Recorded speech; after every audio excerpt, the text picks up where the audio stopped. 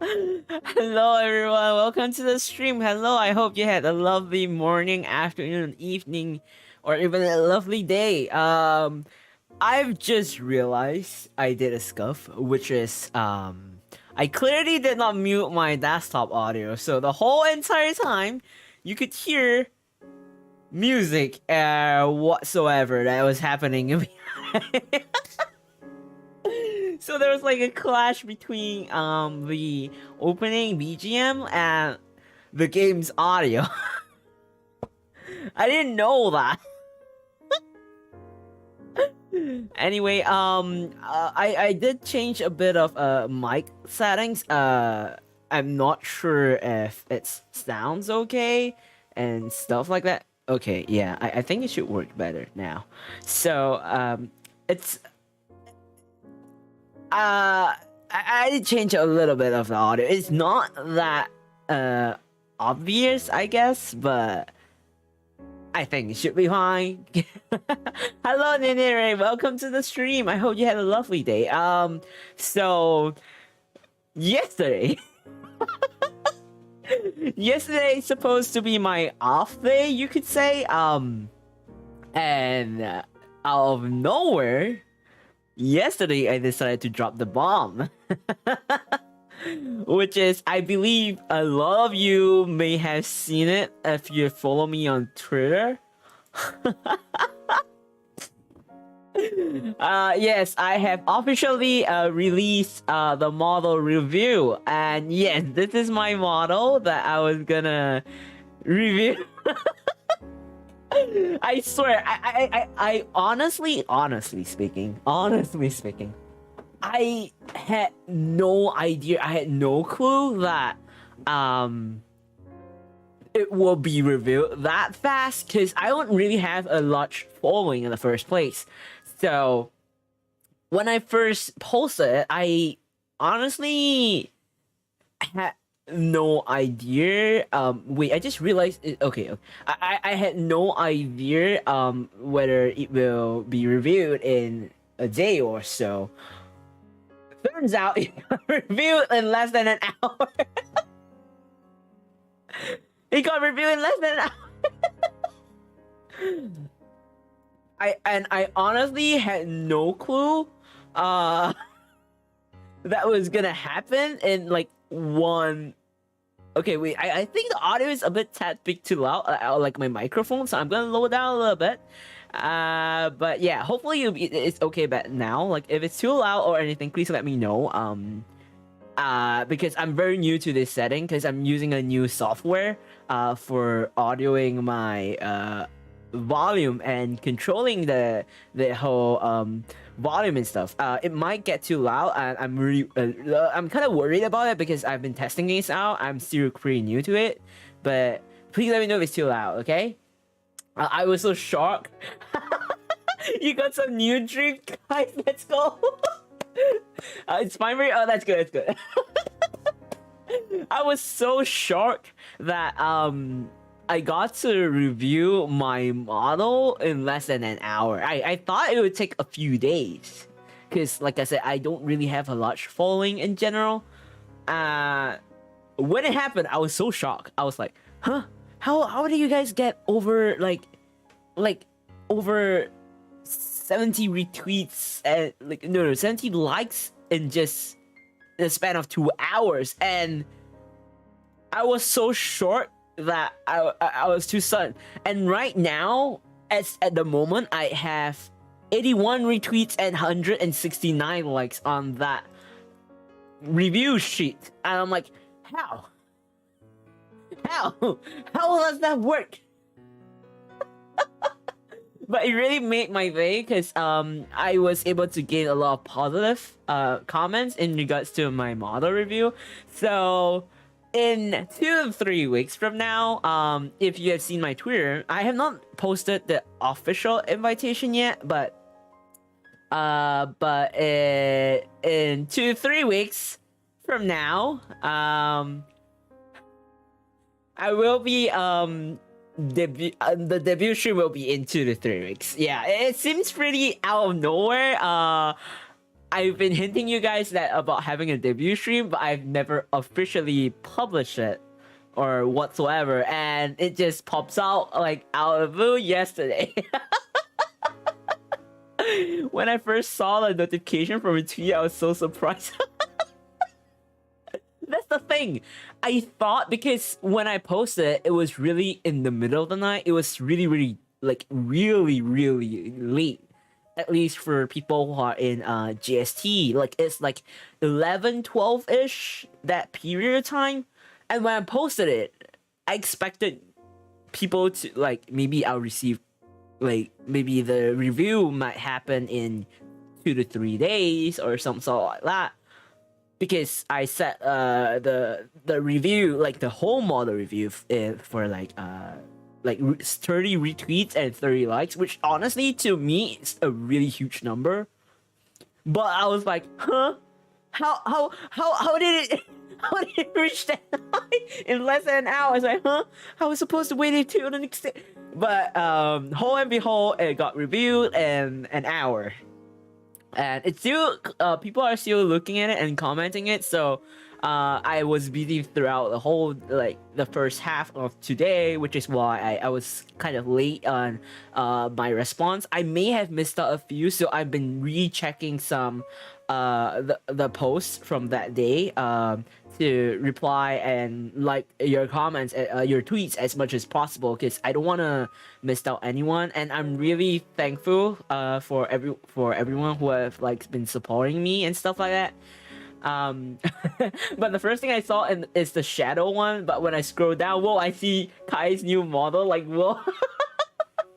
That's the point. It's a review. It's a model review. So it's like a teaser kind of thing, you know? I was genuinely like considering not to release it so soon.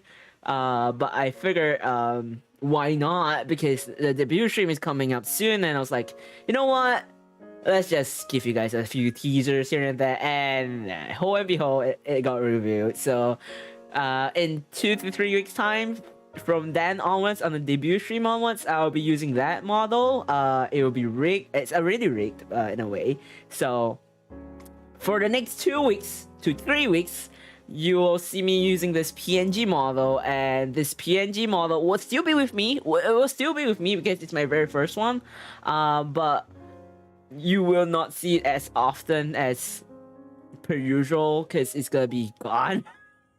It's not gonna be totally gone. I may bring it out in future streams, but for the next few streams that's coming up, probably not. Congrats, thank you so much. Can't wait for your debut, guys. Oh my god, thank you. I'm actually on the later end of this week, and next week I'll be dropping more on the debut and up to the day of the debut stream.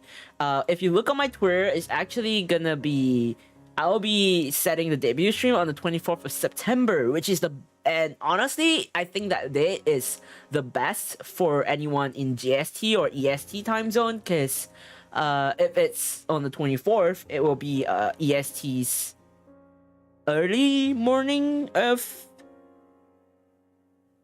Saturday, and for JST it'll be night time, I think, and it's the weekend, so it's usually when people are free, I guess. I will probably miss this cute Kai's model. I mean, I do wonder about that. This model will still be coming out one way or another. It will still pop up here and there, but probably not so often.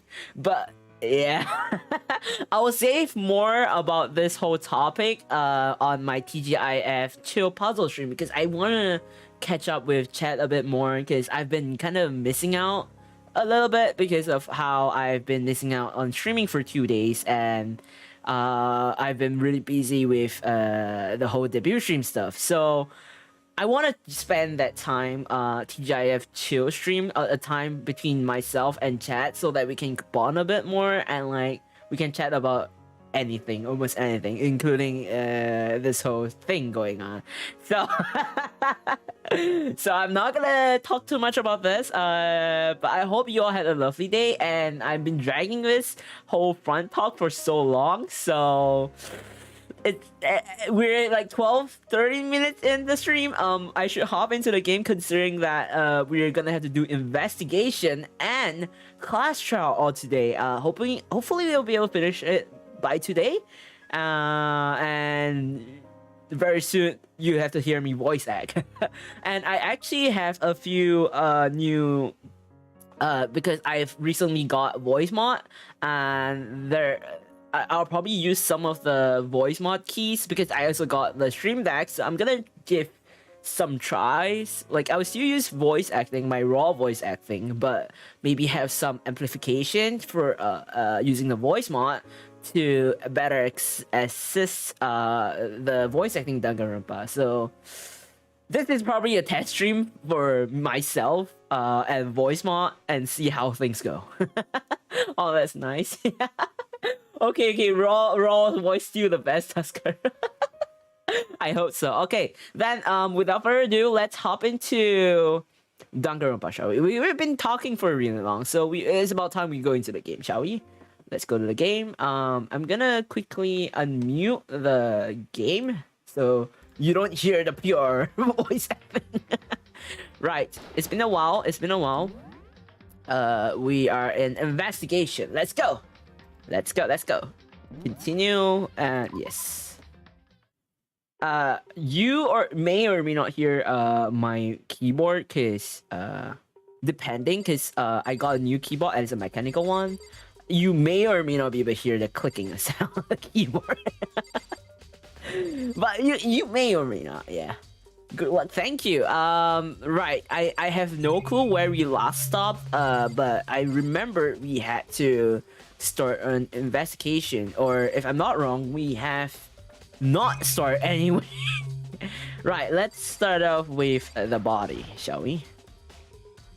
I could still feel the life draining out of my own body. It's a dead body. Chihiro's dead body. Very strange. But the more I look, the more strange it seems. This must be Genocide Jack's handiwork. Well, but What? we're still not sure he did it. Is that what you want to say? I wonder about that.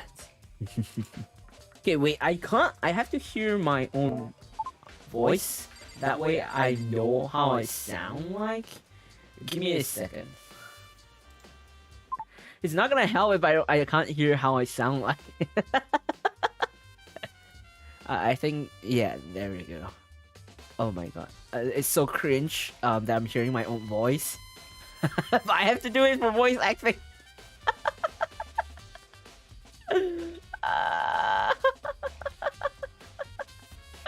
What the mouth? I have to hear. Okay, wait.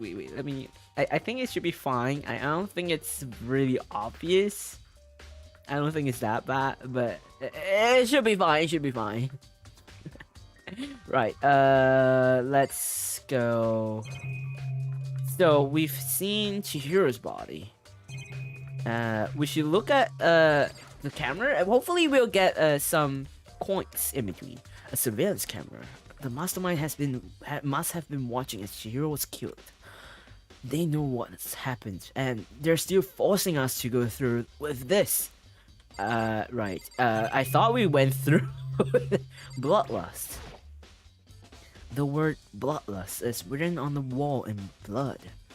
What's the meaning behind bloodlust? I'm just gonna eat some dinner while watching.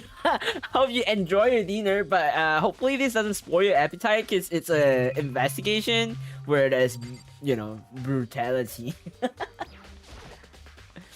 The poster's got some blood on it. It must have happened during the murder. But this kinda make no sense, because we're in the female's locker room. Why would there be this poster? Don't worry. Okay. I hope you have a lovely dinner though. What are you having though? If you don't mind me asking. But this poster seems out of place considering this is a female's locker room. I'm having a bit of concern or like doubts, I think. There's a fresh blood stain on the carpet. It must have been splattered with blood during the murder. We have the dumbbell. There's a dumbbell on the floor, and this is a blood stain. There's a blood stain on the dumbbell. The Monokuma file said a blow to the head with a blunt object is what he killed her. Does that mean this dumbbell was actually the murder weapon? That's right. I don't imagine it. It could have been anything else. Okay, this is where I'm gonna try to make this work. Okay, let me quickly. Locker room dumbbell has been added to the True Bullets section of your handbook. How was that reverb? Motivational picture? I mean, it would be motivational for guys, but for girls, maybe not so. Lamau, was it okay? Was it interesting? I thought that a reverb would be an interesting addition for it. She took her time examining Chihiro's body, corpse. She poked and probed, going over every inch of the lifeless body. You're a very strange woman, you know, being able to touch a dead body with absolutely no trouble. She seems to be concentrating pretty hard. It's like she can't even hear us. Wait, we are teamed. Wait, how do I? What? Wait, what are the controls again? What's the control? F1, right? Okay. I was like, what were the controls again? So we we forgot to check the Monokuma file. Okay. The victim was Chihiro's Fujisaki. The time of death is estimated to be around 2 a.m. The body was discovered in the girls' locker room on the second floor of the school. The cause of death was a blow to the head with a blunt object. She was killed instantly. That's it? That was it? Okay, fine. Right. Oh, we can look at the screen. This is one of the monitors Monokuma appears on. Now's no time to think about it. We can... Let's see. Let's talk to... Because I got the feeling that if we talk to Byakuya Togami, we will have to move to the next scene. I kind of want to explore a bit more, talking to other people.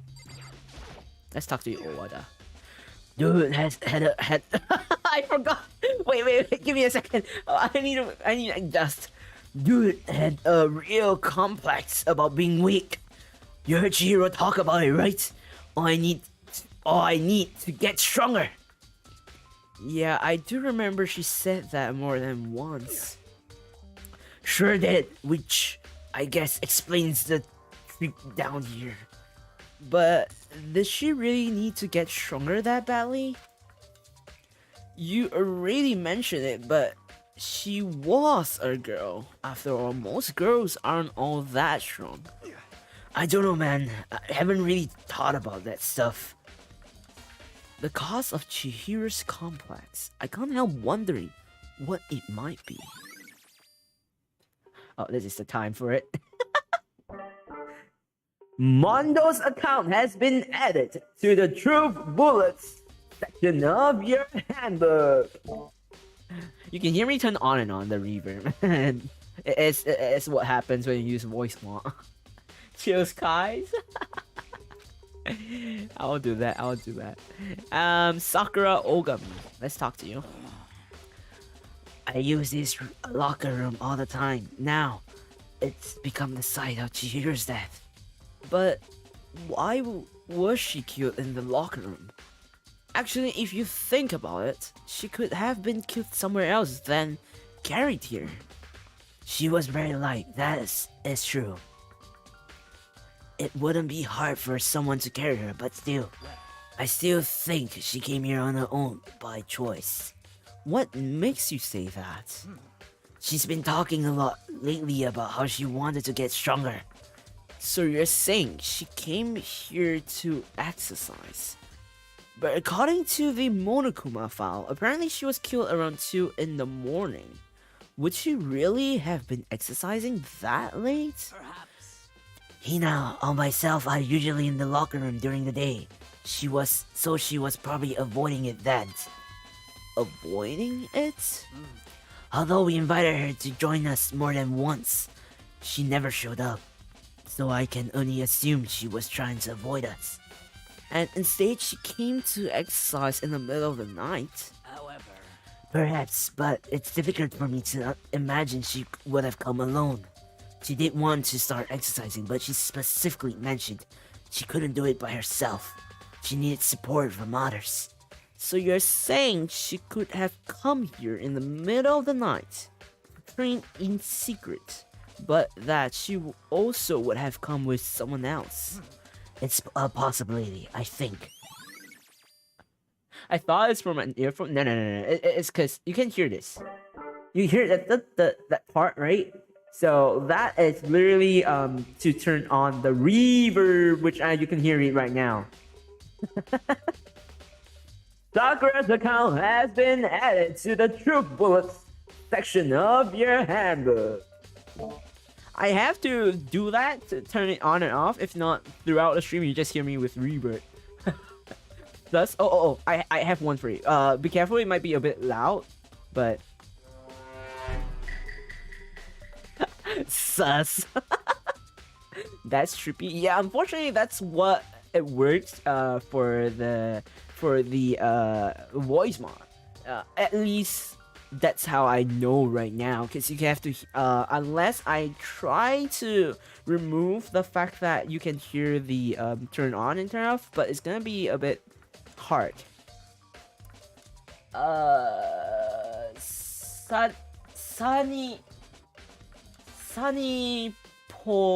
Sunny Poi. I'm not sure if I'm pronouncing it correctly, but hello, welcome to the stream. Hello. Ayo, nice. Yeah.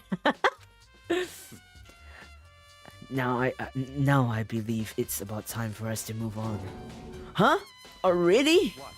New clues wouldn't magically appear by standing around here. We need to check every aspect of this case. That's true, but Let's go. if you're satisfied, let's hurry up and proceed. He's so pushy. I got caught up with the wrong person this time. Yes, it's Sunny Boy. Are we talking about Sunny as in from Niji-san, Ian? But hello, welcome to the stream, Sunny Boy. I'm sorry, I'm not really the best with reading Japanese, but I hope that I got it right. But yeah, welcome to the stream. I hope you had a lovely day. Welcome to the stream. So this is our next location. Huh? This place is related to the investigation? Figure it out yourself. It's no fun if you don't, right?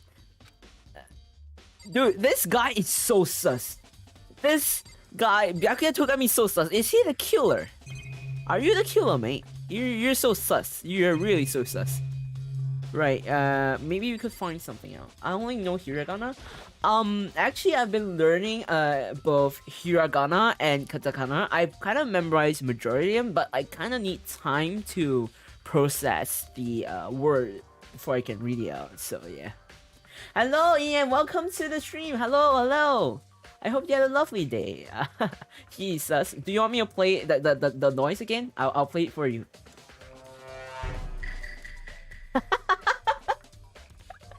He is sus.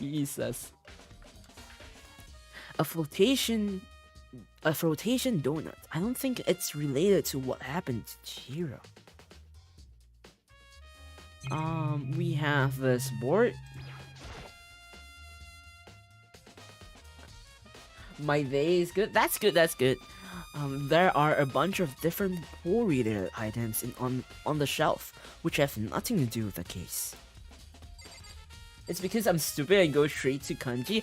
I mean, kanji is pretty hard. I do know a few characters of kanji because I do know Mandarin. But the problem is I understand what the word is saying for some kanji, but the problem is because the pronunciation is different. So different from Chinese or Mandarin, so it makes it even harder for me because I do know the meaning, but I have to know how to read it in Japanese as well. So it's a bit hard in a way. A surveillance camera. Even as Chihiro's, we've read this. We've read this. Let's not read this. Maybe this gun was used to. No, impossible. If that were true, Chihiro would be riddled with holes. What are we supposed to look at this one? If I remember right, this card reader is meant to work with our handbooks, right? What? Do you have an issue with it? If so, you should take it up with Monokuma. He said that, then quickly and sharply clapped his hands together. Did you call for me? You called for me? Has he been domesticated? That's right. It seems that Makoto has a question for you. You need something? Sure, what's up? Well, it's just about this card reader. Yep. Yes, the card readers have all been designed to interface with each of your e-handbooks. You can only enter the locker room corresponding to the gender listed in your individual handbook. And it's impossible for two people in a row to go through. One door is unlocked, correct? Unbelievable. If there were some sort of erotic terrorist on the prowl, the ceiling mounted gathering gun would initiate a Swiss cheese slaughter. And the school regulations prohibit anyone from lending someone else their handbook, correct? Of course. Correctly correct.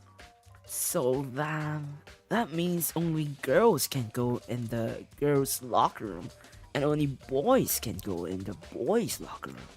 In other words, Chihiro's body being found in the girls' locker rooms means, hey, Makoto, I can see right through you. See right through me? Allow me to tell you what you're thinking. Since Chihiro was found in the girls' locker room, the killer must have been able to get in So there. in other words, As such, the killer must be one of the girls. Did I get it right? such ignorance. Good lord, you're simple. But am I wrong? You should pay closer attention to the regulations. The answer should The answer has been in front of you the entire time. Loaning your e-handbook to another student is strictly prohibited.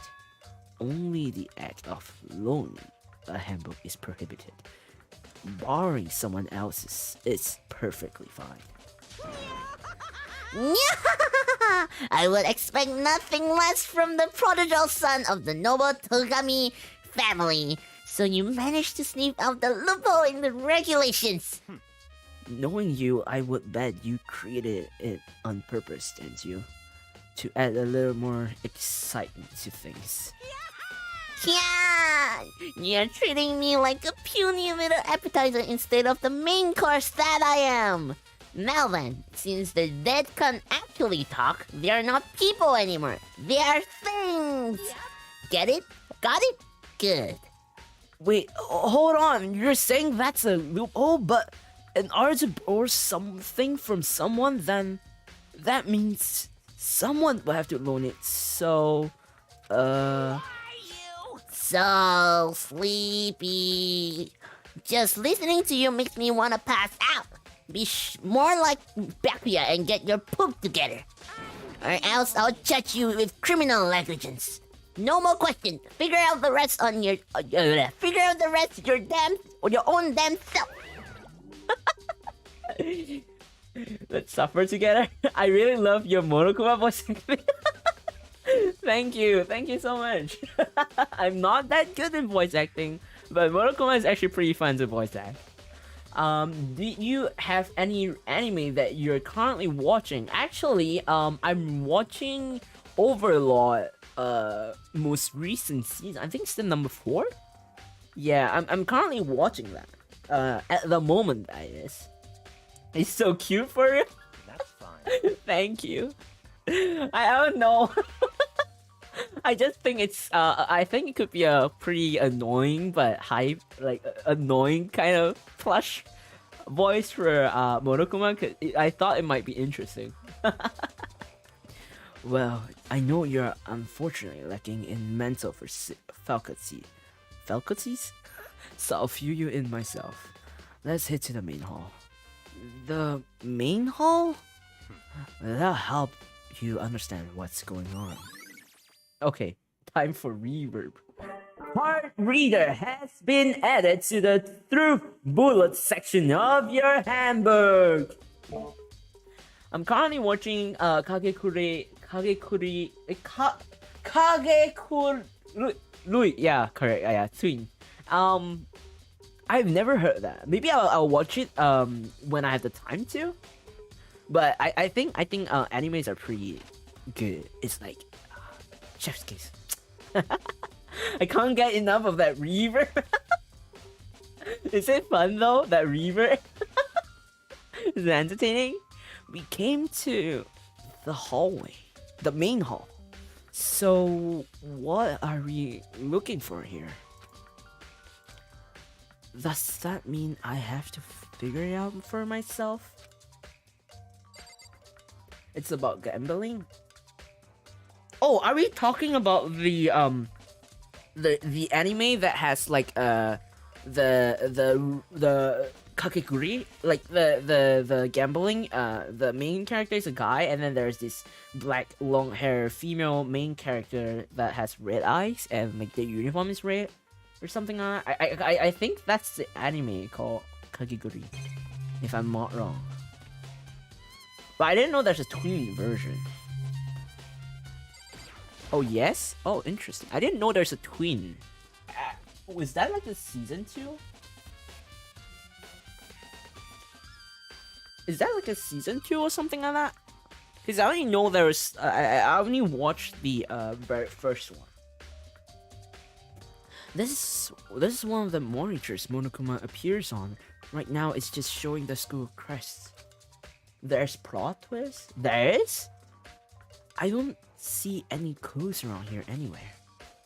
No spoilers, no? Yeah, please no backseating, unless I'm asking for help, which will help a lot, really, honestly, because it will affect the whole gaming experience. Kakeguri Twin is a spin-off. Oh, I see. So it's kind of like a second story or a branch off from Kakeguri then. A surveillance camera, and there's what I can only assume is a gun attached to it. It's so chilling. The hunk of metal blocking the entrance. The entrance seems like some kind of machine. Can I talk to Bakuya? Will you give me... Does it mean... Whoa, what is that? That is definitely not Bakuya Tokami who's talking. Does that mean I have to figure it out for myself? I'm guessing this is the only thing that I have to figure out, right? There's a mailbox here. Could there be something inside? Wait, what? Why are there e-handbooks inside? It's an e-handbook? No, wait, there's 3 of them. But what are they doing here? So you finally found them. Huh? Did you know this were here, Bakuya? I happened to find them by chance myself the other day. It seems there's a system in place where the handbooks of the students get delivered to this mailbox. So then this 3 handbooks belong to Junko, Leon, and Sayaka? You can go ahead and confirm it yourself. I immediately turned on one of the handbooks, and when I did... Sayaka's one! You're right. This is Saika's handbook. Now do you understand? This is the key to the loophole that I reviewed earlier. Well, yeah, I feel like I'm starting to get it. You should pay closer attention to the regulations. The answer has been in front of you the entire time. Loaning your e-handbook is to another student is strictly prohibited. Only the act of loaning a handbook is prohibited. Borrowing someone else's is perfectly fine.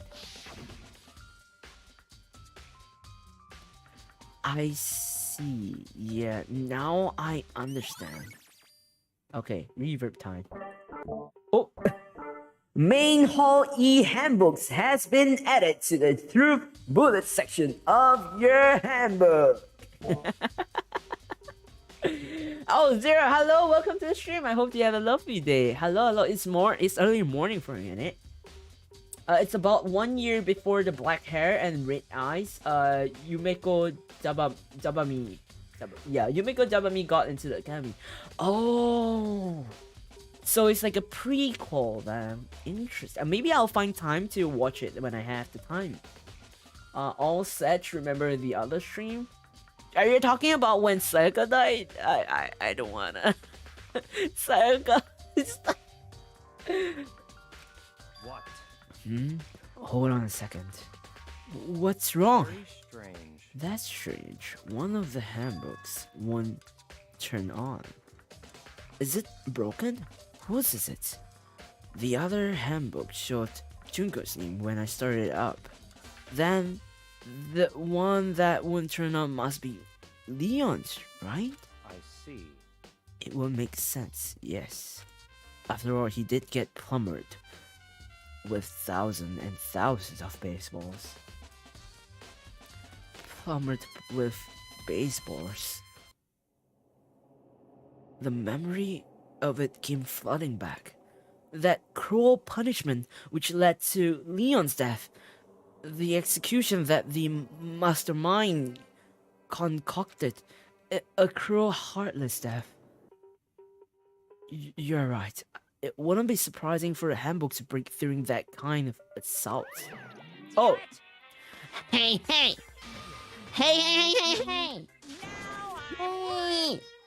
What? That e-handbook is essential to student life here. Crucial, integral, instrumental, a super big deal. There's no way you would break that easily. But it did. If I say wouldn't break, it wouldn't freaking break. It can withstand up to 10 tons of pressure and it's waterproof up to 100 meters, okay? I don't care how many baseball you hit it with, it wouldn't do crap. But even my amazing handbook does have one single weak point. It does? I can't hear you. Money's a secret. I wouldn't want you to go breaking any more handbooks. What? Then Leon must have broken it somehow without realizing what its weak point was, right? Hard to say. You know what I think? I think his handbook isn't actually broken. What? But you might ask, how could that be? Leaving the question hanging in the air, Monokuma disproved. What just happened? Monokuma said it's not broken, but it's an undeniable fact that it's not turning on. That's fine. Well, I don't see any connection to the case, so it doesn't matter for now. You think so? Either way, something about it still bothers me. Broken e-handbook has been added to the Truth Bullet section of your handbook. Yeah, it's basically prequel. Oh, that's interesting. I'll watch it when I have the time. Yeah, I almost thought the suspect is pretty strong. You mean like Byakuya?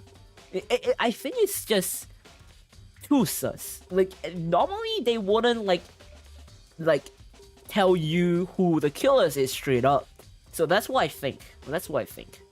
So I don't think at first I thought it could be Byakuya, but I don't think it is Byakuya at this point considering they are like slapping it right in your face that the suspect is Byakuya. I don't think that's what they want us to. I don't trust that. I don't trust that one bit. Okay then, this should be enough to get things rolling. Let's begin our investigation in earnest and track down the true culprits. Yeah, we need to find out who killed Chihiro. To be exact, not quite. Huh? Not quite? What do you mean? What do you mean? What do you mean by that, Byakuya? To be exact, not quite. Certainly, I want to review Chihiro's killer, but more precisely, I want to discover the true identity of Genocide Jack. Dan, you really think, you truly believe Genocide Jack is the one that killed Chihiro? Don't make me repeat myself. Absolutely, I have no doubt that Genocide Jack is the culprit in this case.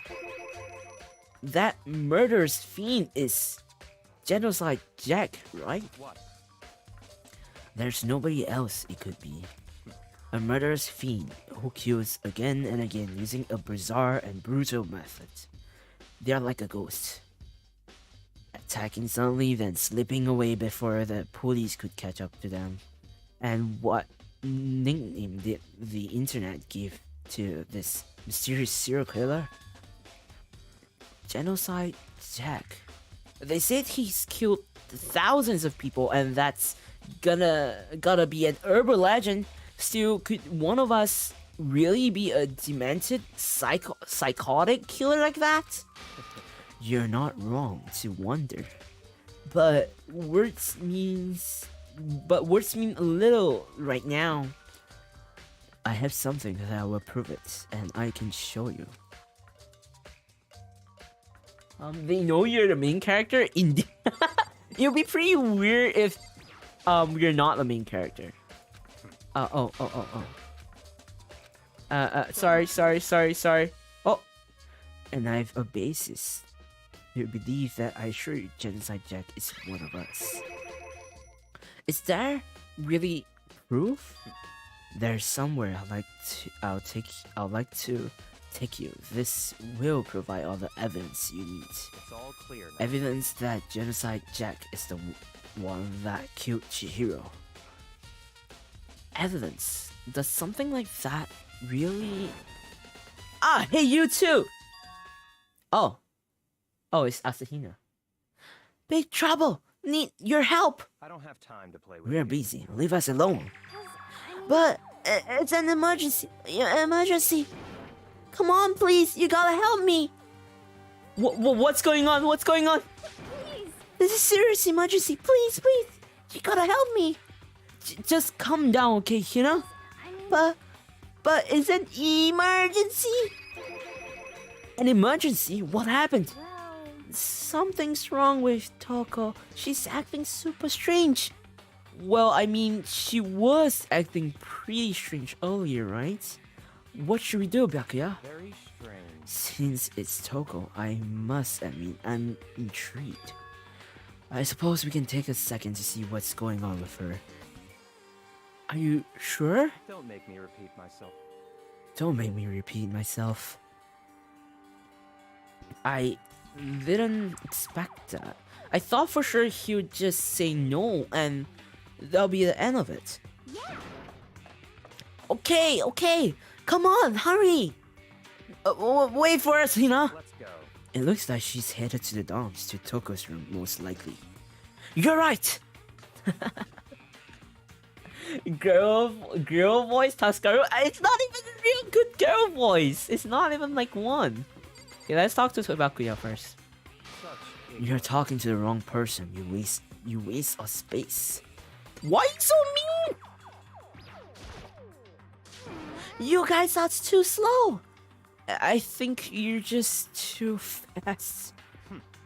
So, what's this emergency? So, Well, after what happened in the girls' locker room, we left Toko in her room so she could lay down. After a while, we came back to check on her, you know? see how she was doing, but when we did, it was weird. She refused to come up and kept saying all this weird stuff. Weird stuff? That's fine. We should try talking to her ourselves. Yeah, good idea. Toko! Are you okay? I may as well give it a shot. The door swung open slowly and silently. Holy shit, Jesus Christ! The way she sounds so creepy, dude. This is so creepy. Holy crap! An aura of negativity flowed out from behind the door, forcing a gasp out of me. What?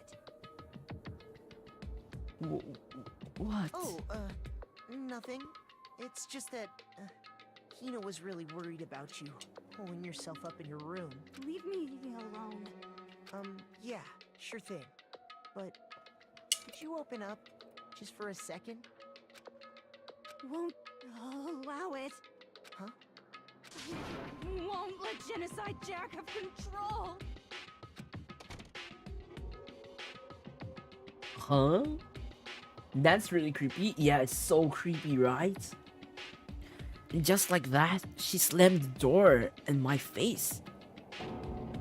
What was that? She's been acting like that the whole time. When I rang a little while ago,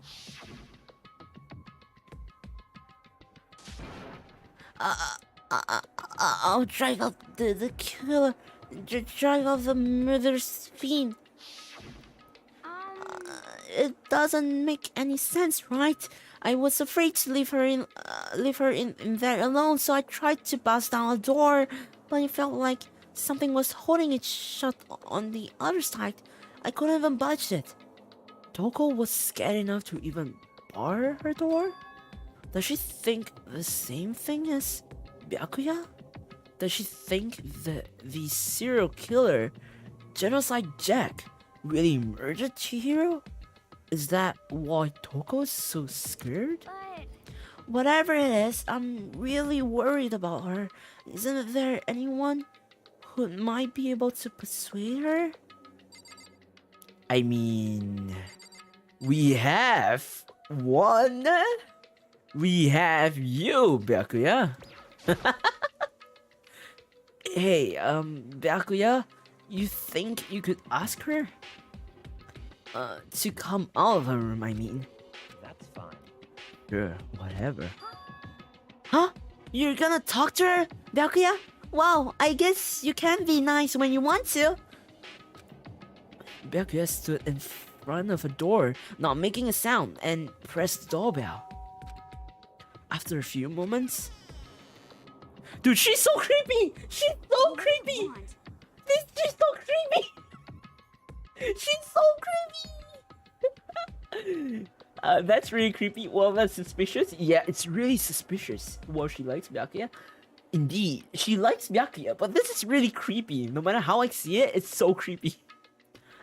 Leave me alone. You're all so annoying. Byakuya. Byakuya. It's Byakuya. I'm sorry. I couldn't keep our promise. But don't worry, never again.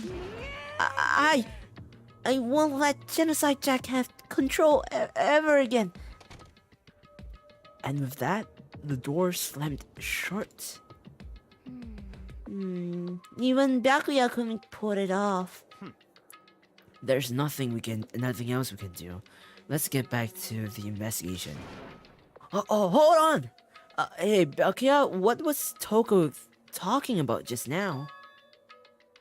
Something about a promise? What? Oh, I have no idea. Another one of her delusions, I'm sure. But Stop talking. if I say I don't know, that means I don't know. Just let Hina take care of her.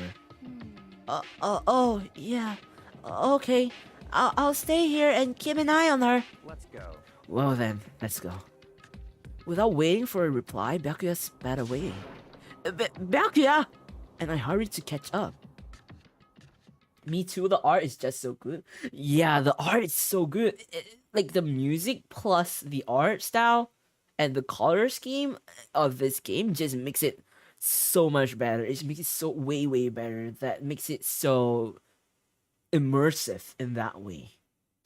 I tried to talk to him several times as we walked, but he didn't even look back, let alone say anything. He just kept on walking towards his destination.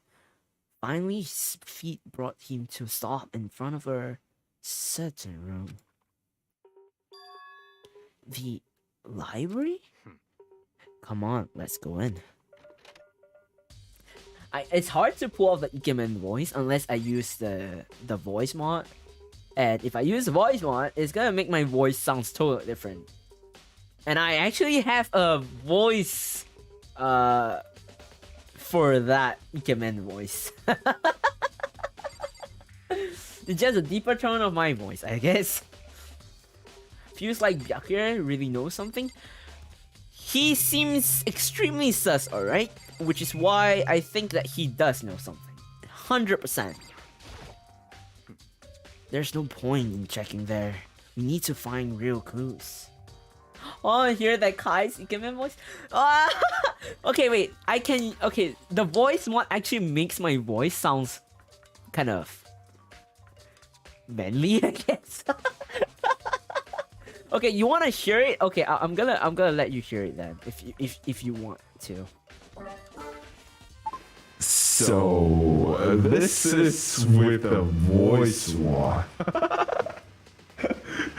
Does it sound interesting?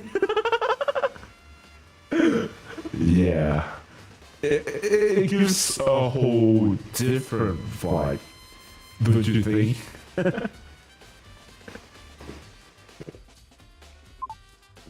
But yeah. It's really funny because I've been spending a whole day, not a whole day, of about a few hours playing around with all the different type of voice mods that I can use around.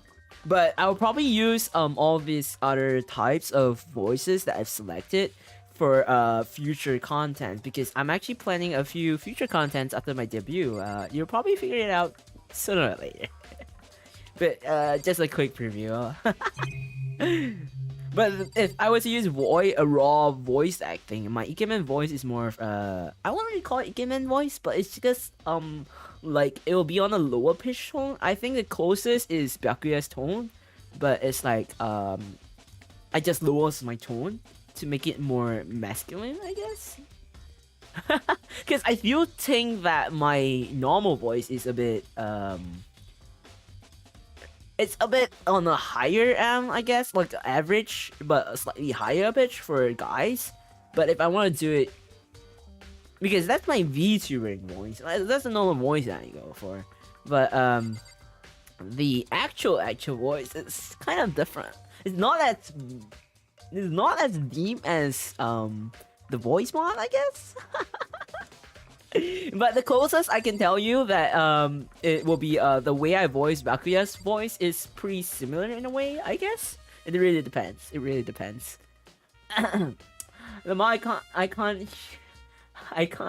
hear the manly Kai Sasuke. You want to hear the raw? You like the raw vocals better than the voice mod? I'm glad you like it though. There's no clues there. We need to check somewhere elsewhere. Where do you want me to check? Let me talk to you then. Is the evidence that proves it was Genocide Jack really in the library? Don't make me repeat myself. Don't make me say it again. Yeah, you just said it once, bro. You just said it once.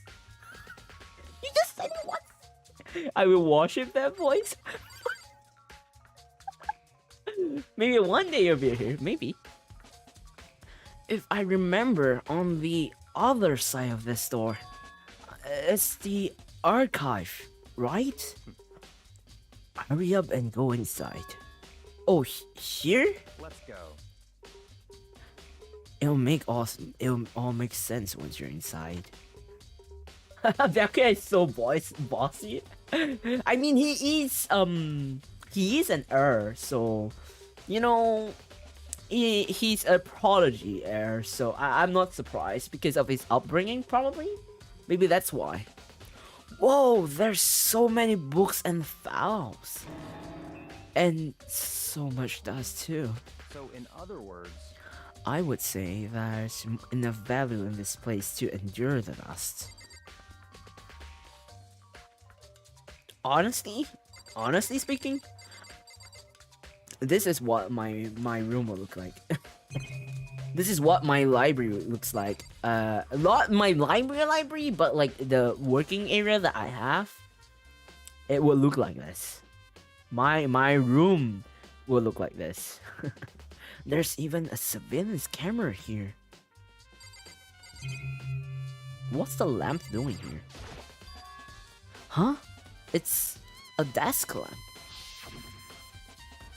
Oh yeah, it's the same one I saw Byakuya using in the library before. what?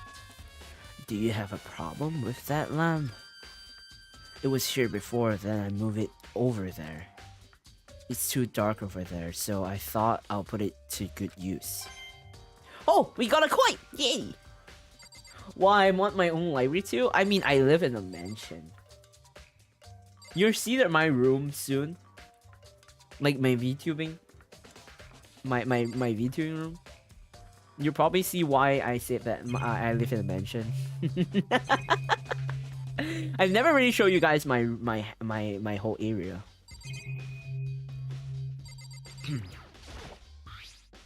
There's a wooden box. It's empty. Although, judging by the smudges in the dusk, it looks like there was something inside. I wonder what it was. There was an extension cord plugged in there. It proved very useful while I was in the library. An extension cord, huh? Wow, Kai's flexing. Nah, rather than flexing, I'm just telling you that I'm giving you dropping hints, wink wink, dropping hints, wink wink. Right, let's talk to you, Becky. Should I look in the books or something? This shelf is stuffed tight with files. Without really thinking about it, I picked one at random. You have a sharp eye indeed to select that file. Huh? That's right. That's the report on a presidential assassination. The original is kept at the National Library. It won't be declassified for another 30 years. Are you sure you want to look at it now? There's no telling whose crosshair you might wind up in for peeking at it. Without making a sound, I returned the file to the shelf. That sounds pretty bad! There's so many file stuff onto the shelf. What's in all these things? Those documents are dangerous. Dangerous? They detail all the people who control the world from behind the scenes. Dangerous truth for a commoner. You mean like members of the Diets or something? No, I mean the ones with real power. The secret council controlling everything from the shadows. If you're ready to disappear for it, take a look. There are some very interesting people in there. You're just kidding, right? Am I? I'll just let it go for now. There's a ton of thick file stuff onto the bookshelves. If you're thinking of looking through any of them, let me give you a little warning. Those things are filled with graphic, disturbing photos from all kinds of crime scenes. It's the kind of thing any normal person wouldn't ever want to look at. Be careful. Huh? What do you mean? All those files, there are investigation reports related to different cold cases. Those are internal documents for police eyes only. If they're not the kind of thing you expect to leak. So, are you finally beginning to understand the true splendor of this library? The entire wrong voice. The entire reason I was interested in the library is because of this room right here. It's home to classified government documents, police records, things no ordinary person would ever see. Isn't it magnificent? This can't be for real, right? Such ignorance. That's your guy's problem. Anything that doesn't fit into your preconceived reality, you label it a lie. Well, it's not that. It's just, it's not like I totally refuse to believe it, but I mean, there's just so much. How could anyone have put all this together? I suppose it goes to show just how much power Hope's Peaks truly wields, or perhaps the mastermind may have wanted to provide us with enough entertainment to keep us from getting bored. It's no use. I can't keep up with all this. It's just too unreal. What's wrong? Still can't believe it? What about you? How can you believe it so easily? Things like that are usually impossible. What do you mean, usually? Usual? Normal? Ordinary? Simple? Those things don't exist anywhere in the real world. If you don't understand what they actually represent, you don't understand the nature of anything. You don't pull your punches, do you? Besides, what you consider usual is based on your common sense, right? But what makes you think your own common sense applies to me at all? Oh, Audie! Joined the Walker headquarters. Audie, Audie, thank you. Sorry, I can't read your full name. Audie, thank you for subscribing. Welcome to the stream. Welcome to the Walker's headquarters. I hope you enjoy your stay here. I hope you had a lovely day too. Hello. I'm sorry I wasn't reading in chat a little bit because I was focused on the voice acting part. But thank you for subscribing. I hope you enjoy it. Please, I just can't stop looking forward to it. I'm so excited. Or you mean for a debut stream? I'm excited too. I'm actually, since it's coming up soon, I'm really working really hard to do well in it, and hopefully you all will enjoy and like the whole thing. I'm really excited for it too. Anyway, back to the game. The documents gathered here are genuine. I have reviewed them multiple times, so there's no doubt. Hold on a second. You're saying you've read all these documents and more than once? But all this has to be like top secret, confidential stuff, right? So why? My family has a reading room just like this at our home. Ours is bigger, of course, and not as dusty. Huh? Members of the Togami family have access to any variety of government-related documents that includes foreign powers as well as domestic. How is that possible? So, in other words, I already told you, there's a secret council that controls the world from the shadows. My family is a member of that council. And I have within me the bloodline that will allow me to one day bend the world to my will. But to become such a ruler, I must know all levels of this world, backwards and forwards. So whenever I have time, I like to review whatever documents and materials that interest me. Which is why I can proclaim without a doubt that the materials gathered here are the real thing. This is beyond believing or not believing. Byakuya is actually starting to scare me more than the actual mastermind. But what always interested me the most were the cold case police investigation reports. Reading through those reports has always been a hobby of mine ever since I was little. It's excellent mental exercise. I solved more than a few of those cases just by reviewing the reports. And among all those reports, one of my recent favorites is the genocide Jack case. That's cool but scary? I mean, I have nothing to say about that. I have no comments. As he talked, Byakuya grabbed a specific file from the shelf. That's right. This is the complete case file. Every single report surrounding the genocide cases has been complied in here. Because there are so many, allow me to quickly summarize the main points. To begin, there are 2 notable characteristics in every genocide jack murder. The first characteristic is at every crime scene, the word bloodless is written in the victim's own blood. And the second is that when the victims are murdered, their bodies are suspended in a certain way. Bloodless written in blood, and the body and the victim's body is suspended. It's exactly the same as what happened to Chihiro. Save your surprise. The best part is yet to come.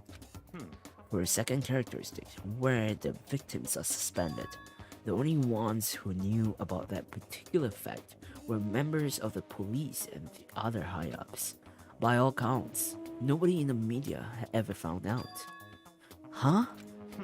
In other words, no one on the news, no one online, nobody knew about that aspect of each crime. Only key officials and the killer himself knew about this act of mounting the victim. Now, if you recall Chihiro's corpse, her body was most certainly mounted in this fashion. So, how could the killer have known about suspending the victim? That's right. That's the key question. But in fact, the answer is quite simple. So in other words, The culprit isn't a copycat killer. It's the real genocide jack. in other words, That's right. There is the evidence that genocide Jack has hidden himself among the rest of us. Then genocide Jack really is such a brutal Finnish killer? Really is working around among us? interesting. Things are really starting to get interesting, aren't they? I never imagined a killer with such a reputation would ever become part of our little game. Now, don't think it will be good for you to take a look at what I've already seen. You might just manage to ferret out a clue or two. Such If you get down on your knees and beg, I might even show you myself. What? We have to beg for an answer? Hello, what happened to working together? Byakuya? About that genocide Jack case file, could you let me see it? That's fine. Well, you didn't beg, but I guess it's okay this time. Feel free to look at it in here, but you can't take it with you. Whoa. Byakuya handed me the file and I flipped through it with tense, nervous fingers. Suddenly, my hand stopped. I reached the page where photos from the scene of each crime had all been collected. Holy cow! Wow, that's brutal.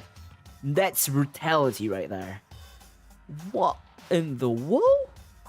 The names of Genocide Jack's victim ran on for several pages. Ken Harada, 32. Tetsuhiro Honda, 17. Soji Gaku, 23. Kano Ise, 14. Takeshi Yoshida, 30. Komatsuna Taro, Kakefumi Gona, Uchida Naohisa, Takeshi Masamune, Yuto Yumejima. There was no end to it. But one thing became perfectly clear as I read. All of the killer's countless victims were killed and suspended in exactly the same way. And at the end, at the scene of every murder, the word bloodless was left in the victim's own blood. That's brutal. That's very, very brutal. I'm shocked though. But I kind of feel there's some misunderstanding going on here, because when with the file that it showed, when I saw those two pictures, the first problem is the victims they were suspended. Correct, they were suspended, but they were suspended with scissors, and it's a very specific type of like I think it's a hairdresser's scissors, a pair of hairdresser's scissors, or like you know, like a tailor scissors, like made to like tailor, you know, a pair of tailor scissors or something like that. Because for Chihiro's case, Chihiro was suspended in rope or something like that. If I remember correctly, she was suspended with rope.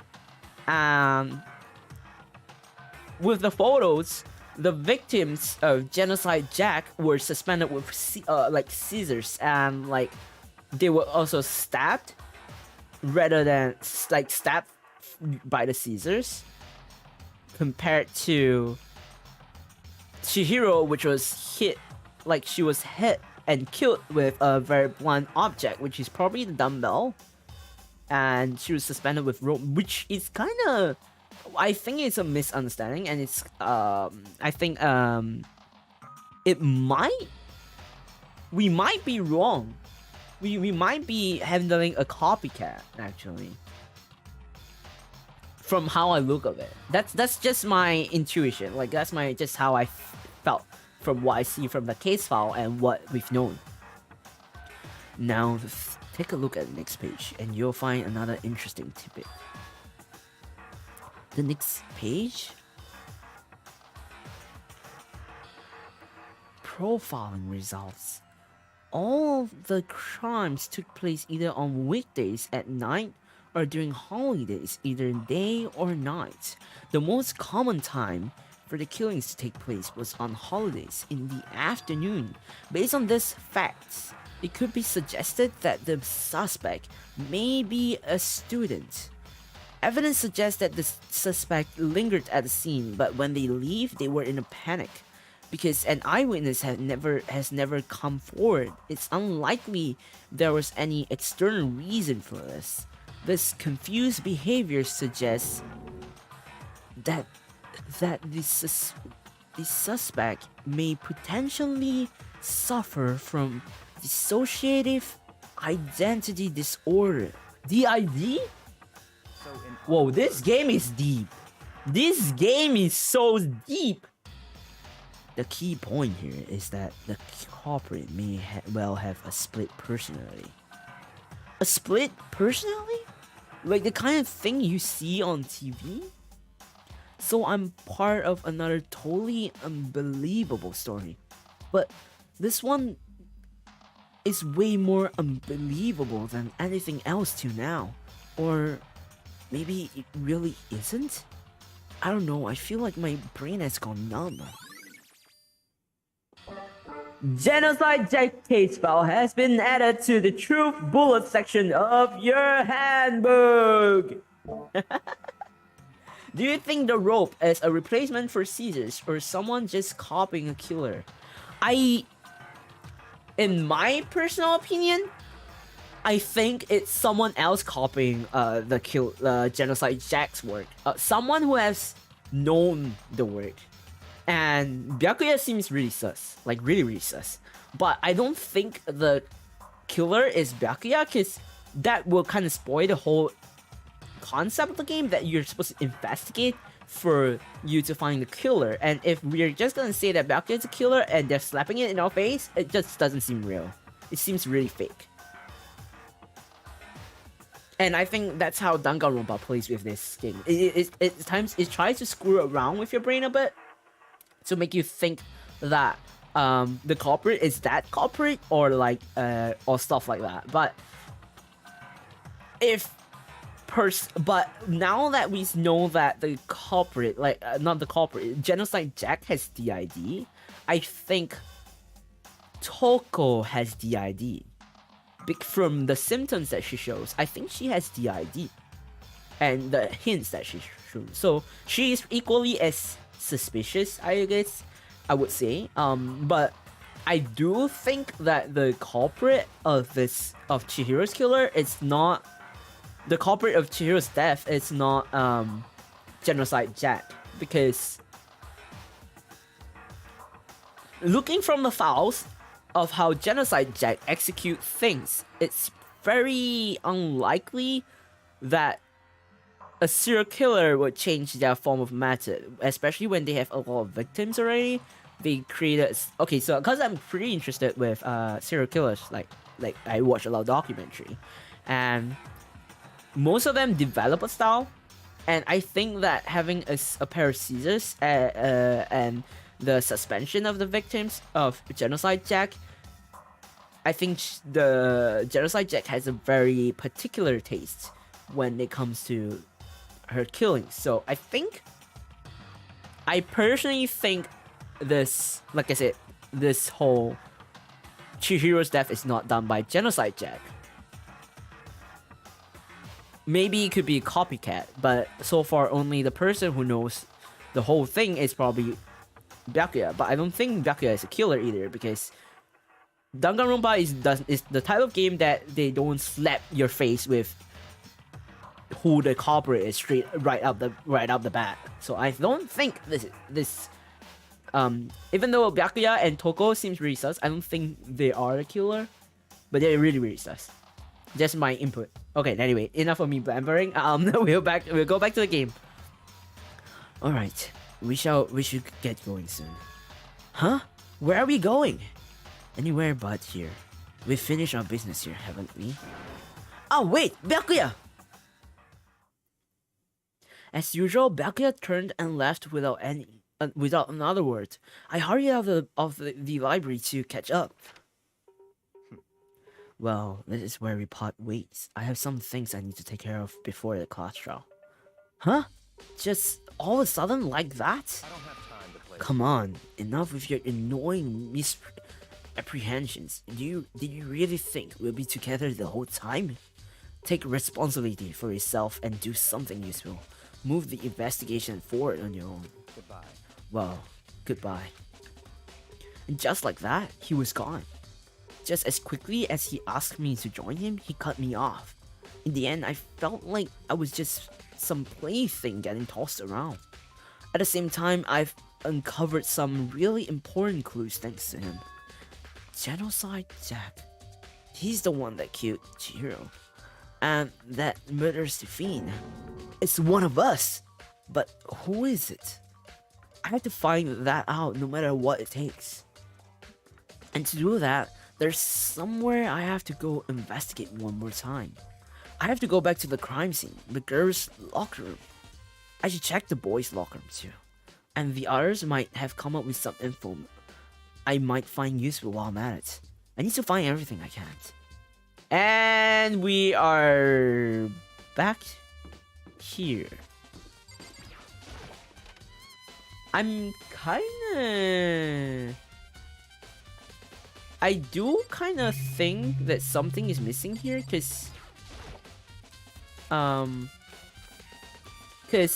originally there was a cord from here all the way to here. I don't know where it went. This lamp, why isn't it turning on? Oh, I see, it's not plugged in. Duh. There's a thick layer of dust on top of the desk. Maybe there's some kind of clue here. Guess not.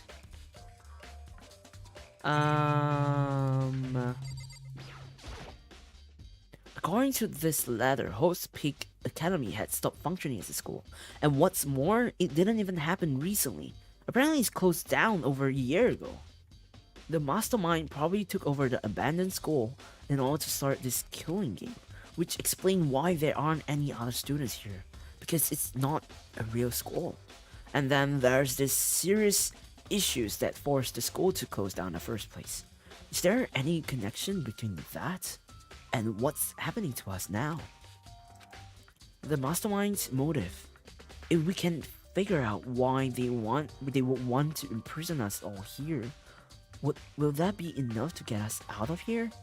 Or... Okay, so we kinda... got things? Oh, some more?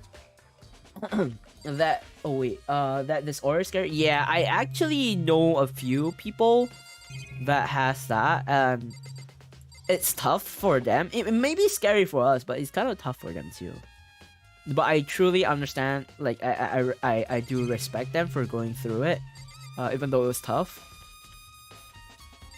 Yeah, she sus. Oh, some more. Yeah. There's a lot of war happening within here. The wooden box is empty. The extension cord was in there before. It's the report on a presidential assassination. It's really intriguing. But it means I become a target? Nope. I'll leave it where it is. Thank you very much. It's a document about the secret council revealing that the kind of truth a commoner shouldn't go near. So I guess I better not. I want to take another look at a genocide case file. I know it was around here somewhere. Huh? It's gone! Did someone take it out of the archive? But the only one who would do something like that. I can't think of anyone but Byakuya. So Byakuya took the case file. Why? Sorry about that. The desk. Byakuya grabbed that one thing from over here and put it over there. It sure is dark over there. Okay, we have nothing else in the library. Let me get some sip of water.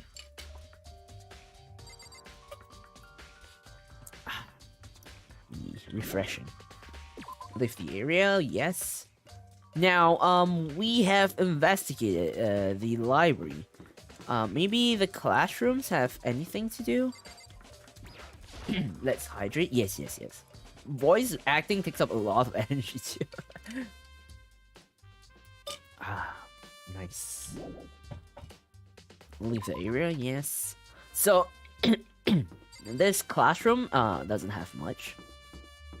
I'm sorry if I'm like constantly like trying to clear my throat. It's because you know like quite a while back I've got COVID. Apparently it's not like I have post COVID. I guess that's what you call it. So it will still cause my throat to sometimes have like phlegm happening. So don't worry, it's not I think it'll be okay over sometime later. But for now, it's just like that. But it doesn't affect my voice acting or anything like that. So it's a good thing. I'll be hydrating and stuff too, you know. Let the throat soothe the throat a bit. This is where the bathroom cleaning supplies are stored. Maybe there's some kind of clue here. Guess not. Oh, hope you get well soon. I do too. But apparently some people it might take like months for that to happen. So it's actually I think over a month now since I've last got COVID. So I don't think I'm very concerned about it. But in general, I think it's okay. I mean, I'm already not. The only thing I have is probably like a slight cough and phlegm, but it's just a normal kind of thing. That's a normal occurrence, I guess. So it's all good. But thank you. The display case doesn't seem to be hiding any clues. I do know that I won't find anything here, but I mean, it wouldn't hurt to, you know, check every little tiny stuff. You know? I'm glad to know that. Yeah, it's not. Hopefully it's not permanent, but I've known a lot of people, a lot of my friends who got COVID, and they say that it took them months before they fully recover. So I think it's okay. So we are not. The washroom is clean too. This is clearly out of bounds. We were here earlier, but let's check one more time just in case. Oh, hello. I was right to check here. I kinda don't think we'll have any more coins, will we? Let's look at this again. There's a mailbox here inside. Are Junko, Leon, and Sayaka's e-handbooks. It looks like the handbooks of any dead students are brought here to the mailbox somehow. The rule says loaning your e-handbook to another student is strictly prohibited. Only lending it against the rules. Only lending it. What? I think it's a grammar error here. Only lending it is against the rules. In other words, there's no problem with borrowing one. Also, it looks like Leon's handbook refuses to turn on. But according to Monokuma, it shouldn't be broken. Is this really unrelated to the case? Either way, something about it still bothers me. Hello, Zero. Hello. I've noticed you here for a while now. Hey, Makoto, what's up? I haven't been up to anything myself, that's for sure. Definitely haven't looked inside the mailbox. That's some songs. It's really sus, bro. Mate, that's really sus. I know you have looked into the mailbox. Oh! Ishimaru? Ishimaru? Is that correct? Kiyotaka Ishimaru, yeah. Maybe we should have confessed our embarrassing secrets after all. Damn it. I'm sorry, Chihiro. It's all because I wasn't strong enough. The way I voice act him is like as if I'm trying to make himself look determined, but it's clearly not. Now it's not the time to go to the store, so maybe I won't go to the store. Let's look at the AV room. Do we call this the AV room? What do we call this? Just call it the area? It's the DVD player. I don't see anything here that could be related to the case. Okay. There's nothing here that could be related. Let's look a bit further. Maybe the oh, this is a classroom. I really don't want to go in. I don't want to see this place ever again. The dubstep room. That speaker is huge. I mean, yo, you mean this one? Wait. Let me go back to the room. Where is it? You mean this speakers? You mean this ones? It looks more like a radio than speaker, don't you think? Like those cassette tape radios? It looks like those cassette tape radios than speaker. Right? Am I the only one that think that way? It looks like the olden days where you used to use cassette tapes and then you put cassette tapes on the bottom and then you can play music. It looks like that kind of radio cassette tapes.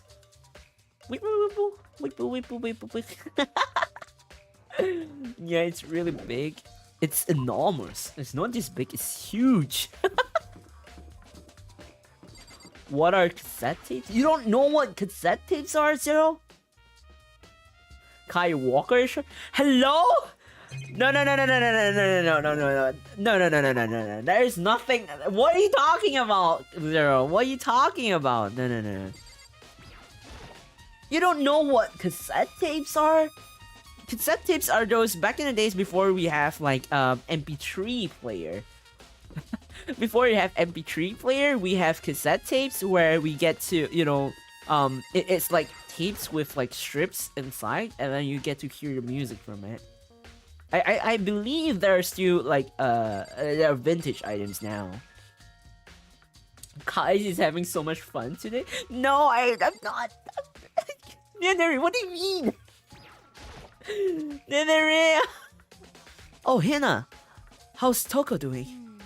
Same as before. She won't come out, and she just keeps on mumbling something about Genocide Jack. So I just left her there. You left her? My head was all simmy and I was getting pretty hungry. Yeah. Oh, but don't worry. I'm gonna head back as soon as I'm done eating. Toko's not exactly pleasant, but I'm still worried about her. Speaking of which, what are you eating? A donut, of course. Of course? There's two things I'm sure God created: outer space and donuts. Really? I bet Chihiro would have liked to eat more donuts. Maybe that was her one big regret. I should have tried to spend more time with her. Come to think of it, who did she spend time with? Well, Yeah, she did. She was a little bit strange. Didn't really hang out with the other girls much. It was like she was trying to keep her distance from us. Actually, Sakura said something similar. She said that even though you and her invited Chihiro to exercise with you, she always refused. yeah, totally. Yeah, it's true. And it wasn't just us either. It was like she stayed away from all the girls. Was she just shy? I don't know. She talked to the boys all the time. Isn't it kind of weird to be shy around your own sex, but totally fine with the opposite sex? Oh wait, maybe she was used to guys spoiling her. The law says you can't judge a book by its cover, right? You think so? I never really saw her as that kind of girl. Are you ready for a revert time? Are you ready? Always account has been added to the truth bullets section of your handbook. My first thing was MP3 players and CDs were dying out and I was going out. What? And you don't know what cassette tapes are? You know what a CD is, right? The things before CDs are like cassette tapes. No?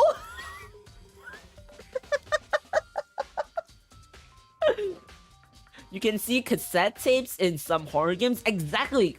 Most vampire or like horror or like vintage Victorian games will usually show cassette tapes. So you should know what cassette tapes are. Bro, I just googled them. Oh my god. You don't know what cassette tapes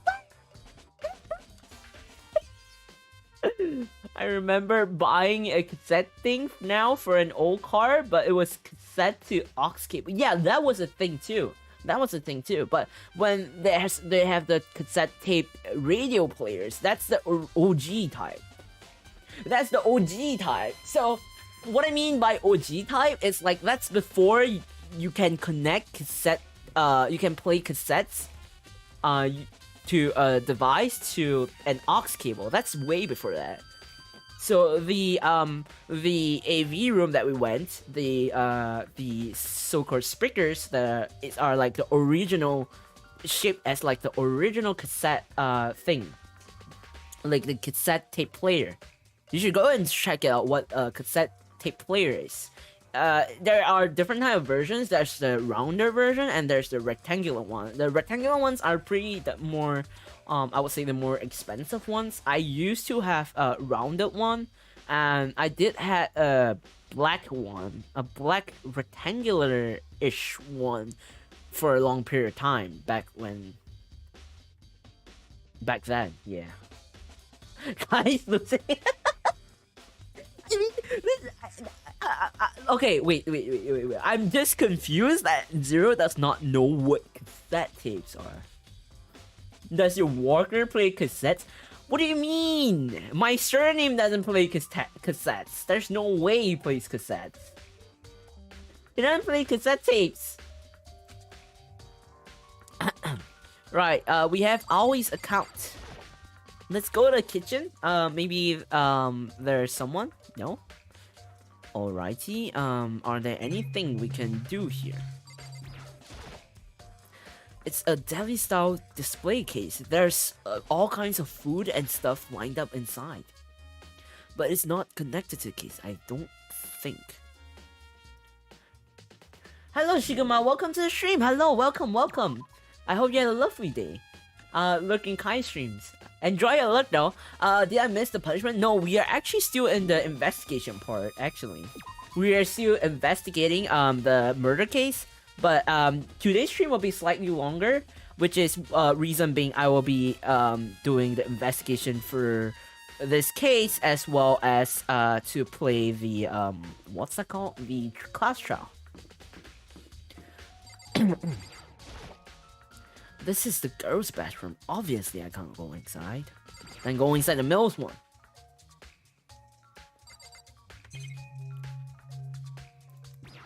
We have a fish tank. It's a fish tank. There's a bunch of little fish swimming around inside.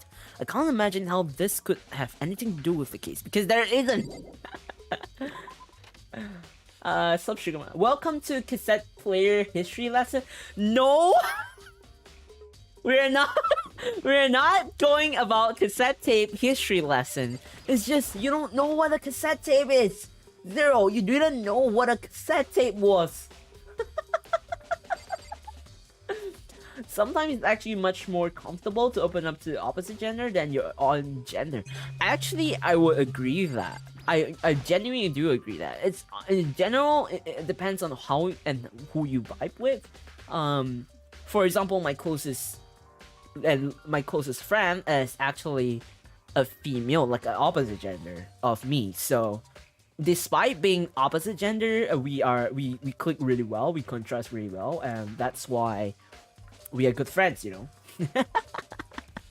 So sometimes it's actually and honestly, I'm more comfortable with her than most of my friends actually. In fact, I do have a lot of friends in both gender sides, and like I do have different, like I have friends from different genders and different labels, like non-binary, male, females, transgenders people, intersex people. I have a lot of friends, so to me the gender doesn't really matter. It's the personality that clicks. What's the opposite gender of a walker? What do you mean? What do you mean by that? What do you mean by that, Zero? This is the trash room, the dump, in other words. But with the gate in the way, I can't actually get inside. Anyway, it's not related to the case. There's nobody left who could do what Leon did.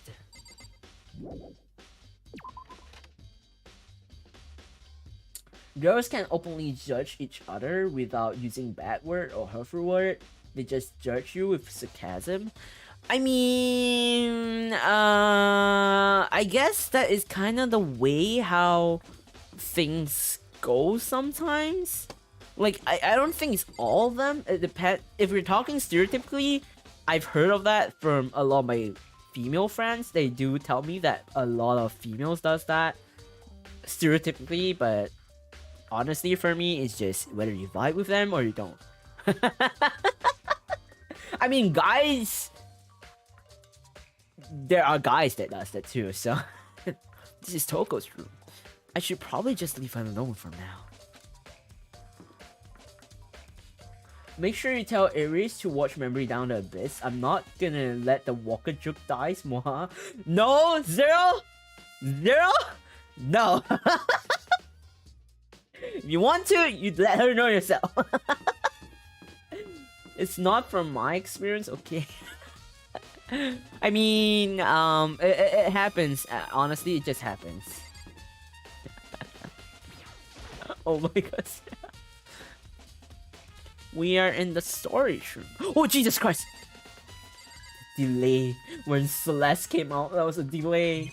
Okay, let's start. Let's talk to you. Celeste, what are you doing here? This warehouse. Warehouse? What? I mean warehouse, not what? Sorry. This warehouse is amazing. It has absolutely everything one might need to live a full life. From food to clothes to towels, there's an endless supply to choose from. I see that, but have you found anything related to the case? Most unfortunate. I knew you were going to ask me that. I thought talking about the warehouse itself might misdirect you, but I see it was pointless. Then did you find something? Very well, I will tell you, and only you. Actually, Last night I saw her here. Chihiro was in the warehouse. What? Really? indeed. This was right before nighttime. What are you doing out this late? Oh, I was just... Are you planning to go exercise, perhaps? What? How did you know? Because I can see a blue track jacket sticking out of that duffel bag you're carrying. Oh, you're right. Thanks. Well, I'd better get going. I'm kind of in a hurry.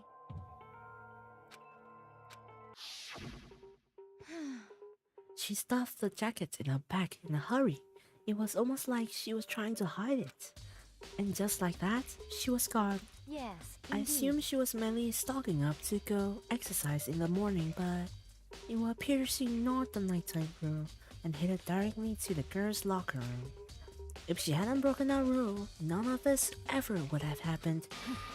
You would get what you deserve, I suppose. So apparently, she went to the girls' locker room late at night in order to exercise without anyone knowing. But the strange thing is, there was no trace of the track jacket or duffel bag. Celeste said she saw. Wow, I'm butchering this. She saw Chihiro carry, which would mean the killer would have gotten rid of it somehow. Celeste's account has been added to the truth bullet section of your handbook.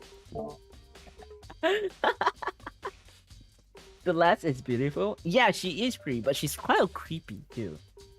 Guys, what do you mean? What, yes, then real. Why is with that reaction? Is your Hot Wheels real track stuff? Oh, you mean the curls? Yeah, I kind of can see where you're going because of the curves of her hair. Right, let's investigate this area a little bit. This is one of the monitors Monokuma appears on. Right now, it's just showing the school Chris. I wonder when the class trial's gonna start. Okay, let's look around and see. There's all kinds of things piled up everywhere. Towels, jackets. Looks like they've put together a good collection of school equipments.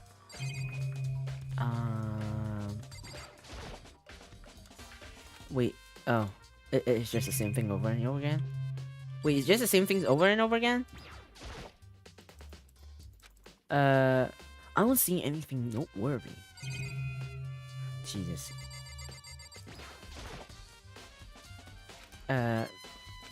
Right. So we don't have anything to look at, do we? Is this the fridge Sayaka mentioned? I don't see anything noteworthy here. A surveillance camera. The mastermind must have been watching as Chihiro was killed. They know what's happened and they're still forcing us to go through with this? How do you defeat a malignant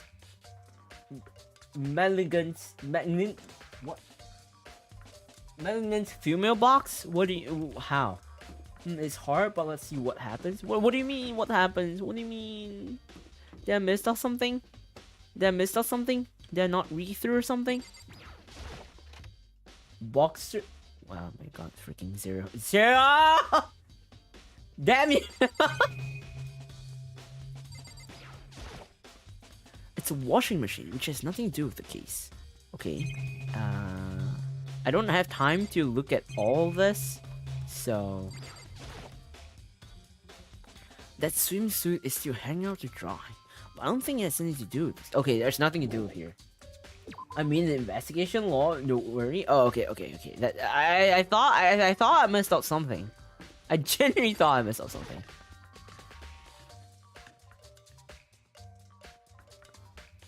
Oh, wait, is that lockers open? Lockers. One of them is unlocked, but I don't see anything inside.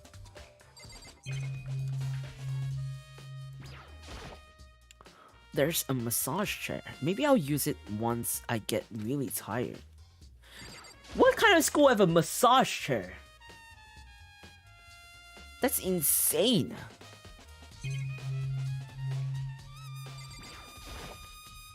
This bathtub is huge, but now there's no time for taking baths.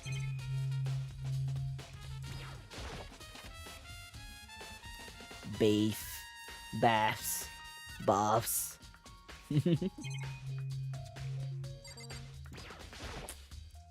What's this? Is it the heat source for the sauna? But I don't think it has anything to do with it, innocent. Well, I want that massage chair. I too wish I have a massage chair. Literally, I wish I too have a massage chair. I got a new shirt with a picture of my lab on it. I called it a lab.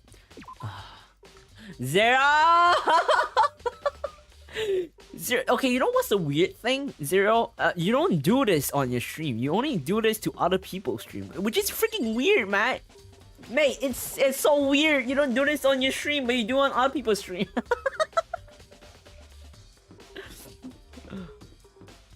This is so weird. Let's look around. Where was the that's on the third floor? Wait, where was the oh, it's here. Right. No, I do it if the chat ask. I mean, MLB Mobile Legend Bang Bang puns are in a different. Yeah, I used to play that game, so I'll probably know a bit, but nah. Ding ding ding! Hifumi has discovered evidence revealing the identity of the culprit. I feel as if Now stat increase for me. Evidence? What did you find? I cannot review that just yet. But I guarantee that what I found will steal the killer's breath from his lungs. Are you sure about that? I always have problems trying to make a different voice for Hifumi, Yamada, and Monokuma, because they both have a pretty nasally voice.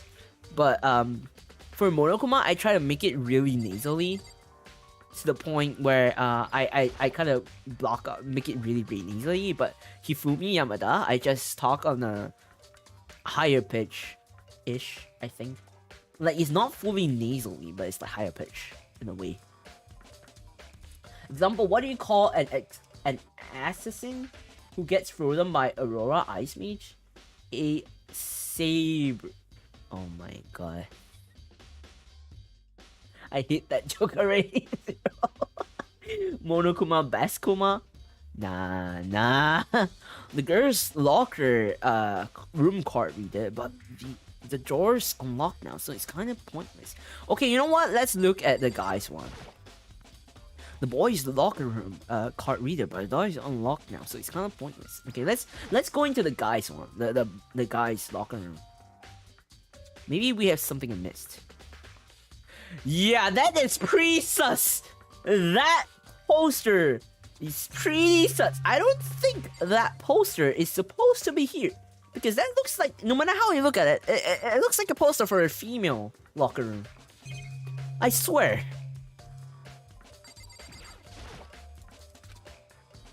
Oh, if I break it, Monokuma might come and punish me. Yeah, those are MLBB puns. Worst case scenario, death and decay everywhere. Oh, by the way, have you seen Roka no Yusha? I have not, actually. I haven't been catching up on anime for a really long time. But I would definitely want to kind of do a watch stream together with people. Wait, yeah, it seems sus. It seems sus. Sus poster. Wait, did I hear sus? Did I hear...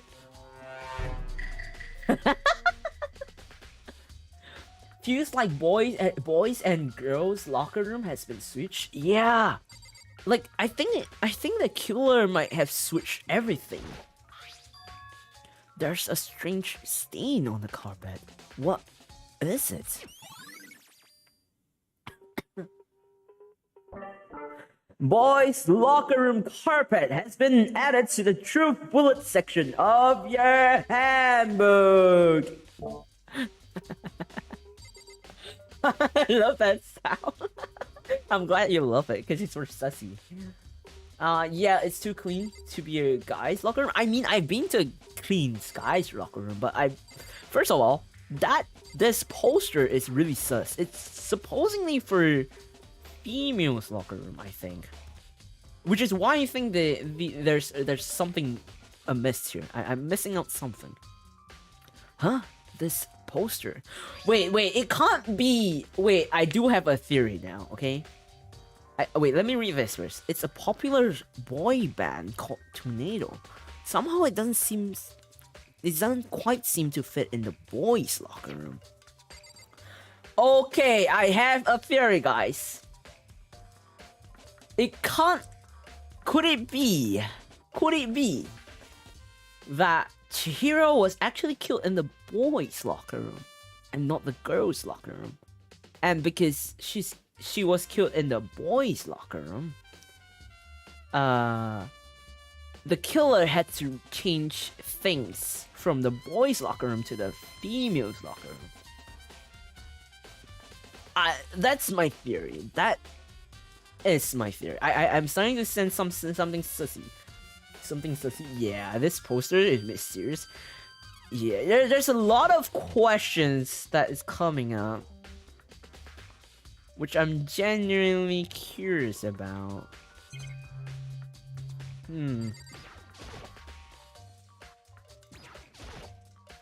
Maybe there's some kind of clue in the lockers. Guess not. Okay, so there's nothing here.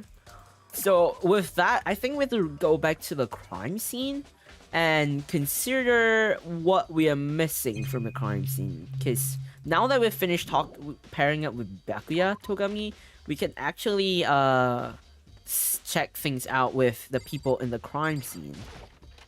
Maybe they discover something new.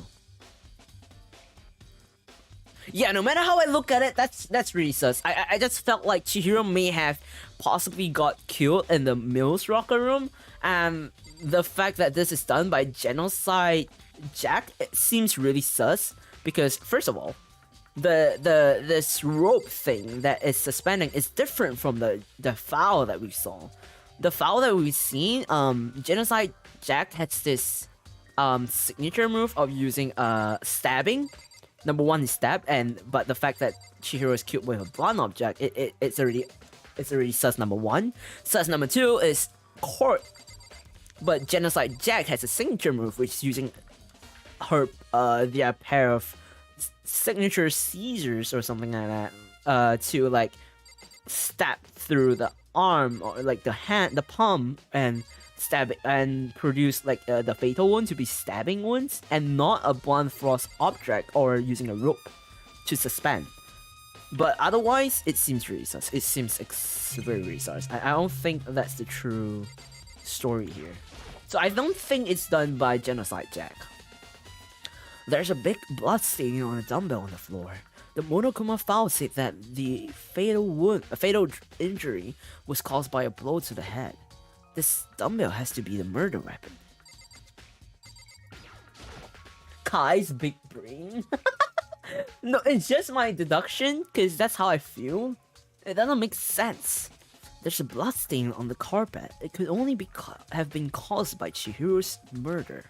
So I'm assuming the carpet and the poster was swapped out with the Mills one, because first of all, if Chihiro was killed in the Mills locker room, blood spattered on the carpet, so there's no way you can, not swap out the carpet, because that gives away. Then there is the poster as well. The poster is definitely from the Mills locker room, because that's when we first went to the Mills locker room. This poster was there, and the fact that there's blood there, it means that it's already been swapped out with a female's locker room. So this is really sus. Really sus. Is there any guys left? Whatever guys left, there's actually a number. Quite a few. I think we have ourselves, Makuro Naegi. We have Byakuya Togami. We have Ondo, excuse me. Ondo, the gangster. We have Yamada Hifumi, and we have what's his name? The ultimate shaman or something. We have like 5 males, so it's very hard to cut things down, but we have like a few of them. It's a bloodstained poster. The blood is most is the most noteworthy part, but the big-breasted, wow, I love the way the big-breasted swimsuit model is pretty noticeable too. A girl's locker room doesn't seem like the kind of place you'll find something like this. Oh, but wait, that reminds me, the poster in the other locker room is... That's right, there's definitely something strange about this. In the boys' locker room, there's a poster of a popular boy band. In the girls' locker room, there's a poster of a big-breasted swimsuit model. Could the posters have been switched? But if they were, why? What reason would anyone have? Maybe I should talk to someone who knows a little more about the locker rooms. 2 locker room posters has been added to the truth bullet section of your handbook. My gut says a guy did it. Yeah, probably. They were switched prior to the murder, obviously. Exactly. No, I think it was switched after the murder. Like, the poster was switched after the murder. So the suspect wanted to blame it on the girls. That I'm pretty open-minded to that. I don't know. It could be possible, but it kind of feels sus. It had to be before. I don't know about that. I think I'm because of the blood on it. I don't know about that. I genuinely, I do kind of think that it happened in the boys' locker room than a girls' locker room, because the poster specifically, unless they plan it in advance, it would make sense. But it kind of, for it to be like planned in advance, it kind of seems, it doesn't feel like it's premeditated.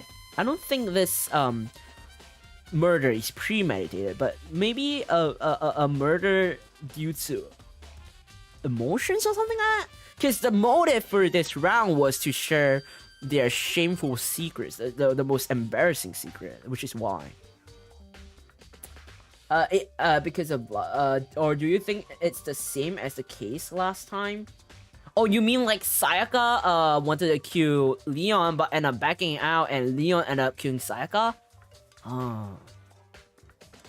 But Sayaka, that case was premeditated by Sayaka, but it backlashes out to becoming her getting killed by Leon. In this case, I think it was more of due to emotions. That's why the murder happened. Like, it could be at that point in time something happened that causes it. I don't know. Wait, let me see. Can you show a flaw? Okay, just in a bit. I could feel the life draining out of my own body. It's a dead body. Chihiro's dead body. You want to see the floor? Here you go. And this is the floor. So no matter how I look at it, I still genuinely think it happened in a male's locker room and not a female's locker room. It could be it could be at that hit of the moment, the murder happened. That's my thought, at least. You spend a lot of time exercising in the girls' locker room, right, Sayaka? Of course. I've used it nearly every day since it opened up. Sometimes Hina and I use it together. Okay then, let me ask you something. Do you think the posters in the boys' and girls' locker rooms could have been switched? I'm sorry. Sorry, I can't really say. I never really paid any attention to the posters. I see. However, but there is something that's been bothering me about the locker room. You see, I like to drink a little protein coffee every time I finish exercising. We have protein coffee? In the warehouse is not the highest quality, but I don't have a lot of other options. I mix protein powder with coffee and down a glass of it after exercising. Anyway, the other day I spilled some on the carpet in the girls' locker room, and it left a stain. A stain? But I don't see any stain on the carpet now. of course. Exactly, I noticed it earlier. The stain has disappeared. I can only assume someone came along and cleaned it up. But still, isn't it unusually clean? As if there was never a stain here to begin with. Disappearing stain has been added to the true bullet section of your handbook. But why would Chiro goes to the meals locker room? Maybe, maybe because she was comfortable because okay, wait, Mondo Oda and Chihiro is kind of close because I felt like at a point in time Chihiro would probably ask Oda to exercise, considering she was avoiding the other girls, and between the meals she could ask. Besides Ishimaru, I think Mondo is the other person that she will ask. Maybe she asked Mondo to help her out, and maybe she loaned the handbook, considering Mondo Oda might not be comfortable going to the females locker room because it's the females locker room, and maybe Chihiro was like fine, okay with it, and decided to go into the males locker room with Mondo, and maybe they did exercise together. But now that I say it out loud, because I just thought of it, could it be Mondo is the killer? Or someone else came in after the workout with Mondo? Because now that I'm saying it out loud, Mondo seems like the highest the number one suspect right now. Like, I'm suspecting Mondo being the killer right now. But I don't think he would kill Chihiro at the same time. Oh my god, this is going insane. Okay, so you're right, and this carpet is also from the guys' locker room. Exactly. I think that's the whole thing too. This is just my theory. I can tell because the place where she was suspended doesn't have blood on it. Oh yeah, like here, right? Like here. So it makes sense. Because if this dumbbell was hit exactly when she was suspended, the blood would probably be hand up here, or something like that. Like maybe she would struggle or something like that. I don't know.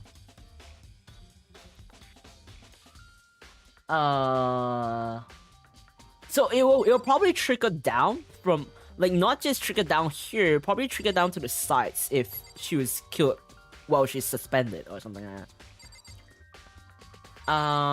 Zero got some bingo. I bet you the carpet in the guy locker room has a stain. Yeah, we've already checked that. The guy's locker room already has a stain. We've already been to the guy's locker room. That's why we mentioned about the stain earlier. I think you're right. My head hurts. The place where her arms are hanging to, yeah, the blood pool is not in the right place. Exactly. It's like here, so it could be a murder of like in the heat of a moment. I think it's possible. Anyway, let's talk to Mondo Oda before we talk to Kirigiri Kyoko, because I know she seems like really she's dependent on this. I'm gonna be saying she's the best in the whole investigation. She's like the person to go for. Dude had a real complex about being weak. You heard Chihiro talk about it, right? Oh, I need to get stronger. Yeah, I do remember she said that more than once. Sure did, which I guess explains the trip down here. But did she really need to get stronger that badly? You really mentioned it, but she was a girl. After all, most girls aren't all that strong.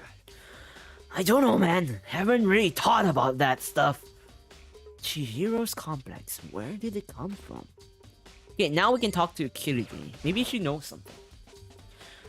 Hey Kyoko, have you made any progress on your investigation? Indeed. Generally speaking. However, But I have to get going. I have something unrelated to take care of. Something besides the investigation? What is it? well, Nothing you need to worry about. Just concentrate on the murder. But so then, before I go, let me give you one piece of advice. You should examine Chihiro's body one more time, thoroughly. Also, her handbook is missing. You might want to determine its whereabouts. Goodbye. That's it. I'll be praying for your success. With that, Kyoko turned and left the girls' locker room. I guess I'll take another look at the body then. And Chihiro's handbook is missing? That's definitely worth worrying about. Chihiro's e-handbook has been added to the truth bullet section of your handbook. The reverb thumb? The reverb. Right, let's look at her body again. Kyoko said I should examine the body one more time. I know she said thoroughly, but I do have my limits. Well, I better give it a shot anyway. Let's see. Chihiro's hands are bound with what looks like some kind of rope. The rope was used to prop her up in a kind of crucifix position. Huh? This rope has a plug? Wait, so then this isn't a rope at all.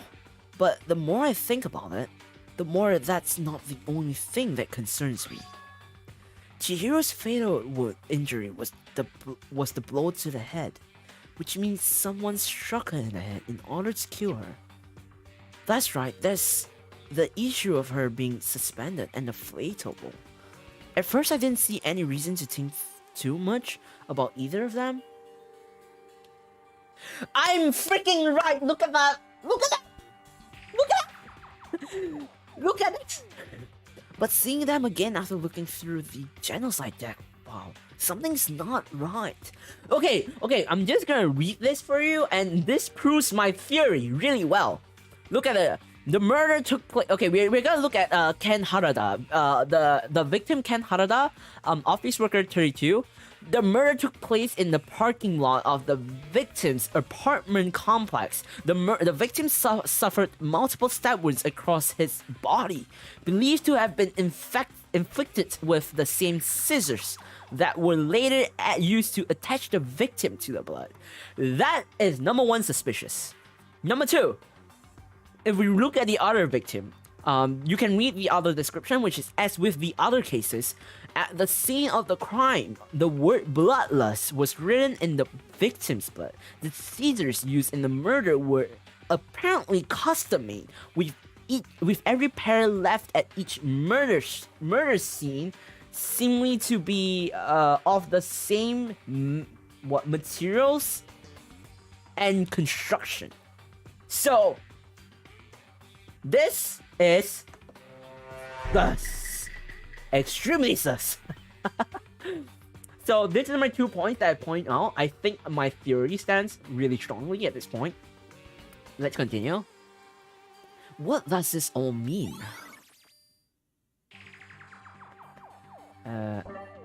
Status of the dead body has been added to the truth bullet section of your handbook. Well, the one thing most likely to tie all these mysteries together is the true nature of the rope that was used to suspend Chihiro. And to figure that out, there's a certain place I need to revisit and look over again. Plus, it might help to look at the genocide Jack case file one more time. Sus. Yeah. This is where we go. Sus.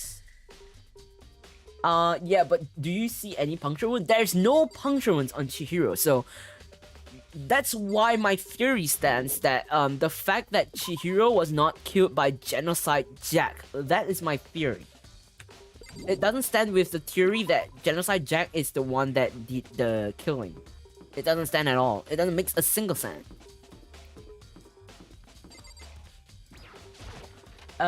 Whoever killed her is trying to frame whoever has this assassination style, like the Caesars would be left in. That's too maniacal.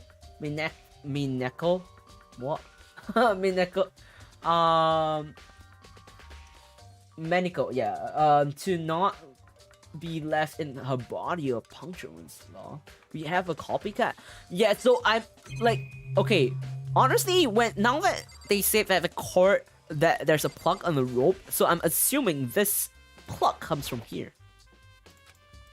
No, not this one. This one. So you know, there's when we first came to the library, we do have a plug socket here, like an extension cord. So it makes things really sus. Huh? The lamp won't turn on. Oh, I see. It's not plugged in. The lamp's cord isn't long enough to reach the outlet from here.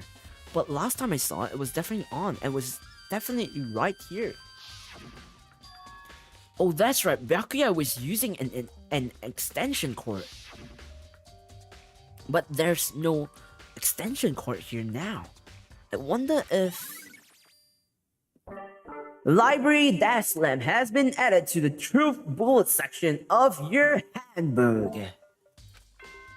Oh! Oh! It's the class trial time.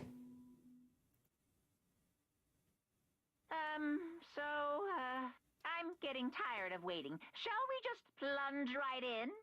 It's the moment you've all been waiting for! The class trial! You remember where to meet, right? Please go through the red door on the first floor of the school. See you soon! Begin the class trial, or it's about to begin. The red door is right through here. Oh no. I don't like this. I don't like this one bit. I don't like this one bit. wait, Byakuya is the only one in the library? Yeah, Byakuya did. I genuinely do not think Byakuya is the culprit, because knowing how Danganronpa works right now, if they want to make things interesting, like how Monokuma said, I don't think they will slap us in the face, like slap the answer right now, face that Byakuya is the killer, that kind of thing. I don't think that works. At least, I don't think that's how Monokuma would think, the mastermind would think that is enjoyable, in a way, or at least how the game developer created the game. So, at first I did think Byakuya is pretty sus, but I don't think he is the killer. And then after that, I thought when they mentioned about Genocide Jack could be a student who has DID, then Toko was someone who is weird, which shows symptoms of having DID, especially the hints that she has been giving us. So I think she has DID, so she might be Genocide Jack, but I don't think she is the one, like Genocide Jack is the killer, considering how the whole suspension thing and the fatal injury is not the killing blow. It's not the style that Genocide Jack would go for, so that leaves things out.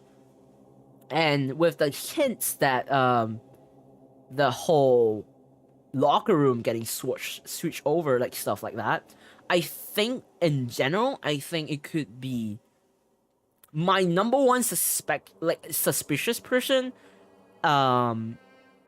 It's actually Mondo, because if Chihiro's go to the gym, if she wants to look for someone to talk with, like she's not comfortable with the girls, like the females, so she might go to the males, and the only few males that will probably go to the gym and actually like work out and stuff and is close and interact with Chihiro, so far we've seen Mondo being the only one.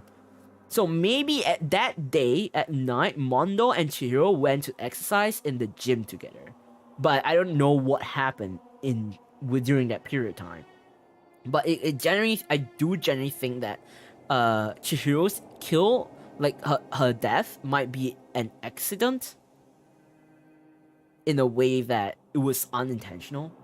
I don't know. I think what I'm saying make a bit of sense, but I don't know if it makes sense to you guys. Does anyone have a death by blows to the head assassination style? No, not that I know of. Because none of them are like super duper high school assassin or anything. I don't think so. I don't think it was Mondo. Well, who do you think it is then? Personally, I think Mondo is my number one list, and Ishimaru is like the second. Like Ishimaru is my first Ishimaru is my like second on the list that will go on the gym to work out. Mondo is the first on my list, considering how he's pretty close with Chihiro. But it just doesn't make sense. Like the other members being close to Chihiro and wanting to kill her doesn't make sense. But Mondo seems to make sense. Ishimaru, I don't think it. The reason why I put Ishimaru as a second is because he probably would go to the gym often, and Chihiro might be close with Ishimaru or Mondo, but I think she's closer to Mondo. That's why she would ask Mondo for help to help her to exercise or something like that. That's how I felt. But Ishimaru, for him to kill someone does not seem to make sense, considering he's a pretty role model student and he's so uptight with justice, that kind of stuff. So I'm not sure if he will be the killer. If he is, that's a huge plot twist. Really. So my number one suspect is actually Mondo. Yeah, that actually makes sense. Kai's so smart. Yeah. I'm not it's just my deduction from throughout the whole investigation. Ishimaru probably? Nah, I don't think so. Maybe she died because she hit her head with a dumbbell. So no, but it doesn't make sense. If she died because she hit her head with a dumbbell, it doesn't make more sense. Because now that I think about it, the dumbbell looks pretty heavy. It's too heavy for her to lift up, honestly. If she's weak, she's not supposed to able to lift that dumbbell. Because that looks like a very, very heavy dumbbell. And it looks like one of those that, unless you're fit, you're able to lift it. There's that. And then there's also, if she were to be lifted with the if she was killed in the dumbbell, then who suspended her onto the the equipment? That doesn't make sense. She can't possibly suspend herself and then try to do the workout. It wouldn't make sense. You know? She slipped as the only thing that makes sense with the dumbbell thing. I don't even think that she can lift the dumbbell at all. I don't think she can lift the dumbbell at all, like honestly speaking. But she's suspended on the equipment, so there's no way that she slipped and the dumbbell hit her and then she suspend herself to the equipment. It doesn't make sense. Because the death is instant death. They already said that the blow to the head was a fatal injury and she died immediately on the spot. Alright, I'll agree on Mondo then, because nothing else makes sense. Final answer, Mondo. So you guys are with me on the same page, that Mondo could be the one. That's my number one suspect, okay? Someone's probably there with her when that happened. Then why would they not say anything, or why would they suspend her to the equipment? Because that will make them the accomplice, and then I don't think it would mean that they're the blackened one, like the culprit, the mastermind, because you have to be the mastermind to graduate from this whole game. And remember, Monokuma mentioned that it is a murder thing, you know? So maybe, but my answer is still Mondo. He's my number one suspect list. But I believe that the game will just keep trying to tell us that it's Byakuya, but I don't think it's Byakuya at all. I don't even think it's Genocide Jag at all. I do genuinely think it's Mondo. No quit, that's it, let's go. Submit answer, trust the gut. Alright, so yeah, it is hard. This is why it makes like this Danganronpa game really interesting, because it tests you to deduce and use your investigation skills to see how things play out, which is why I actually like this kind of game. Besides the voice acting, because my voice acting sucks. Right, Monokuma, let's go. Let's go into the class trial. And in class trial is when they're gonna have their own voice actors, so you won't hear me voice act pretty much, besides a few timeless scenes. But yeah. So, is everyone ready to... What? Am I blind or are we missing someone? Yo. Yeah, Toko's not here. And Toko is? You really don't remember? Kidding. I'm just kidding. How could I forgot that little nut job? She's a crucial part of the class show this time. What are you gonna do? Okie dokie, I'll go ahead and drag her out here kicking and screaming. Just one moment, please. And like he said, a few minutes later, he reappeared, dragging Toko behind him. I told him I didn't want to, but he forced me. I can't believe you would try to drag a girl around. Terrible! You're just terrible. Now everyone's here, right? Okay then, hustle onto the elevator and let's get this show on the road. I'll see you guys down there. Let's go. So, shall we go? Shall we get going? It's time to find out who killed Chihiro. Chihiro Fujisaki. She was so calm, so gentle, and so calm and meek. Nobody had any problems with her. Someone made the choice to kill a girl like that.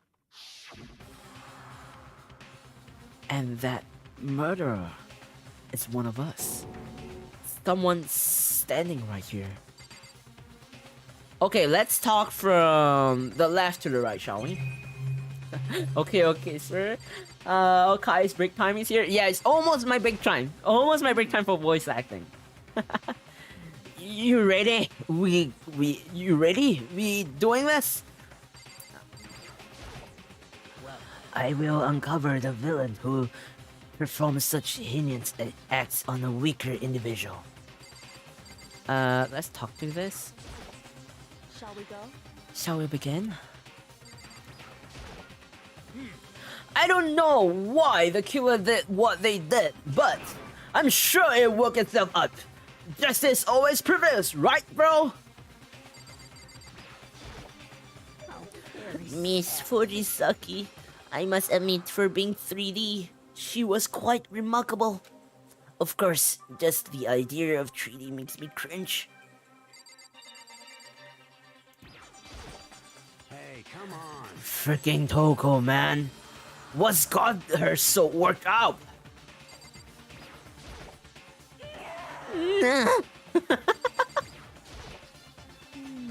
There is something odd about Toko's behavior. I do not think mere shock is enough to explain it. I guess I wasn't much help on this one. I gave you plenty to work with. Show us how far your logic can take you. Okay, let's go. We have no choice, right? We have to do this. It's true. Yes. I gave a small nod in reply. With one last deep breath, I walked towards the elevator on shaky legs. With each step forward, I could feel my heart starting to race faster and faster. As soon as everyone was on, the elevator began to descend. I couldn't get a handle on my emotions, couldn't stop speculating. The seals box sank with heavy clucking sound deeper and deeper into the ground, and as we went deeper, the uneasiness in my heart grew bigger and bigger. The elevator was unaffected, however, and continued to descend without hesitation, until finally, it came to a sudden stop. What do you think? I redecorated. Isn't it so fresh? Isn't it so exciting? Don't waste our time with stupid questions. Let's get this over with. Good. You're raring to go. Gotta say, I don't hate it. Not at all. Well, Okay then. Let's get this show on the road. Everyone, please find your assigned seats. Okay, it's time for my voice acting to take a break. And so, the curtains opened once again. A deadly judgment, a deadly deception. a deadly betrayal, a deadly riddle, a deadly defense, a deadly faith, a deadly class trial. Do you want to save this? Let's save this. Oh no. No. Right, we don't have a new skill this time, unfortunately. So we will just have to go with it. We just have to go with it. Let's go. Well, there's that rest, Kaissics. Yeah, it's time for me to rest. With a basic explanation of the class trial. So, your votes will determine the results. No if more you can figure out who done it, then only they will receive punishment. But if you pick the wrong one, Now, no more. You won't be hearing more voice acting from me at this point. then I'll punish everyone besides the blackened, and the one that deceived everyone else will graduate. Okay then. So, first off, let's talk about the murder weapon!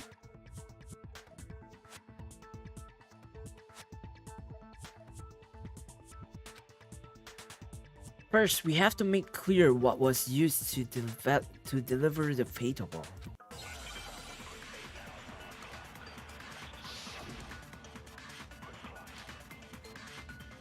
Oh no! Locker room dumbbell. Right. I kind of forgot the keys. Wait. I kind of forgot the keys. I kind of forgot the keys. I'm sorry. Oh wait. Mouse to aim. Silencer right mouse. Button. Fast forward control key. Open the handbook. 5 throughs.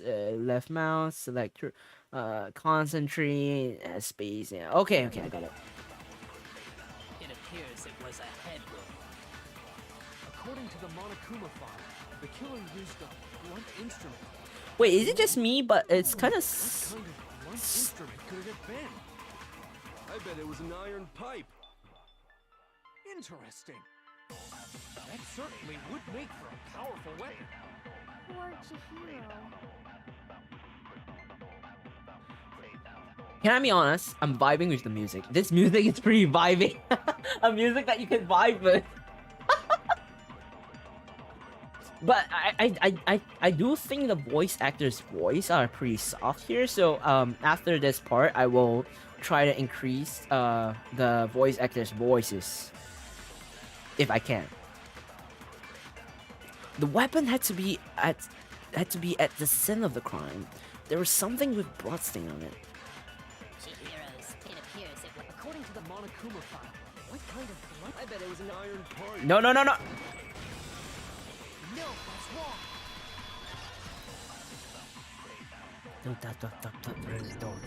Can we agree that the object that dealt the fatal blow... Okay, wait. I'm gonna increase the... Wait, the voice volume is so high. Why is it so soft, then? You know what? Screw it. We continue. It was covered in blood, and there was nothing else at the scene that could have caused that kind of injury. And the wound on the victim's head is consistent with the shape of the dumbbell. Please let me know if it's too soft, though, or if the BGM is too loud. Because to me, it seems fine. As far as I'm concerned, there's no mistake and no room for doubt on this one. You looked at her head wound? Yay! That's so creepy! If you don't mind, I will proceed from here. Let's move on to discussion of the culprit. Although, I believe the criminal behind this heinous act is already quite clear. What? For real? Chihiro's killer is the fiendish serial killer, Genocide Jack. Genocide Jack, the Finnish serial killer. Did he really kill Chihiro? A new element. Oh wait. I have to use this. A new element has been added to non-stop debates. Would you like to hear more? For this debate, lines of white noise will appear to disrupt your reactions. Your truth bullets will disappear if they hit this light. So think of them as obstacles in your debate. But there's a way to keep this white noise from getting in your way. Press the right mouse button to attach the silencer, which you can use to shoot down the white noise. However, if you shoot an actual remark with your silencer instead of the white noise, the time limit will decrease. So take careful aim, and when you have your silencer out... Oh, but if your action difficulty is set to gentle, white noise won't appear at all. In which case, you can forget about the silencer and just focus on the situation in front of you. Well then, good luck and have fun! Here's the thing, I do not remember, did I put it as gentle or normal or maniac? I don't remember. It's fine for me too? Okay, that's good. So I don't know if the silencer thing is working or not. Let's hope it is, because I genuinely don't remember. Genocide Jack case file.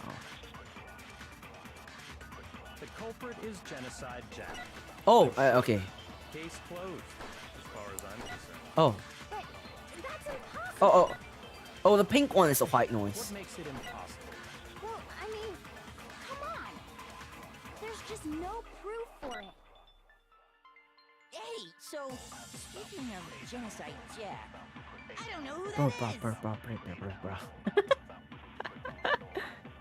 The thing Belkuya showed me in the archive, one look at that and anyone could be convinced. It shows that this was the work of Genocide Jack. The culprit is Genocide Jack. Case closed. But that's impossible. Why? What makes it... Well, I mean, come on. There's just no proof for it. There is! No,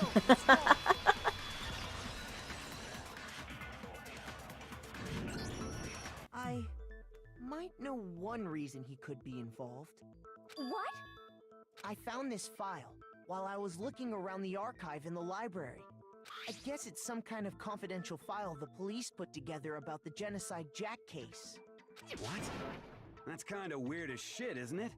What was something like that doing in the library? The why of it is probably more trouble than it's worth. So let's forget about that for now. More importantly, it outlines all the specifics of every Genocide Jack case in exceeding detail. According to the file, there appear to be two defining characteristics in every Genocide Jack case. The first is that a bloody message is found written at the scene of every murder. Oh, that's right. Boob lust. No. It's actually bloodlust. But more important is the other characteristic, and it's something that has never been made public. Never made public? What the hell is it? Why don't you tell them, Makoto? The other characteristic of every Genocide Jack case, which the world at large doesn't know, if I'm not mistaken, it has to do with the positioning of the body. How the victim was positioned, where the murder took place, the bloody message, how the victim was positioned. Apparently, in every Genocide Jack case, the killer suspends the body in a certain way. Other than the killer, the only people who know about this are the higher-ups in the police department. However, Chihiro was most definitely suspended in the same way. So, how did the culprit know about this when only high-level police officials were aware of it? There's only one logical answer I can think of. It's because the culprit in this case is the real Genocide Jack. No fucking way! You're saying Genocide Jack is one of us? Yes, in fact, it's Toko. What? Genocide Jack's true identity is Toko Fukawa. I am right, guys! Guys, I am correct! Genocide Jack's true identity is Toko. The signs were showing. Hey,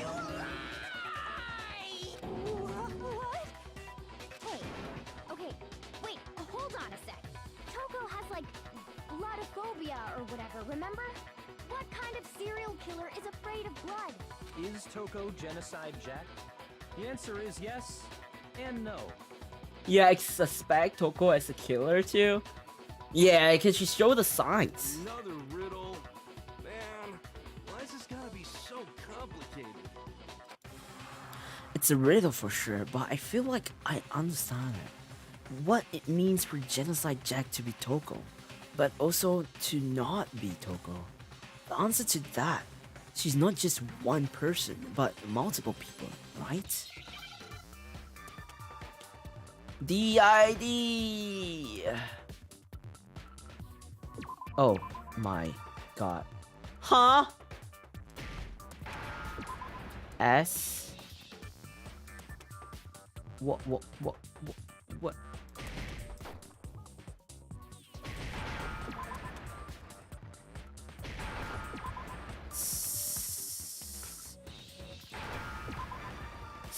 She's. Now I understand. What?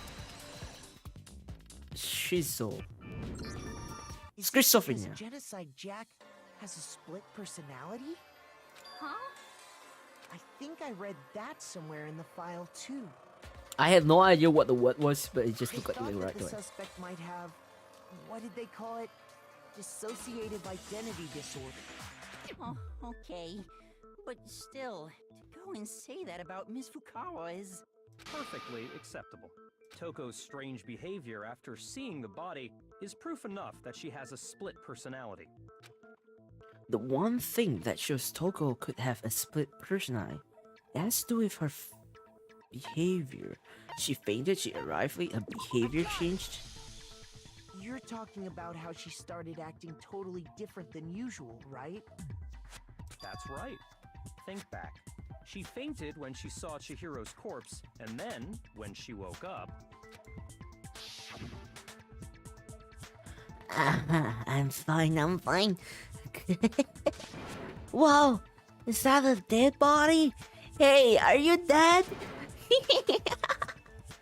She must have hit her head real hard when she fainted. The world has a front and a back, a top ending and a bottom, a sea of truth and a web of lies. But this is quite concerning. I mean, she sounds completely different. She was acting funny, that's for sure. That melancholy tone of hers completely disappeared. Don't go assigning adjectives to my tone without permission. Not to mention, once she regained consciousness and saw Chihiro's body again, she was utterly calm. In other words, within her is one personality that can't handle blood, and one that obviously can. So when Toko trapped herself in her room, it's because she was scared of Genocide Jack?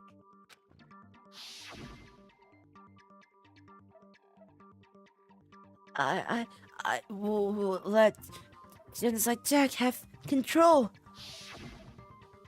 I'll drive out the killer, drive out the murderous fiend. The reason she locked herself in her room wasn't to keep other people from getting in. It was to keep her other personality from getting out. What? Toko was afraid. Afraid of the murderous fiend inside of her. Of killing even more people. How? Yeah. How can you know all this? I do believe you misunderstood her. What she's trying to say isn't, how can you know all this? No. What she wants to know is, how could you tell them? Huh? Last night, just before Monokuma gave his motive speech, Toko and I had a strange conversation. She told me a most interesting story.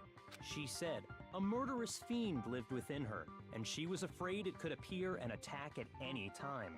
And that trepidation is what's caused her to have such a bleak attitude. Isn't that right, Toko? This is all a lie. Right, Toko? You said you wouldn't tell anyone. What? You promised. I can't believe you lied. You have only yourself to blame. You came to me with your tragic little story. I didn't ask you to. This is the real world, not some romantic fantasy fairy tale. I swear, Byakuya is such an ass. Besides, you broke your promise first. You said that as long as you were here, no matter what, you wouldn't let Genocide Jack kill anyone. But in spite of that promise... I'm sorry. I couldn't keep our promise. But don't worry. Never again. I won't let Genocide Jack have control again. Ever again. You said if I kept my promise, you would go out with me. That's the only reason I promised. How many times do I have to tell you? I never said that, but you weren't able to do it. You just couldn't resist that rush you got from killing, could you? I tried. I swear I tried to control it, But your efforts were useless. What a disappointment. I hate you.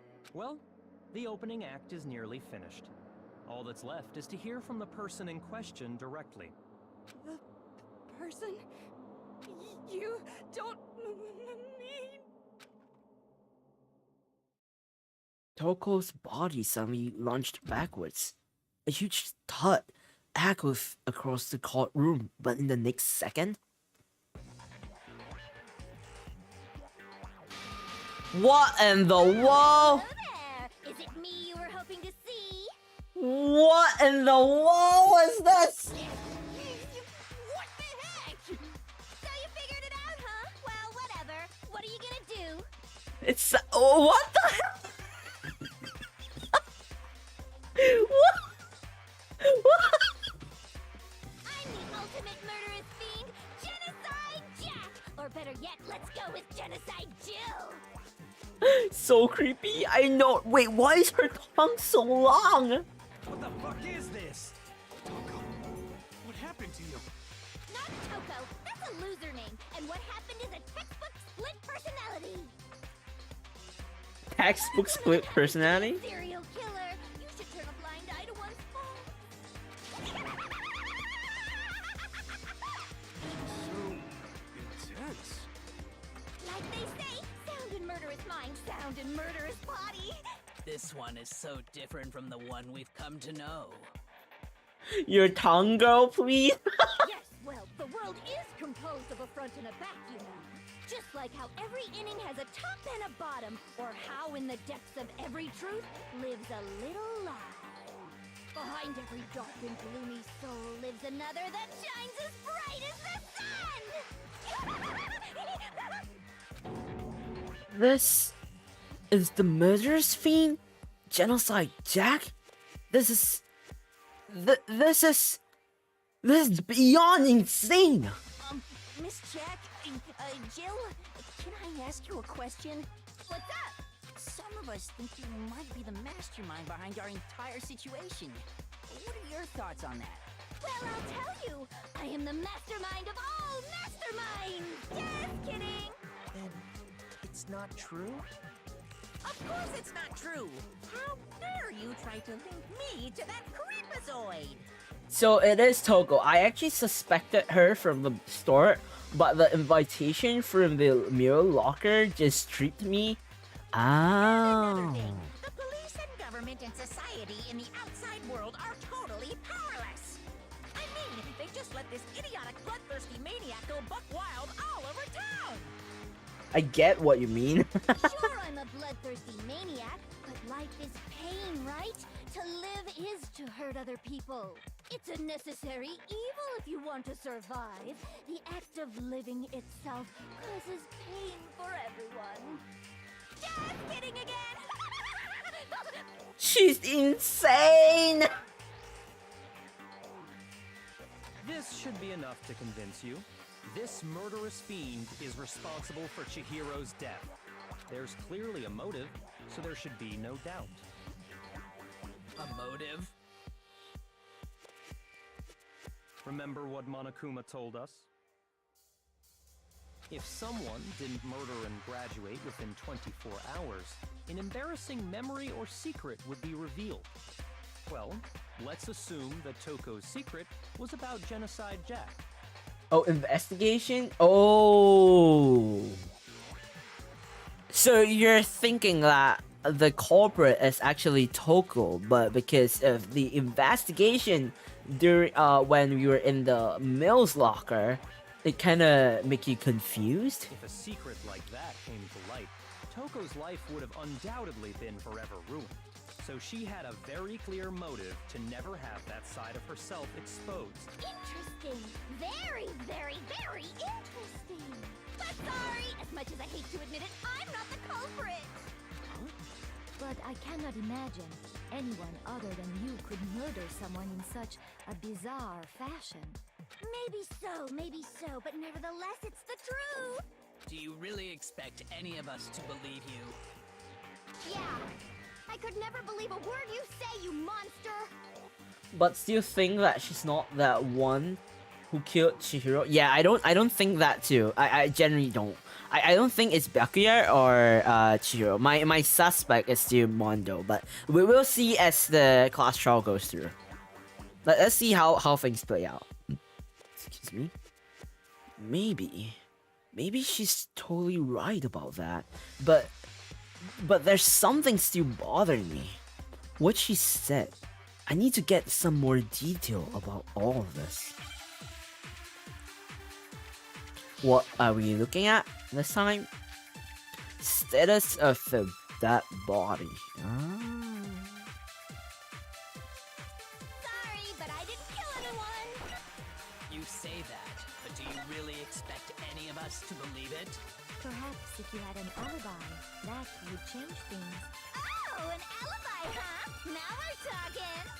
When you compare your past murders to this incident, the modus operandi matches completely. What more proof do we need? I love the fact that she laughed like that. Okay, I have to focus on remembering Chihiro's bond. That must have failed her. That should prove that what he said isn't quite right. Sorry, but I didn't kill anyone! You say that, but do you Oh! really expect any... Oof. Perhaps if you had an alibi. Oh, an alibi! When you compare your past, the modus operandi... There we go. No, it's wrong.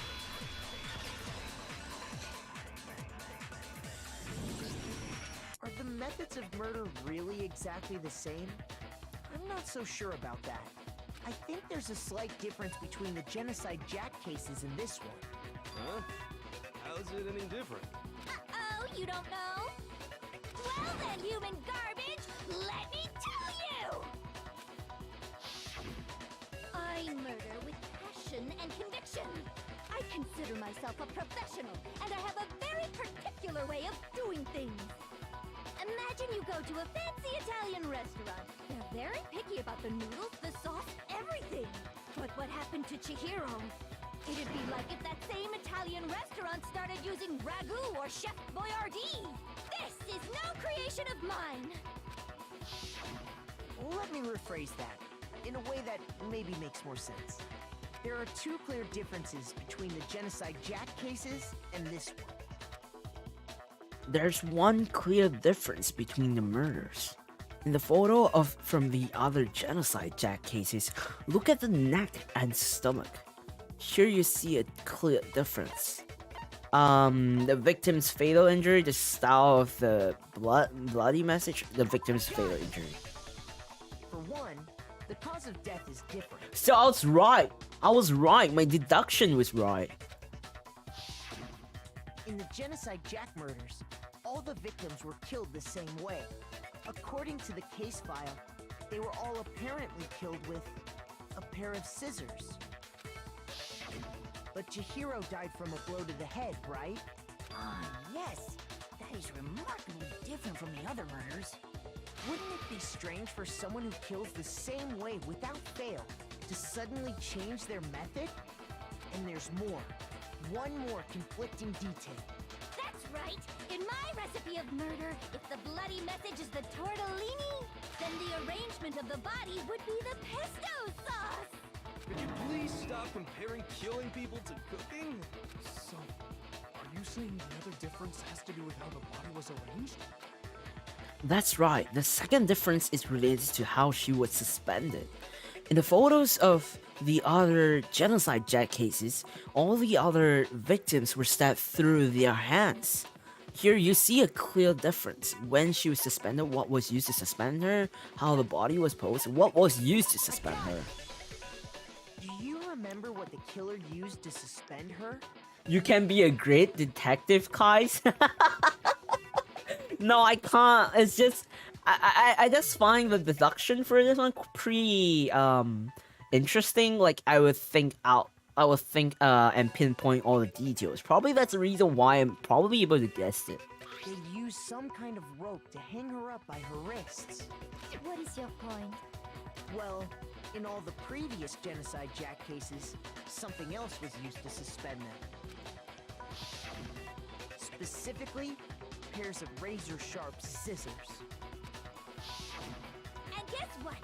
I used my own specially designed scissors for the murders and the arrangement. Like I said, I'm a professional, so naturally I'm very picky about the tools I use. And you know what else? Big Mac said there's two differences, but he's wrong. Big Mac? Are you referring to me? Listen up, Big Mac. There's actually one more difference. Huh? My word, you really didn't notice? Take a look at who the victims were. And Oh, they were all guys. They were all guys. they're just waiting to be discovered. Oh, they were all guys. The one more difference is all the victims of genocide Jack were males. Figure that out, and it'll be plain as death why I couldn't have possibly killed that little lolly girl. Let's see.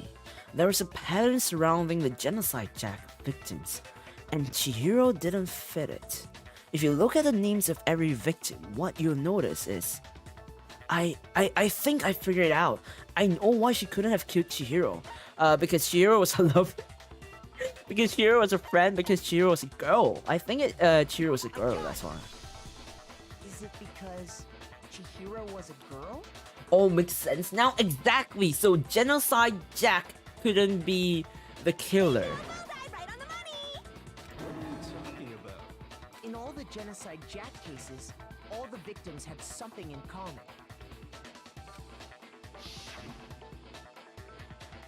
Ken Harada, 32. Tetsuhiro Honda, 17. 17? Hello? Soji Gaku, 23. Kano Ise, 14. Takeshi Yoshida, 30.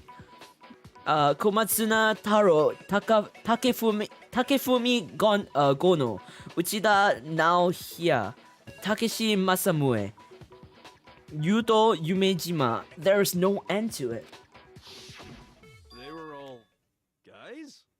That's right! The people I killed with such passion and conviction are all adorable little men! That poor 17 and 14-year-old? Yeah. What the hell? I can't believe I said it! I'm so embarrassed! The hell is wrong with you? I can't help it! I'm just a full-throttle boy-on-boy fangirl, and the movie side of me just hates it. Sorry, wait. Full-on throttle boy-on-boy fangirl? Are you talking you like BL? Hello? But now I'm on the fast track to becoming a full-fledged fan madam! So since Chihiro was a girl and not an adorable little man, you wouldn't kill her?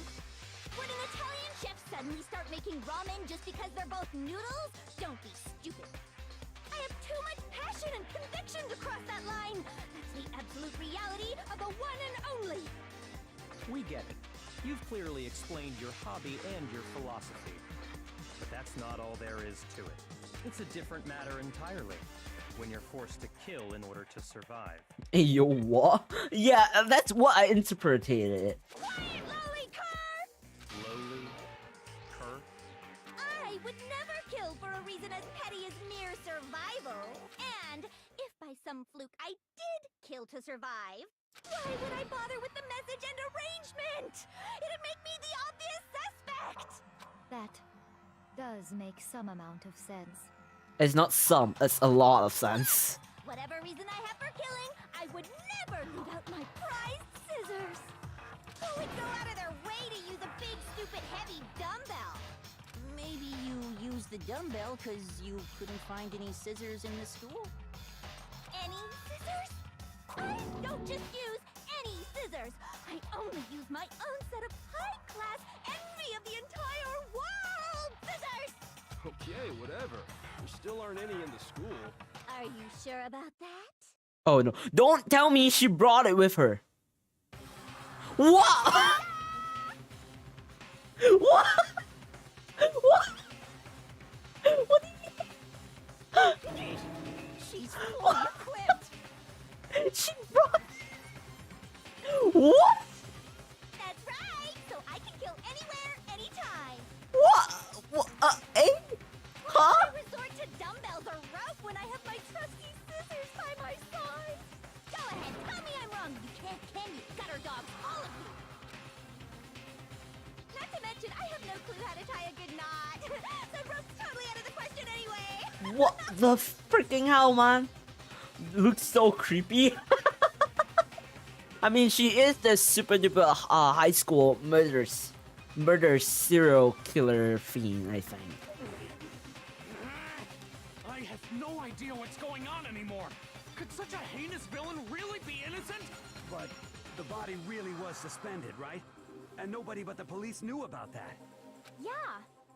That's why we figured it had to be the real deal and not some copycat killer or whatever. Actually, hold on. There is one person who could have copied the genocide cases. Oh. Byakuya Togame, you're sussy. Here's my answer. You're sussy. Byakuya, it's possible you could have found out, isn't it? You'd have no problem gaining access to classified government documents or internal police records. Plus, you'd already looked through the Genocide Jack file before this all happened, hadn't you? Are you saying Mr. Togami did it? Then the reason he pushed the theory of Genocide Jack being the killer so hard was because he wanted to pin the crime on her. So, he rearranged the scene to disguise it and make it look like I put my stamp on it. The adorable glasses man was behind it all. Oh, I'm on fire! What? That's so creepy. She's so creepy. So creepy. I see. So now the suspicion falls on me.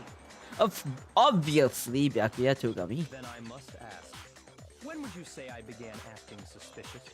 Surely you must have an answer. Looking back and thinking about it now, the way you were acting right before we discovered the body was a little strange. And the locker rooms. They're suspicious. Very suspicious indeed. Wouldn't you agree? Huh? Suspicious? It seems nobody searched in the locker rooms. Let's start with the girls' locker room. You wanted to go to the girls' locker room right away, right? But since you're a guy...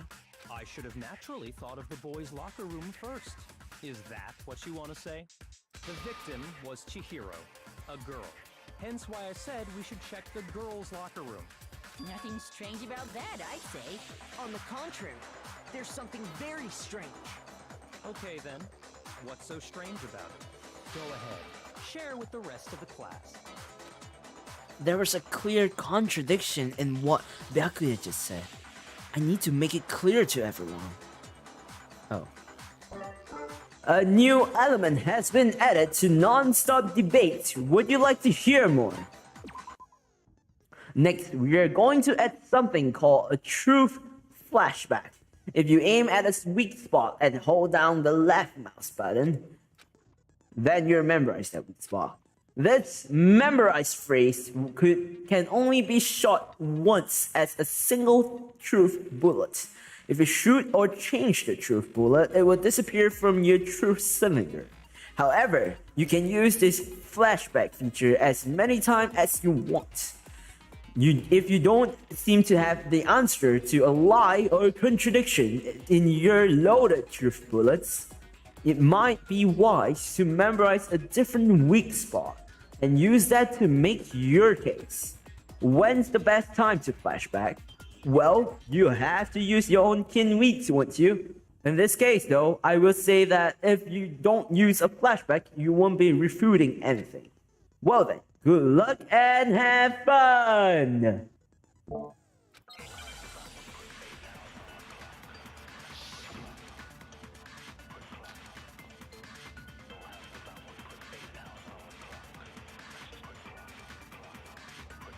So, you said Byakuya was acting kind of weird before we found the body.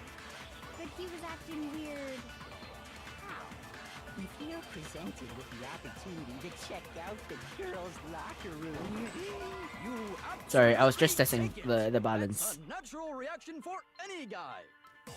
The victim was Chihiro, who was a girl. So of course I would suggest we check the girls' locker room first. There was no time for pointless distractions. What's so strange about that? You wish you'd taken me with you. Hearing Byakuya's comments about Chihiro being a girl, I realized there's a clear contradiction there, because it doesn't make sense how he could have known before we've even found it. Okay, I need to make that contradiction clear. What is the contradiction? But he was acting weird. If you're presented with the opportunity, that's unnatural. The victim was Chihiro, so of course I would say there was no time. What's so strange? You wish you'd taken me with you. Wait, what's the contradiction? What? So, you said Byakuya was acting kind of weird before we found the body. Oh. But he was acting weird. If you're presented with the opportunity, that's unnatural. The victim was Chihiro. Oh. Oh. I'll tell you what's so strange about that. Wait, give me a second. I'm gonna try to remove the sound of the reverb. Okay, the clear so I changed my voice mod so that you don't constantly hear me turning the effects on and off between the reverb and the clean version. So the clean version doesn't make much difference, at least from what I hear. It doesn't make a lot of difference compared to when I'm talking. So like the current mic that I have, the settings. So I don't think it sounds much different from the previous version I'm using. So this will make me be able to switch between with reverb and without reverb without having to hear the activation of the sound effect, just in case. Because I think it's gonna get quite annoying in a way if I keep turning it on and off, I guess. But yeah. Because up until we actually discovered the body, we couldn't have known who the victim was. Why would 2D men wanna be taken to the 3D's girls' locker? What do you mean? So your claim that you went to the girls' locker room first because Chihiro was the victim doesn't hold up. I see. That's a good answer, I must admit. Interesting. Very interesting indeed. But your reasoning is still too weak. Too weak? No? Huh? What's wrong? Is that it? Surely you've got more than that. Go. Oh, sorry. I'm so sorry. What's with Byakuya's attitude? It's like he doesn't even care. I've got him cornered, but he's acting like it has nothing to do with him. What's the matter? You're not finished already, are you? There must be more to it. Okay, is my audio different? Like, I can see from my OBS that I'm the audio that the my audio, like my voice audio, is very vastly different in terms of volume compared to my previous settings for my microphone. I don't know. It could be just me. It could be just me. There is. I think.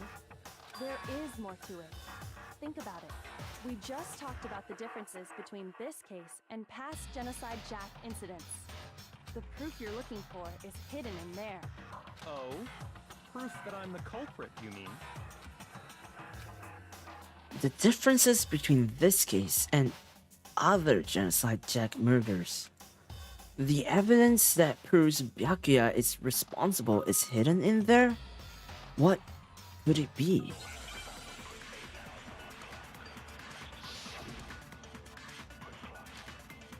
Library desk lamp. What? The difference between the cases? You want me to explain it again?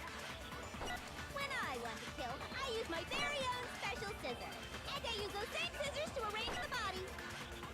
But Chihiro was suspended with... It was some kind of rope. Was it not? That's right! It absolutely was! Then there must be something very fishy indeed about that rope. Hey, Byakuya, where'd you get it from, huh? I'd never seen that rope before in my life. Obviously, somebody else must have had it hidden away somewhere. But it's Mondo.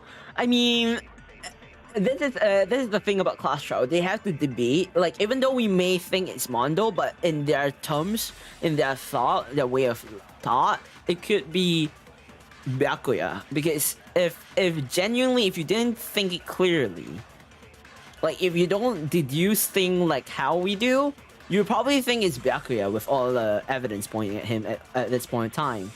You know? The proof that Byakuya is hidden within the rope? I guess it's possible, but first, the item she had been bound was was used like rope, but was it actually a rope? No, it wasn't. Byakuya didn't use rope. He used a very specific object. I know what it is. That's right! Then there must be something... Hey, Byakuya, where'd you... I'd never seen that rope before in my life. Give it. No, it's wrong! Give the answer! Actually, I'm pretty sure you have seen it before. Because, you see, that rope, or should I say, that extension cord? What? An extension cord? Byakuya, you've used the extension cord in the library more than once, haven't you? And the same extension cord that was in the library all this time went missing after the murder. And there's no way someone who uses that extension cord as much as you do wouldn't discover that fact. And Byakuya must be the one who took the extension cord. I can't imagine any other possibility. That's really what you think? Then your conclusion is something like this? I killed Chihiro in the girls' locker room, then hung her up and wrote that bloody message. I intentionally made it look like Genocide Jack was behind it. Is that about right? He's doing it again. He's totally calm, totally unconcerned, as if he's not even involved. Wait, not even involved? What's wrong? I asked you if you think that's what happened. Hell yes, that's what happened. So that's it, right? Byakuya's the killer. I don't disagree with not disagreeing. He kept calling this a game, right? So he'd be totally willing to do something like this to win. Sorry, but could we hold on just a second? I think we need to talk about this a little more. Huh? Do we really need to? We've already decided who did it. I know, but still, there's something that's still bothering me. Is that right? And what, pray tell, is still bothering you? I killed her in the girls' locker room, then disguised my crime. Specifically, I dressed it up to make it look like it was the work of a homicidal psychopath. What about all that bothers you? Wait, what was that just now? Something's not right. Chihiro's body was definitely found in the girls' locker room, but does that mean... Can I really just accept what Byakuya said as the truth? No, I don't think so. There's definitely something off about what he said. Genocide Jack's presence, the scene of crime, the extension cord, the scene of the crime doesn't make sense. Doesn't make any sense. Killed Chihiro in the girls' locker room, right? But are you sure about that? Isn't it possible that the murder took place somewhere else? How disappointing. What kind of question is that? Even in the world of disappointments, this is a true letdown. She was found dead in the girls' locker room. There is absolutely no question about that. How could the scene of the crime have been anywhere else? Well, I think it's entirely possible that she was killed somewhere else, then carried there later, along with the rest of the murder scene. The rest of the murder scene? That was awfully specific. Please tell me you have a reason for saying all of that. I believe I do. Hey, Byakuya, did I just take you off guard? When the story suddenly moved to the crime scene, Byakuya, who's been so confident up to now, maybe Byakuya could never even realize that the actual scene of the crime could have been somewhere else. Don't just move on without permission! What do you mean she was killed somewhere else? Come on, Makoto. If there's any chance the murder took place somewhere else, let's see the proof. Oh, there's plenty of proof. Evidence that shows the murder took place somewhere else. There was something that was switched between the boys and girls' locker room. I'm guessing it's the posters. Blood was found on the poster in the girls' locker room. The poster featured a big-breasted supermodel popular among young boys. Meanwhile, the poster in the boys' locker room was for a boy band popular with teenage girls. I got it! The proof that she was killed somewhere else is the poster that's hanging in each locker room. Your proof is some posters? The poster in the girls' locker room was a picture of a big-boobed supermodel. But don't you think that's kind of strange? Why would the girls' locker room have a poster like that? I bet those massive jugs of hers were totally fake! Meanwhile, the boys' locker room had a poster of the super popular boy band Tornado. Again, that doesn't really seem to belong in a boys' locker room. So you're saying that maybe the posters were switched? And there's one other thing I noticed about the locker rooms. The You know carpet. what I'm talking about, right, Sakura? You're referring to my protein coffee, aren't you? Protein coffee? While I was in the girls' locker room earlier, I spilled some protein coffee on the carpet.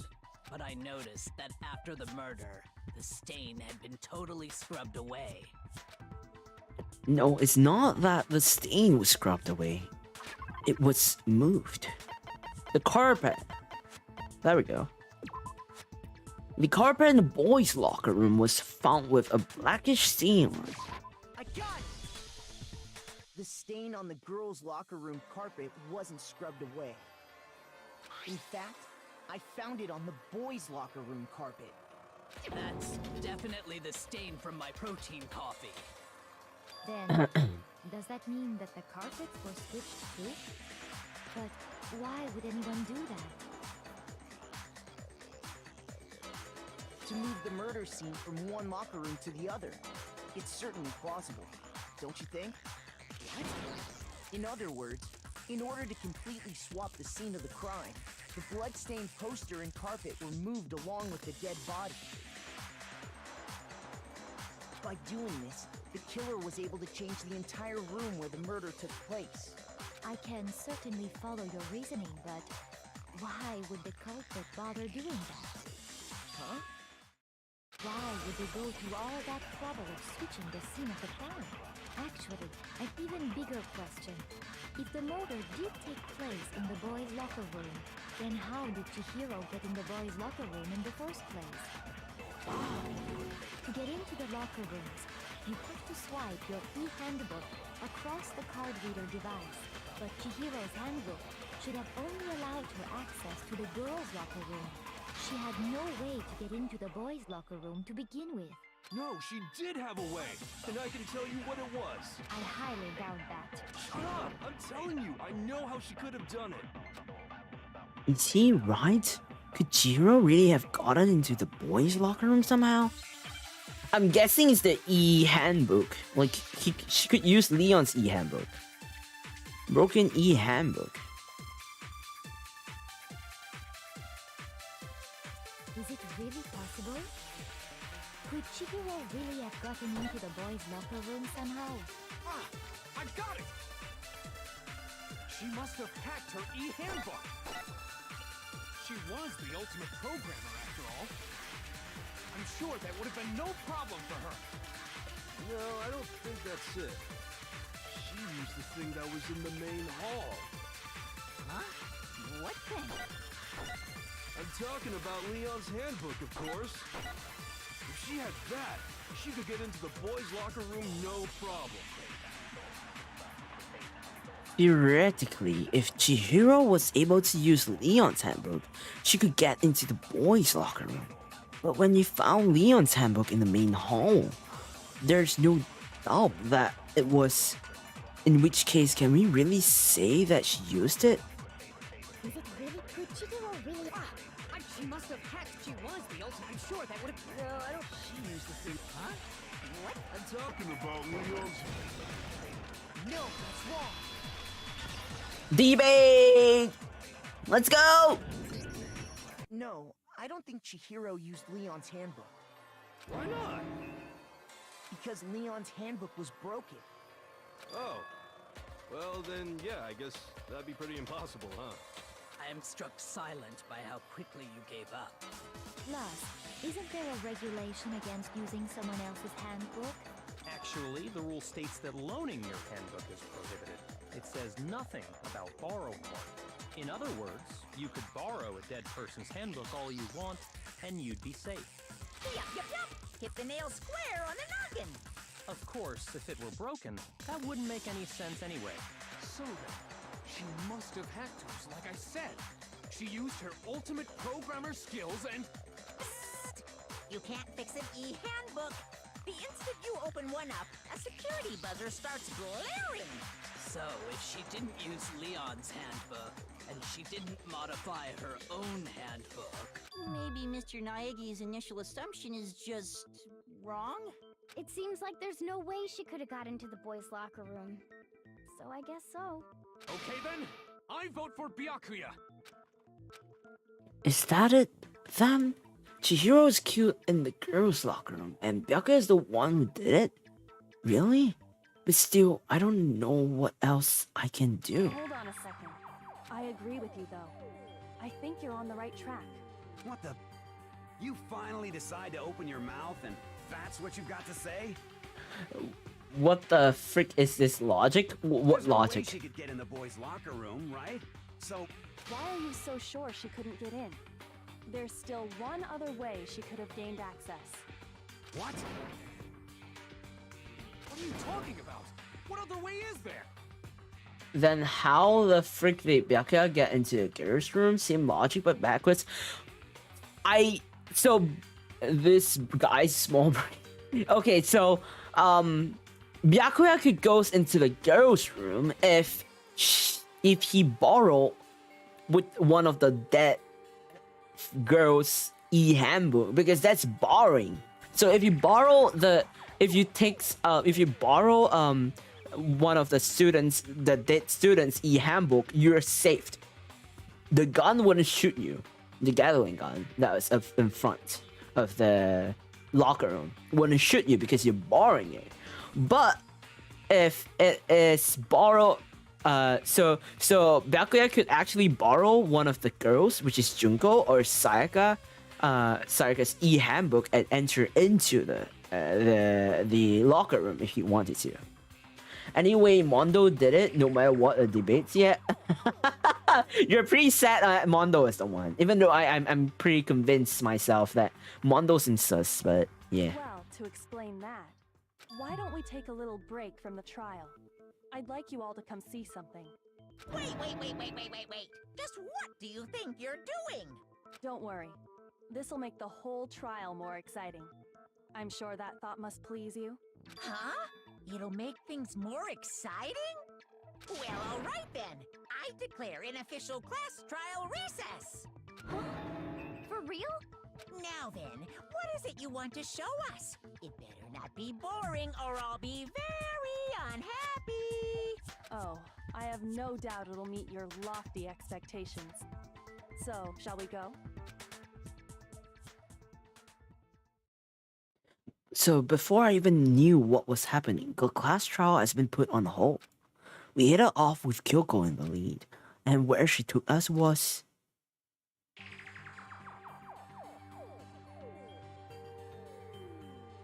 The girls' locker room? You've already searched this place top to bottom! What are you trying to pull, Missy?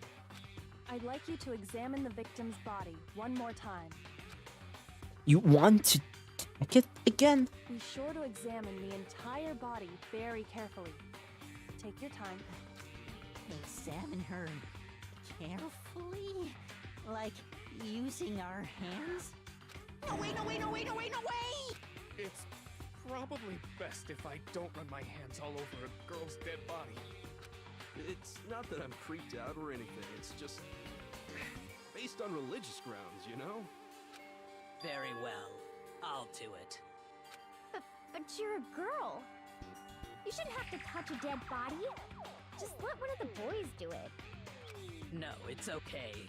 I think Chihiro would rather have a girl examine her. So just leave this to me. Sakura. What is this? Some kind of secret girl-on-girl action? Is that what you two are about? First, wait.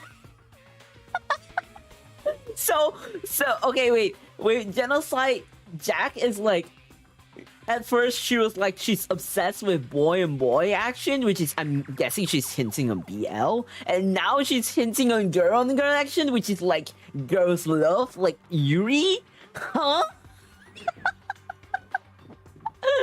Bro, tongues are not this long normally. I mean, it's anime logic. That's not it at all. Stop screwing around. Okay, here I go. I'm sorry, Chihiro. Please excuse the intrusion. Putting her hands together in a brief prayer, Sakura then began to quietly examine her body. Be sure to check her entire body, and I believe we will solve this particular mystery. Imagine your tongue going down to your neck. Her entire Nah. body? I know you say that, but... What? This is... What is this... What is it? Not possible. It's not possible. Sakura's eyes were staring wildly at Chihiro's lifeless form. Her massive frame trembled. This girl is what? Is a boy. What the?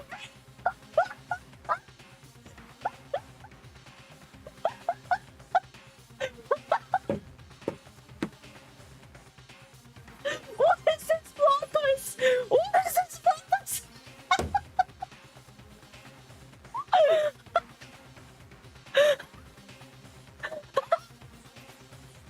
What? What kind of plot twist is this?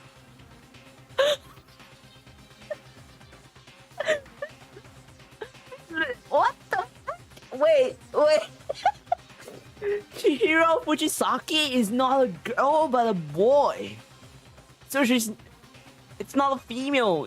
It's a trap. It's a trap, guys. It's a trap. Oh my god. Ah, I see. So she was actually a he. Interesting. Thank you for confirming this fact. You're joking, right? I wouldn't joke about this. It's really true? Chihiro was a guy? Oh, what? You guys didn't know? Heck, I knew that right off the bat. Chihiro Fujisaki was totally a guy. What is this plot twist? What? He was a cross-dresser? Oh, I'm really on fire! I wish I had killed him! So that's what Kyoko wanted to show everyone, huh? Yes, that certainly does make things much more exciting. Now let's ride this wave of excitement back to the courtroom and get back to the trial. What? Oh my god. I do apologize for keeping you waiting. Now then, let's resume the class trial. Before we resume the class trial, let me go to the washroom real quick. Oh my god, it's more shocking. Yeah, okay, let me quickly go to the washroom real quick and we'll be right back, okay?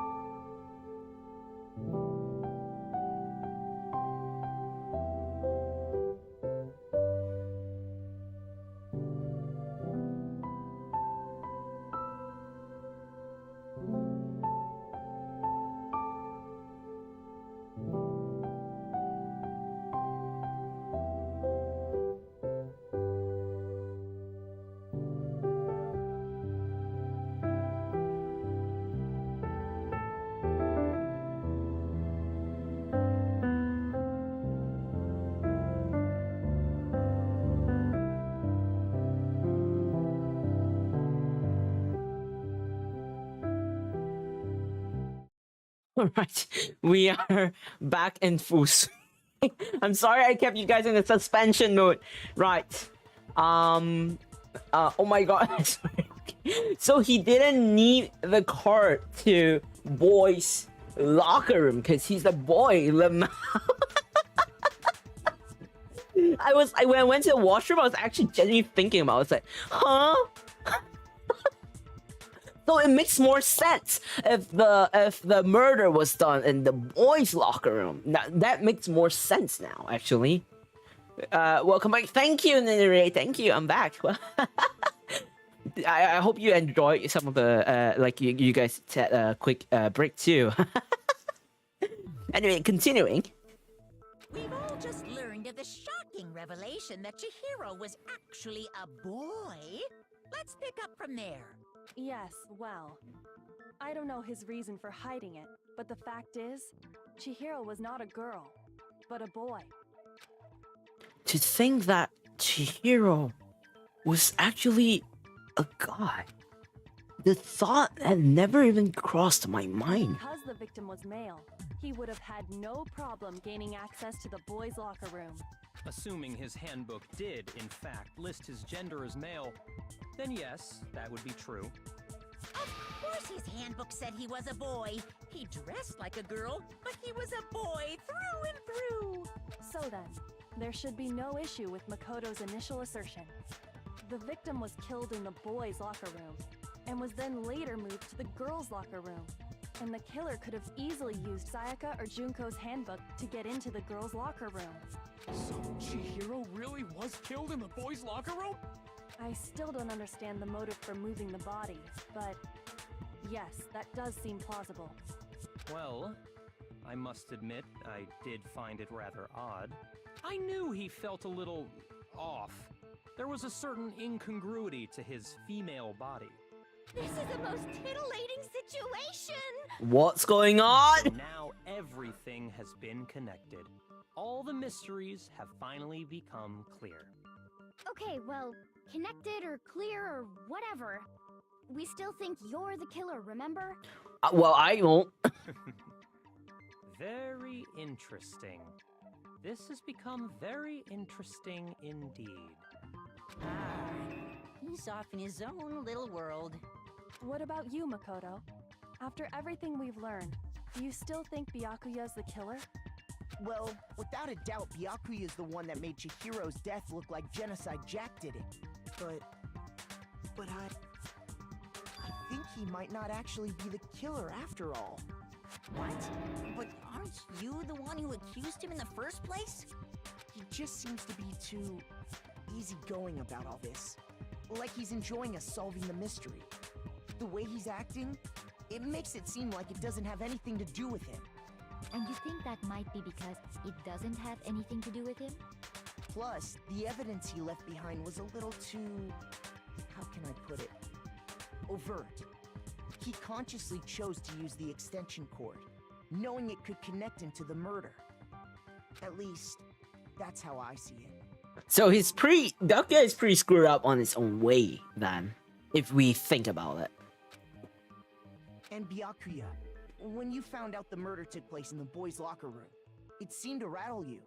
And then again, when you found out Chihiro was actually a guy, if you really were the killer, that stuff wouldn't have had any effect on you. So that's your thinking, huh? Well, it bothers me that you don't have more concrete reasons, but it's fine. I guess I'll mark it as correct for the time being. Mark it as correct? He's right. I am not the culprit. I just happened to come across the corpse in the girls' locker room and decided to alter it. Are you fucking with us right now? No, I am not effing with you right now. I'm telling you the truth. Well, I find it very hard to believe. Go ahead. Find it very hard to believe. You're free to be executed along with the rest of us. If you're really telling the truth, then why? Why do you do that to his body? My reasons hardly matter right now. Uncovering the culprit is much more important, wouldn't you say? Now then, If it wasn't me, who was it? Indeed, who was it? Well, I don't think I can say for sure without talking about it a little more. I mean, we kind of know who it is, but you know. You're seriously gonna keep going? We're all good, aren't we? I thought it was clear Byakuya did it. No. We're gonna all get executed if we continue thinking that way. No, I'm with Makoto. If there's any doubt whatsoever, we need to explore every possibility. Because if we're wrong, we all die here. That's true. Very well then. I'm with you too. Damn straight. Count me in. Do you not have a mind of your own? Of course I do. What am I, an ant or something? Anyway, let's discuss this all as a group one more time. We still have time to make our decision. That's very true. Our lives are all on the line. Excellent. Then shall we resume our game of hide and seek? But if Byakuya didn't do it, then who's the real killer? Who murdered Chihiro? There's one thing we can be sure that we know about the killer. The killer was able to regain access, was able to gain access to the real murder scene, which means the killer is a guy, the killer is a girl, the killer is Genocide Jack. The killer is most definitely a guy. Wait, did you just say the word sus? The moment you say the word sus, this will play. Since the crime scene was the boys' locker room, you would need a boys' handbook to get in. Since Leon's handbook is apparently broken, the killer would have had to use their own. I think that every time someone says I might end up playing that track. I do have a few other like there's the brawl and the boom, and there's also censorship. In other words, it had to have been a guy. But that's still not enough. I need to find some more clues.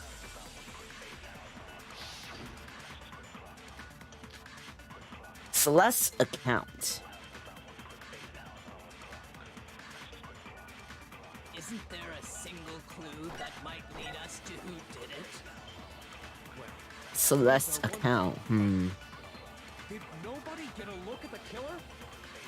What? Sure, if someone saw the killer, they would have said something by now. Indeed. Perhaps someone saw the victim at some point. Even that might be enough for now. Yeah. All we need right now is any kind of new info. It's over. It's all over. You want to know who saw the victim? The killer. And only the killer. And it's not like they're just gonna turn themselves in. Game over, man. Game over. Bro.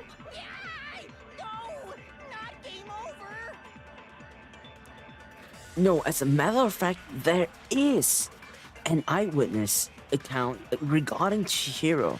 She has more information about that. So this is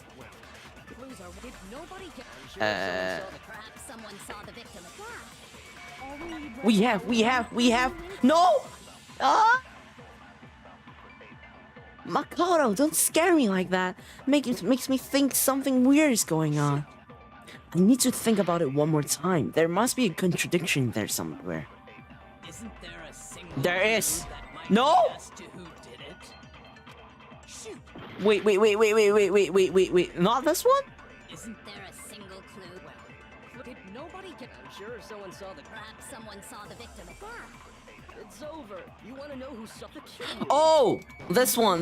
Yeah, this one. No, that's wrong. Okay. I forgot that was the third one. The third one at the back. I forgot. I believe someone else did see the victim before he was murdered. What do you think, Celeste?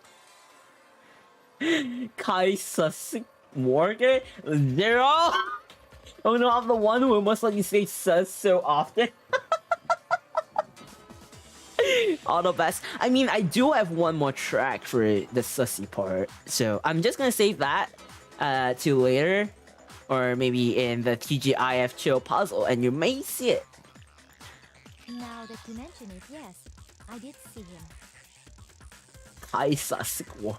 Zero, stop! No, Zero. No. Really? Oh, but I suppose only Makoto knows about this. The rest of you had no idea, did you? That is why you're all making such ugly noises. Whatever! Just hurry up and tell us! Sus. Oh, the word sus came up. It was last night, right before nighttime. I saw Chihiro in the dormitory warehouse. I saw him stuffing a track jacket into a duffel bag. And then, I assume, he headed off to exercise. A track jacket and a duffel bag? But we didn't find anything like that at the murder scene. It seems likely that the culprit destroyed them to get rid of any evidence. And that is when he said something that struck me as rather odd. Well, I better get going. I'm kind of in a hurry. Chihiro told me he was in a hurry. But why would he be in a hurry? Only if someone were waiting for him, I should think. So, Mr. Fujisaki was on his way to meet with someone, and then they were going to work out together? But Hina and I had invited him to exercise with us plenty of times, and he always declined. Probably because he was afraid you'd find out the secret he was hiding, right? Which means that conversely, he must have trusted whoever he was meeting with very much. You know, so that he wouldn't risk his secret being revealed. Oh, we know where this is going. What a marvelous friendship! The point is, whoever he met up with is the culprit, right? So we just gotta figure out who it was. But knowing what we know, I can't even guess. No, you already have what you need to make the connection. Huh? You know who the killer is. Wait, I keep thinking that I'm peeking. I don't know why. I keep thinking I'm peeking, so I'm gonna tone this a little. I keep looking at OBS, and I keep looking that I'm kind of peeking every time I talk. I think. Seriously? Please let me know if I'm peeking or not. Who is it? Who's the killer? Think back to the track jacket and duffel bag the killer disposed of. Focus on the details of these items, and it should become obvious who was waiting for him. Are you sure about that? You really think we can figure out who did it based on two pieces of evidence that we don't have? What? You want to track down some fingerprints or something? Even if we had the equipment for that, we wouldn't know how to use it. As was noted, the evidence is already gone. There's nothing to get fingerprints from. Maybe, but we can make certain inferences if we just take the time to talk it out. Easy for you to say, but fine. Celeste, did you notice anything special about the bag or jacket? The bag was just a normal duffel bag from the warehouse. All the bags in there are the same, so I can't imagine what would make that one special.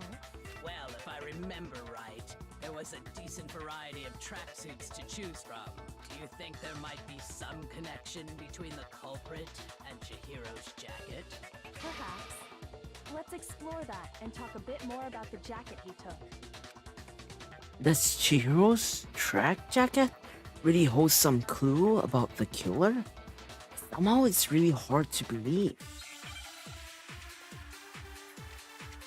So they want us to concentrate on the word track jacket. Interesting. First of all, we know where Chihiro was heading. He was on his way to go exercise. So next we have to ask, why did he choose the specific tracksuit that he did? What do you mean, the specific tracksuit? I got it! He picked that tracksuit because... It matched the one the culprit was wearing. So, what you're saying is, the killer was wearing the same blue tracksuit as him? My tracksuit is black. I don't even have a tracksuit. Cause exercising sucks. I have a white tracksuit personally. I got it from the warehouse, if you must know. Did any of that really help us get any closer to figuring out who the culprit is? No way. Not a chance. You heard him, right? What he just said without even realizing it?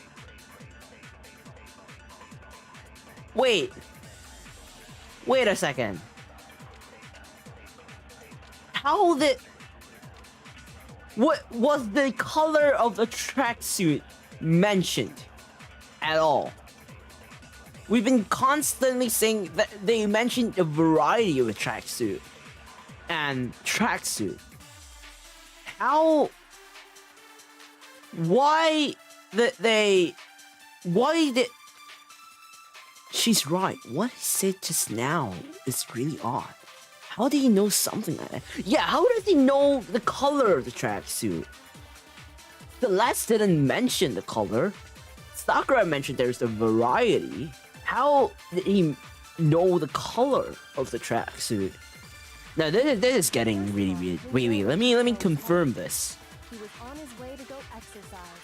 Okay. So next we have to ask, why did he choose the specific tracksuit that he did? What do you mean, the specific tracksuit? I got it!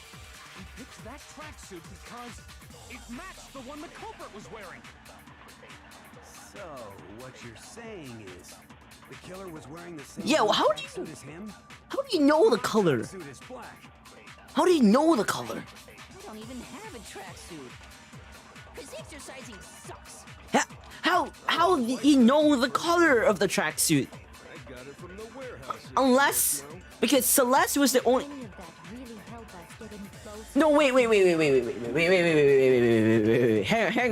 Hang on a second. Whoa. Hang on a second. No one's have seen Chihiro Fujisaki. No one has seen him. Sorry, no one has seen him before his death, besides Celeste and the person that he was with in the gym to work out.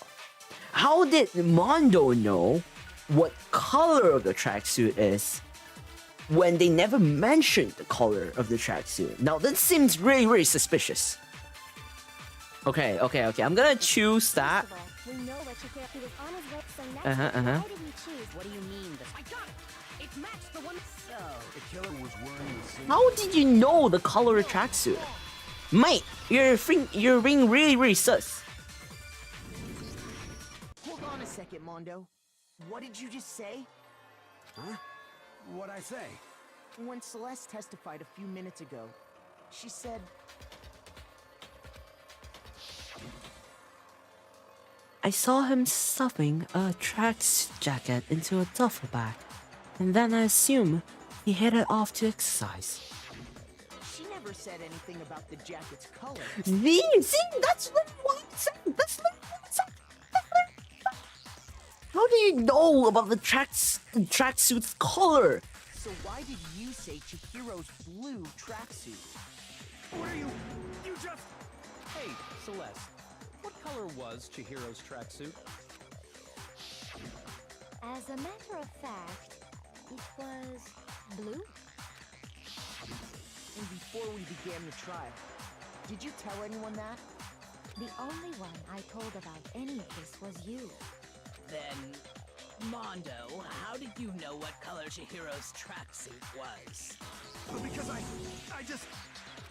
sure he saw the clothes at some point in the investigation. No, that can't be it. The bag and clothes were surely disposed of by the time we began our investigation. Then the only reason he could have known what color the tracksuit was is if he saw Cherry with it before he died. That's the only possibility. Cherry? Are you talking about Chihiro? So, how about it? Did you see the tracksuit or didn't you? just by chance. I just happened to see it last night. He walked past me, and he was carrying the tracksuit in his hands. No, that can't be it either. According to Celeste's testimony, She stuffed the jacket in her bag in a hurry. It was almost like she was trying to hide it. And just like that, she was gone. when Celeste noticed it, Chihiro made a point of making sure the jacket was completely in the bag. If you just ran into him briefly, you couldn't possibly have seen what color the tracksuit was. It would appear you've dug your own grave. Perhaps. But you handed him the shovel, didn't you? That's why you said what you did. Focus on the tracksuit and it'll be obvious who he met with? What a bunch of nonsense. Ah, now I understand. It was all one big bluff, wasn't it? Your true intention was to draw a slip of the tongue from the culprit. That's why you said you knew who did it, to put them on edge. That's right. However, Mondo was my target all along. I had my suspicions about him from the very beginning. But why? What made you so suspicious? That's a good question. The way he talked, the way he was acting, because I hate him.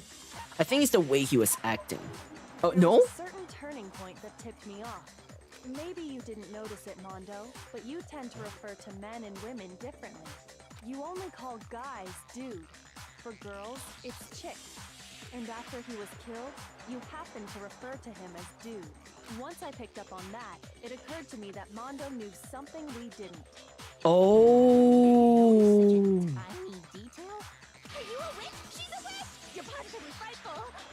No, I'm not the frightful one. Not nearly as frightful as someone capable of murdering a friend. Mondo, was it really you? Oh my god. Did you really kill Chihiro? Oh my god. I didn't kill anyone! You've been all over me, judging everything I say, putting words in my mouth. What gives you the right to treat me like a goddamn criminal? Yeah! He would never do something like that! This is a false accusation! It's true. My reasoning on that is pretty shaky. That was fast. Well, this does present us with a problem. It seems we are all out of leads. My time has nearly come. That's what my little ghost friend is telling me. Oh yeah, that reminds me. Hifumi, weren't you telling me you'd found some evidence? Really? What kind of evidence? Actually, now that I'm thinking about it here calmly, it might not be all that relevant. Jeez, did your confidence just get up and walk away? It's fine, man. Just tell us. If you really insist, then, here it is. What do you have there? It happens to be an e-handbook. I found it laying on the ground, so I scooped it up. You found it on the ground, right? Then it must belong to heroes? We know Chihiro's handbook was missing from the scene of the crime, right? For a fact. For a fact indeed. I was totally sure I'd found it. Then it must hold some clue about the culprit, right? Well, that's what I was hoping. But it's busted. It won't even turn on. I imagine the culprit broke it to get rid of any evidence after the murder. That's odd. I didn't think the handbooks were quite so fragile. You're right. They're not. They're totally waterproof and shock resistant. It would yet. Oh, sorry, does sorry. appear to be broken, as is Leon's, sitting useless in the main hall. Sorry, let me read that for you, okay? Because I skipped it. You're right, they're not. They're totally waterproof and shock resistant. It would take an awful lot to break one. Okay, there we go. For all your confidence, that is a remarkably high failure rate. Do you think there might be some kind of mystery in there somewhere? How precisely did the handbooks get broken? How did the handbook break? There's only one possible explanation. By hitting its weak point, by exploiting a bug, by hacking it, by hitting its weak point. You already told us before that the handbook has one weak point, didn't you? Yeah! You remember that? Sure, maybe I let that slip, but I never told anyone what the weak point actually was. But if the handbook is supposed to never break, and two of them broke in quick succession, Then we can only assume that someone's figured out its weakness. You know what the weakness is, right, Monokuma? So, what is it? You're asking me? I think it's a necessary piece of information if you want this to be a fair trial. But if I tell you, and someone else decides to copy it, that would be very not good. Just tell us already! Why would we want to break our own handbooks? Oh well, I have a weakness for pushy demands. But you're sure you won't follow their example? Then allow me to make a special announcement. The weak point of my cutting-edge e-handbook is... when it's exposed to high temperatures for too long, it will suffer a meltdown and totally break! Oh, yeah, it points to Mondo. It points to Mondo because he had a whole competition in the sauna with Ishimaru. I flippin' knew it! You knew it? Yeah, because I found the handbook laying on the floor of the sauna. The temperature in the sauna can reach over 200 degrees. Strange how you don't get burnt, huh? It's because as your sweat evaporates, it creates a cooling layer of air around your skin. If the hot air of the sauna were somehow pushed directly onto your skin, you'd definitely get fried. That layer of air would get blown away. That's why you may feel a burning when you move around. So when you're in a sauna, make sure to keep nice and still. Interesting. I learned one new fact today. That is a mere trifling speck of knowledge. Anyway, if you found the victim's handbook in the sauna, then the killer must have been purposely trying to raise its temperature in order to break it. meaning the culprit somehow knew its weakness. But how'd they find out? Monokuma said he didn't tell anyone, right? Indeed. Quite the mystery. What if they found out by accident? What do you mean by accident? What if the killer took their own handbook into the sauna, not knowing its weakness, and it broke? They'd realize it was broken, of course, and it wouldn't be hard to figure out why. And once they had Chihiro's handbook, they knew they had an easy way to dispose of it. I won't say it's not possible, but who would have done something like that?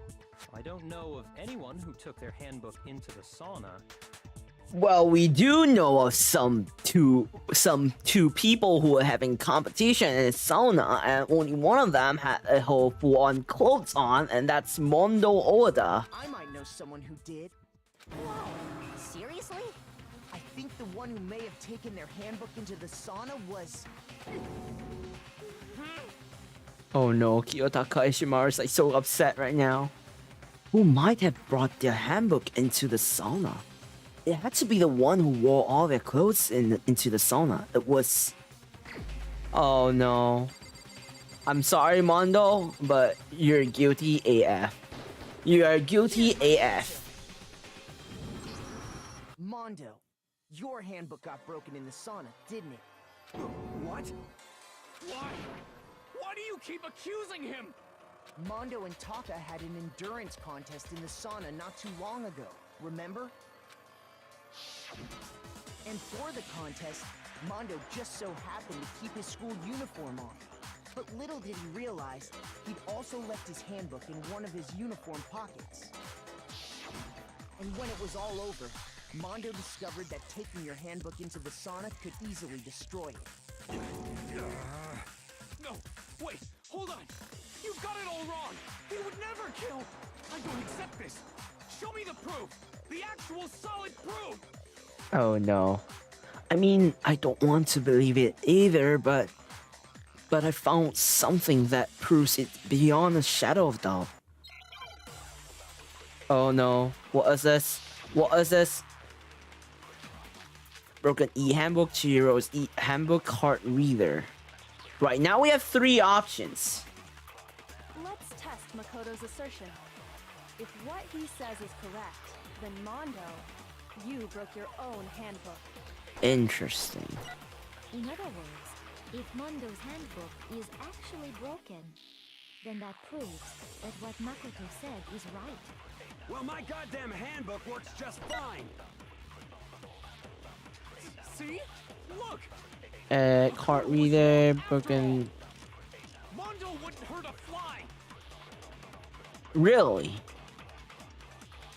I'm sure Mondo's handbook broke during the sauna showdown. If I can just prove that, then that would show that the handbook Mondo has must actually be... Chihiro's?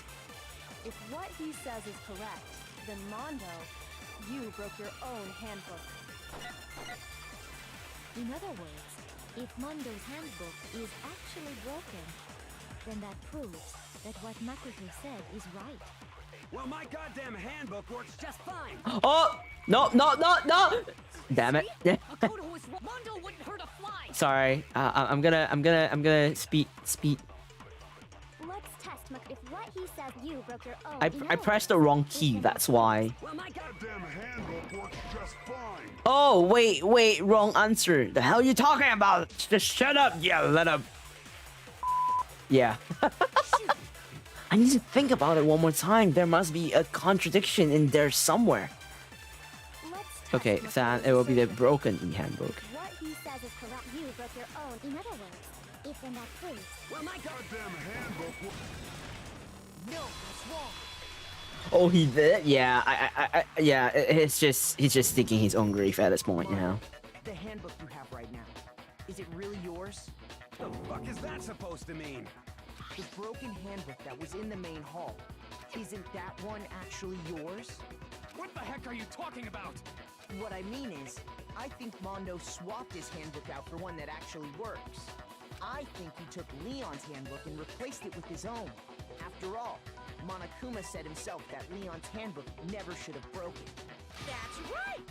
The punishment it suffered wasn't nearly enough to destroy it. So then, the broken handbook in the main hall is actually Mondo's, which would mean that the handbook Mondo has right now is actually Leon's. Yes, but doesn't that violate the school regulation that says loaning out your handbook is prohibited? Well, here's how I look at it.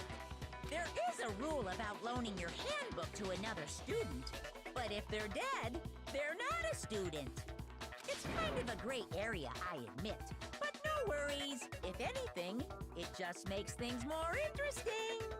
As such, I decree that exchanging handbooks with a corpse is not a violation of the rules. Well, Mondo, if I'm wrong about this, you're welcome to say so. I'm happy to admit I made a mistake, but... Son of a bitch. What's wrong, bro? Come on, tell him he's wrong. Oh no. Oh no. You are wrong. You have to be wrong. We're in the climax, aren't we? Everything you just said is wrong. You made it all up. Okay, then why don't we look back on this case one more time, from the beginning. That way, everything will become clear, and we'll all see if I was right or wrong. Oh, we are the closing argument, ain't it? Oh no. Right, we have this one. Okay, and then lock in.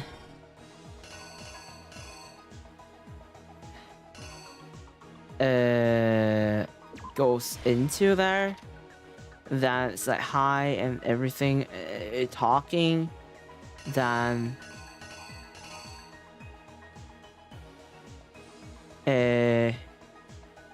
this one? No. Oh, he's weightlifting and then talking and then hit it, and then end up. Oh no. End up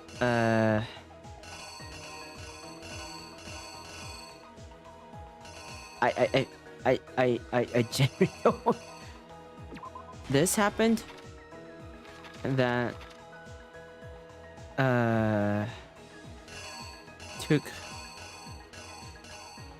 this one,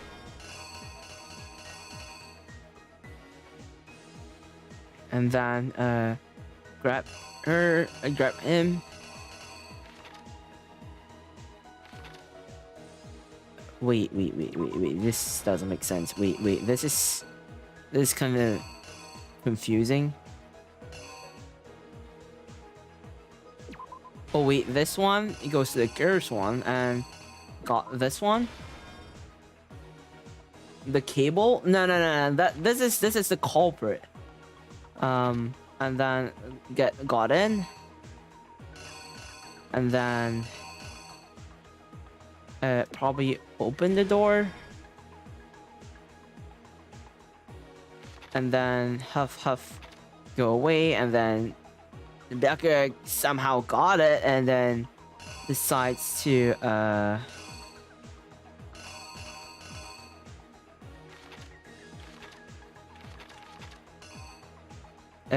get the claw, and then like this, took it and draw this, and then he went to the bathhouse, go in and threw it in. I think that's it. Here's exactly what happened. I think that's the correct one. First, let's take a look back to before the incident. Last night, Celeste saw Chihiro in the warehouse, correct? At the time, she was apparently stuffing something into a duffel bag. That something was a blue tracksuit. You can confirm this, right, Celeste?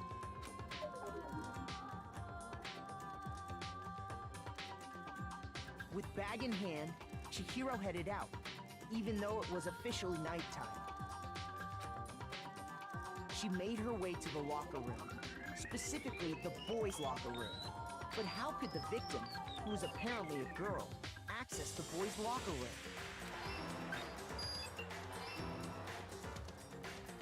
Simple, because she was really a he, which is why he was able to use his own handbook to gain entrance to the boys' locker room. Once inside, he met with someone there, and the person he met was the one who killed him.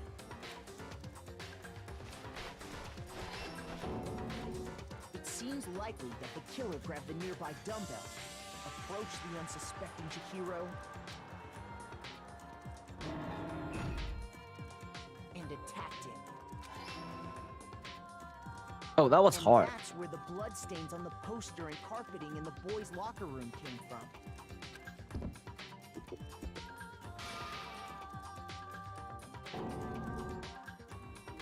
It was likely in the heat of the moment.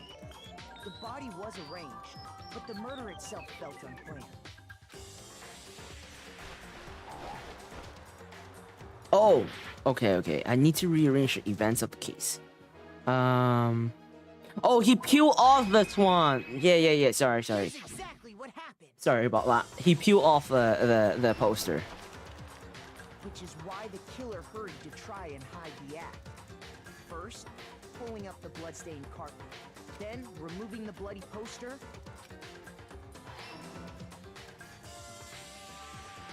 and finally carrying the corpse into the girls' locker room. A girl's handbook was necessary to get into the locker room, of course, but this alone doesn't prove that the killer was necessarily a girl. After all, Sayaka and Junko's handbooks had been placed in the main hall. Using one of those, a boy could get into the girls' locker room without much problem. Huh? What?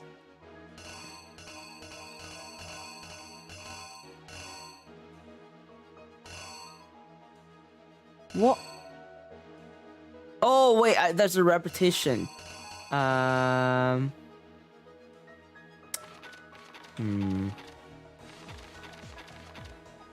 Maybe he put up the posters. The killer is you. Ayaka and Junko's handbooks had been placed in the main hall. Using one of those, a boy could get into the girls' locker room without much problem. Oh, okay, I was right. And that's exactly how the killer did it. With the carpet and the poster they brought with them, they got to work. They changed the layout of the boys' and girls' locker room in what you might call a crime scene switch. That could have been the end of things, but no. Byakuya discovered the body and decided to intervene in the situation, making things even more complicated. So, after stumbling on the crime scene, he went and grabbed the extension cord from the library, and then he got to work. He used the cord to string up Chihiro's lifeless body.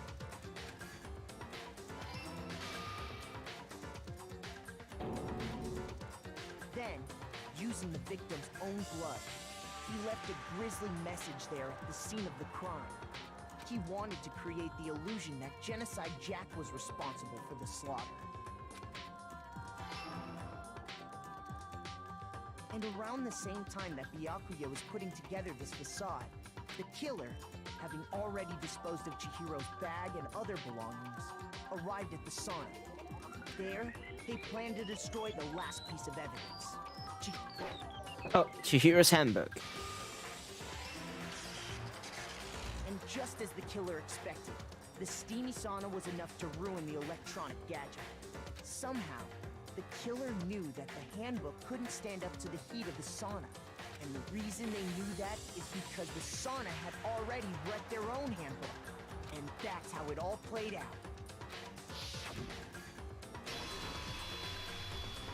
Isn't that right, Mondo Arata? So my theory was correct the whole time.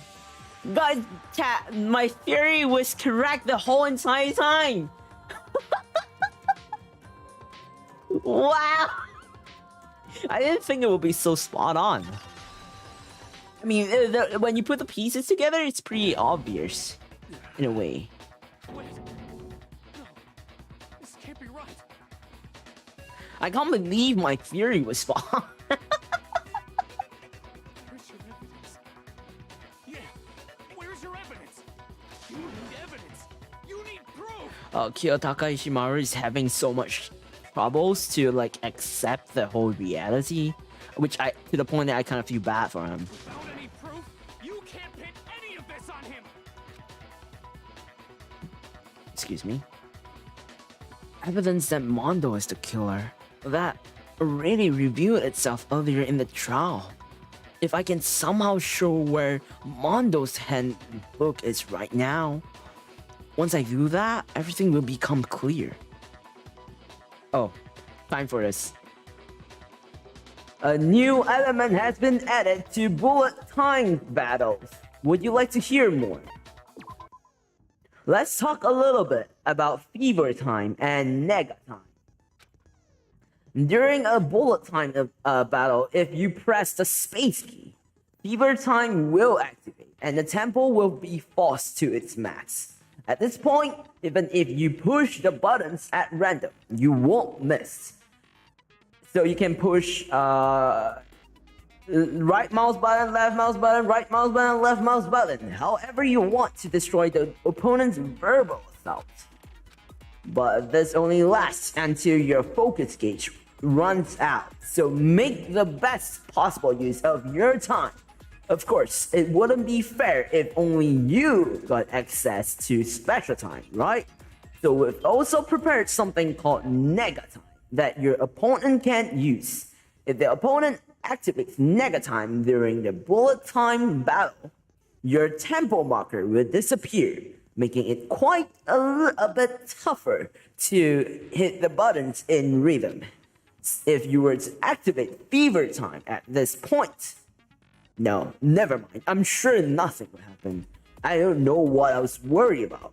Unsurprisingly, if your action difficulty is set to gentle, the opponent won't use nega time. Well then, good luck and have fun! Yeah, just make him show his handbook. I mean, it works differently. The moment of truth. Right. Show me some evidence. Oh. You're wrong. I won't listen. I refute you. False. Show me some evidence. I have to concentrate on the rhythm. Because it's gonna get faster. Refuse to vote. Show me some evidence. You're wrong. Ah! I won't listen. I can't tell. I refute you. False. Wait, what's the hit? Wait, where's the hit? Where's the hit? I won't listen. False. You're corrupt. I refuse to vote. I refute you. Show me some evidence. I'm sorry, I couldn't tell the whole thing. Use your power doing his negative, bro. I used it. I used it. So far is right. I used it, mate. I used it. Don't worry about it. I used it. Mondo must have replaced his broken handbook with Leon's. In which case, we can just check each of our handbooks right now. Once we do that, we'll... We don't gotta do that. Huh? Yeah. Yeah.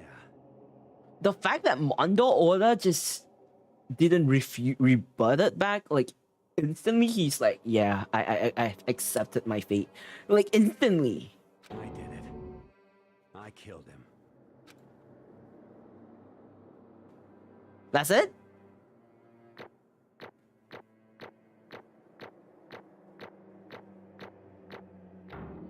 That's it?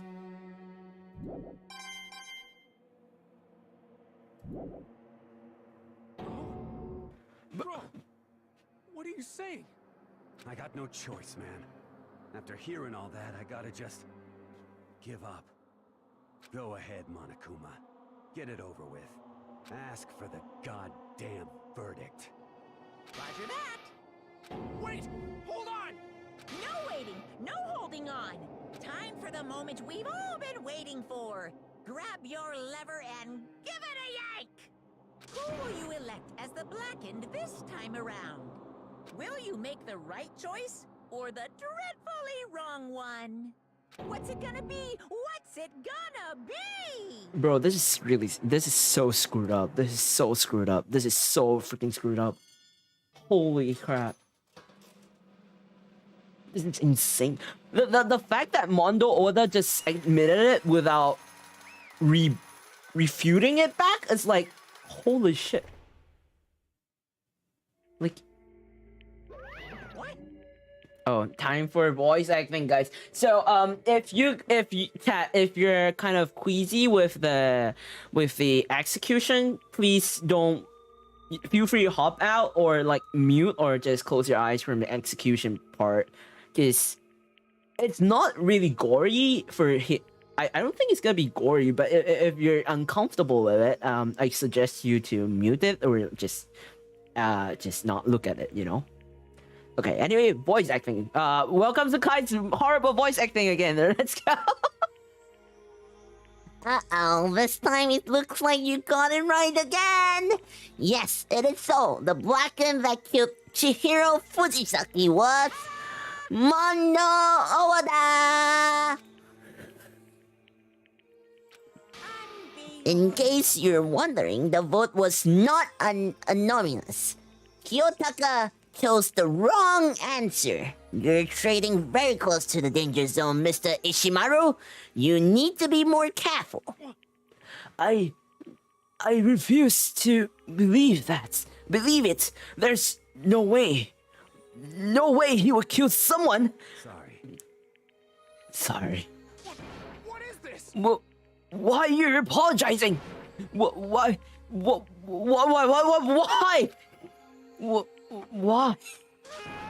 Why did you do it? Now then. Well, it looks like Mondo's picking a vow of silence, so allow me to explain on his behalf. Actually, The story of the murder this time is the sad story of two men. Oh, but for anyone who doesn't want to hear it, you can hit the control key to fast forward the text. I love the fourth wall, the third wall breaking thing. Breaking of the walls. Was it the fourth wall or the third wall? I can't remember. Anyway, there was once a young boy, and his name was Chihiro Fujisaki. He had an extreme inferiority complex regarding his own lack of strength. You're so weak, even though you're a boy! He heard things like that as long as he could remember, and he couldn't overcome his weakness. On the contrary, he tried to hide and bury himself further and further into that weakness. To take on the fragile form of a petite young girl. He had chosen that as his way out. Now, nobody will be able to say anything about even though you're a boy. But no matter how tightly he wrapped himself up in that chow, the inferiority complex had already taken root deep inside of him and was not so easily weeded out. As it turned out, the shell was completely empty. The complex didn't disappear. Instead, it only grew stronger and stronger. I'm weak. Weak. Bro, you gotta chill. You gotta chill. Once the killing game had begun here at the school, he had no choice but to accept this fact. After all, this world is survival of the fittest. If you're not strong, you don't survive. And then the lovely and hateful Monokuma announced the revealing of the embarrassing secret, which of course included Chihiro's embarrassing secret, which I was more than willing to divulge. Even though he dresses like a girl, Chihiro is actually a boy. And that was something Chihiro couldn't let anyone find out no matter the cost. If that was revealed, it would be the end. The hardened shell would crack, the armor would fall away, without a doubt. Those around him would torture him more than ever before. Everyone figured being thrust into such a dilemma must have sent him spiraling into despair.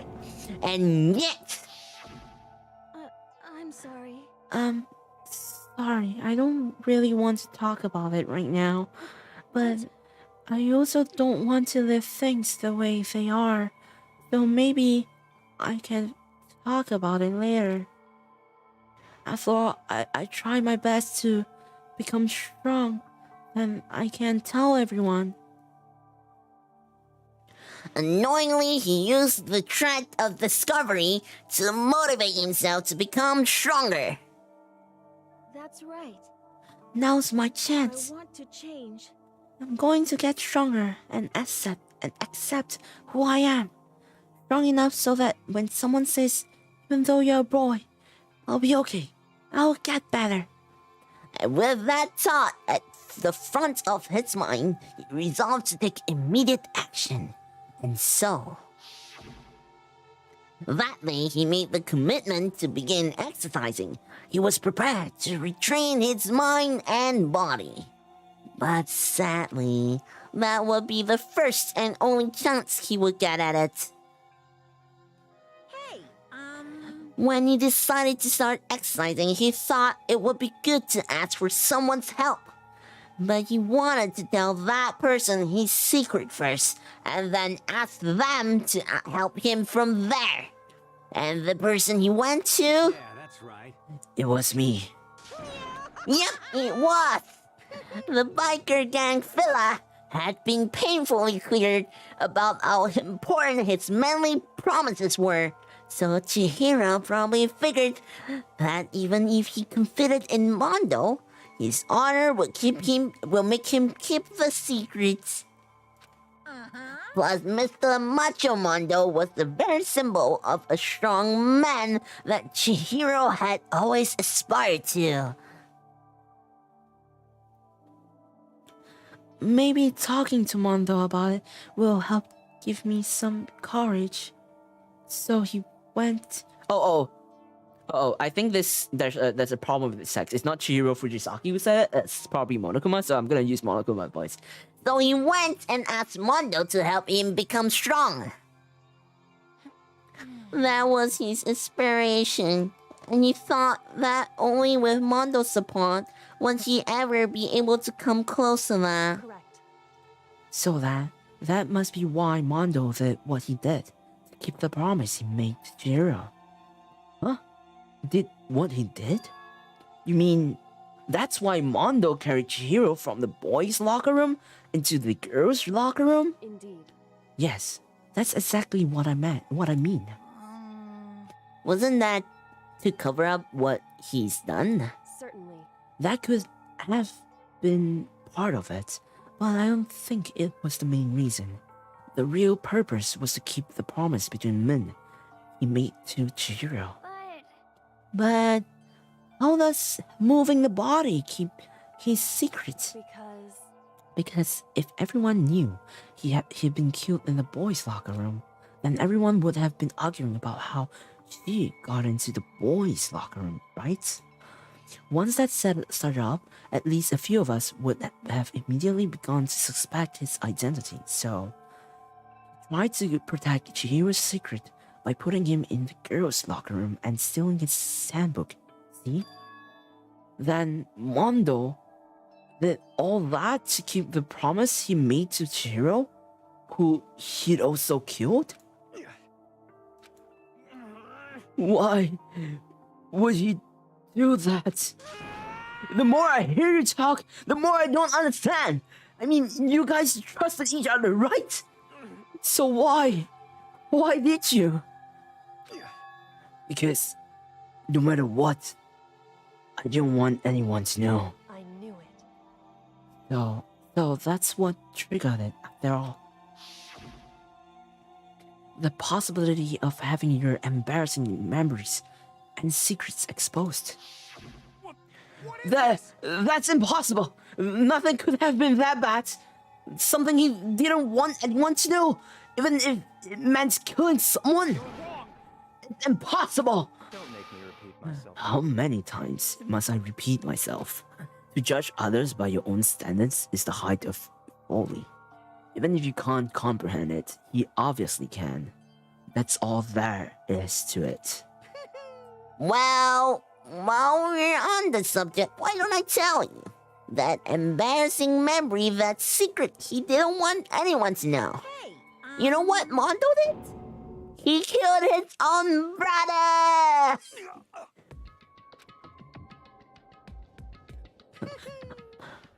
Mondo, the ultimate biker gang leader, makes all the hoodlums and riffraff across the country tremble.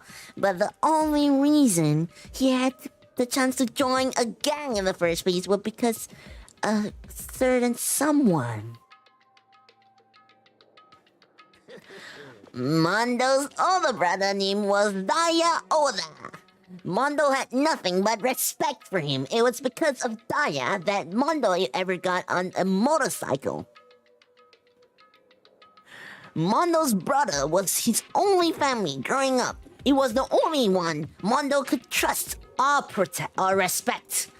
He wanted to measure up to his big brother, so he imitated him in everything he did. Mondo was the epitome of the starry-eyed kid brother. Meanwhile, the charismatic older brother had put together a local motorcycle gang. And before anyone knew it, it had grown into the biggest biker gang in the country.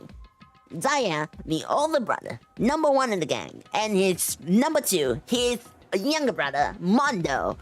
In the beginning, everything was peaches and gravy. But when Mondo started to think about how he would have to take over the gang from his brother someday, his brother's greatness, his reputation began to gnaw on Mondo's very soul. Oh my god. This is not the announcement voice, so I'm gonna change the voice real quick to something different. The kid's gonna take over for Daya, huh? Daya created this gang with his bare hands. Mono's just along for the ride. Can someone like that really be a leader? All they'll do is make the gang look bad. Almost every day, Mondo heard the gossip and whispers of the other members of the gang. Which is why... I gotta get stronger. Stronger than Daya. Once, just one time. No matter what, I gotta win. I don't care what it takes. I gotta come on top. And on the night of his amazing brother's retirement ceremony, Mondo challenged him to a street race. But during this race, tragedy struck. The kid brother pushed ahead with reckless abandon, eager for victory and dashed into oncoming traffic. But suddenly...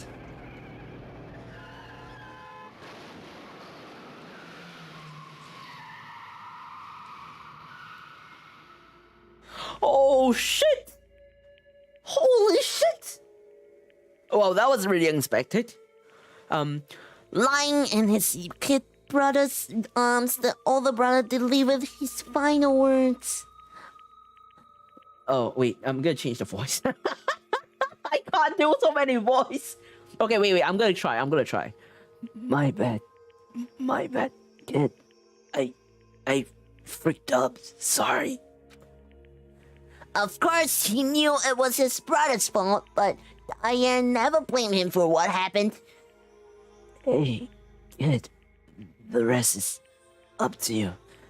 No matter what, you gotta keep the gang together. It's the team you and me put together. It's a promise between men. He decided to hide the truth of what happened from everyone else in the gang in order to keep the gang together and keep the promise to his brother. He could never admit to anyone that it was his own witness that had caused the accident. And as a result, the team was made even stronger under the banner of the kid who had bested his big brother. Daya was gonna lose to his kid brother, so he got stupid and got himself killed. That became the explanation for what happened. Mondo's lie became the truth. He wanted to lead the team so bad, he was willing to tell all kinds of lies about his brother. I'm strong. Strong. And yet, as soon as our killing game began, he realized no matter how tough he pretended to be, he was just another weakling that could die in an instant. And then the lovely, the hateful Monokuma announced the revealing of the embarrassing secrets. At that point, it was clear I would have no problem shedding light on his secrets. Mondo killed his own older brother. No matter what, I couldn't let the other gang members find out. If that happened, everything would have been ruined. Everything me and my brother had worked to create would have been destroyed. His death, all the guilt I've been carrying around, it all would have been for nothing. So that's why Mondo. After I saw what Monokuma had on me, my head filled up with a kind of fuzzy uneasiness and just started swirling around. I've never felt anything like it before. I I didn't know what to do about it. Excuse me? I wasn't sure what to think or say, but after a while, that fuzzy uneasiness turned itself into a rock-hard lump of anxiety way down in my stomach. And it was right around then that Chihiro asked me to start working out with him. And right there, he told me a secret. Seriously? Jesus. I'm sorry. Yeah, I'm sorry I lied to you. But why? Why now? Why are you telling me this all of a sudden? Huh? You kept that secret all this time, right? If anyone found out, you would... But... You're right, but... I want to change. I wrap myself in lies. I'm weak. I want to destroy that version of me forever. His words were like a knife in my gut. I felt like he was exposing the lie I've been living in myself. I have to change. I don't want to be weak anymore. You're so strong. It can't hurt you, right? Whatever secret Monokuma might tell us. You piece of... So what? You're saying I should just say it? What? You're saying if I really am, I should just be able to tell everyone my secrets? Huh?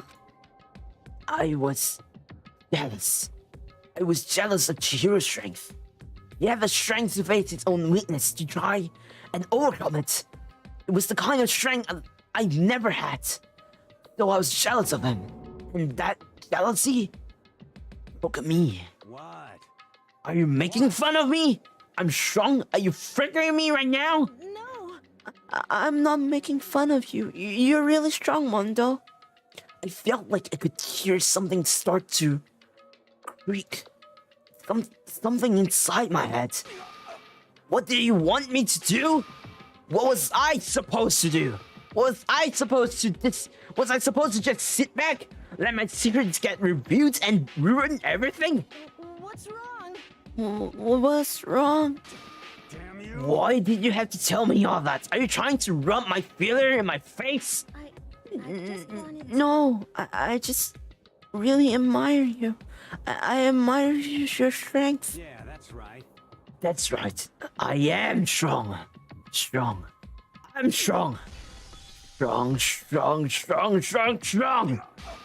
Stronger than you.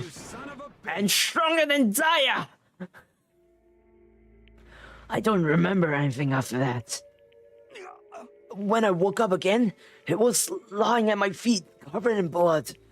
I had a dumbbell in my hand, and I was just staring at him down on the ground. Hey. I killed him. I killed Chihiro. Even after all this time, I'm still just as weak as I've always been. And thanks to that, I did something I can never take back. Mondo.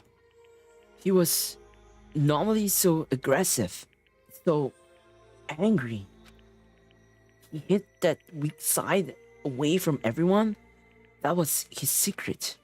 A weakness that lived in a heart like his, and it turned him cold-blooded.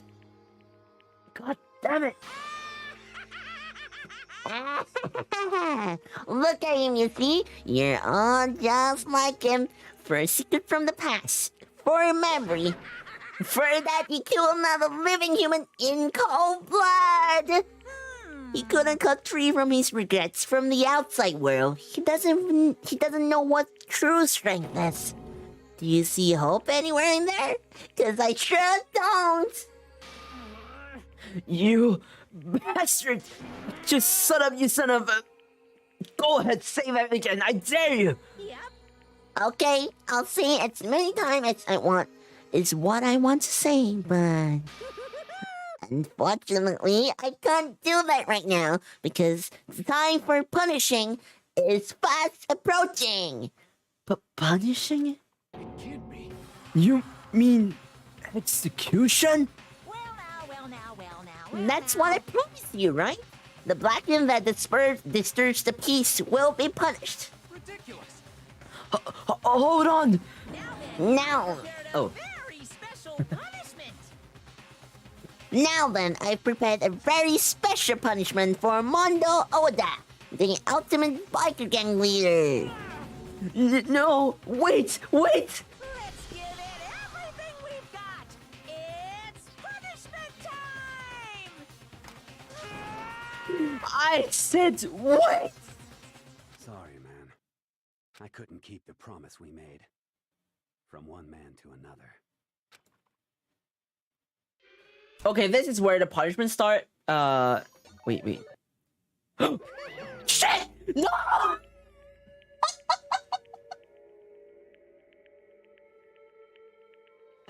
Oh no! I skipped the punishment.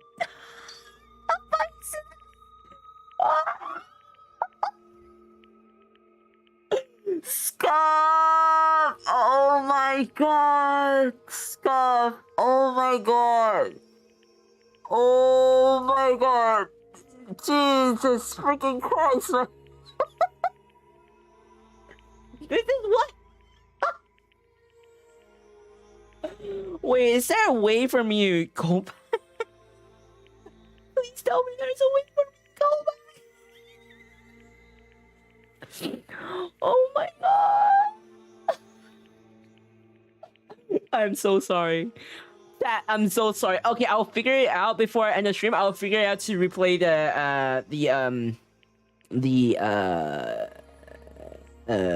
what's that called?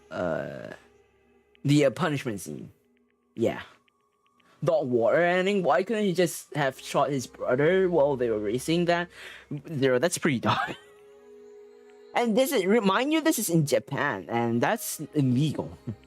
All I heard is Mondo monkey. Oh, crazy pro hero. GG, oh my god. I'm sorry, guys. Chat, before I end the stream, I'll do my best to try to get the execution ending to come out. But for now, let's proceed. Love and death, and your soul will forever be at peace. It can't be my brother. Another murder and another execution. Well, we technically didn't solve the execution because I did scuffed really bad. I want to feel again. Everyone's lives are taken so lightly here. I feel like I might be going mad. Maybe I'll just let it happen.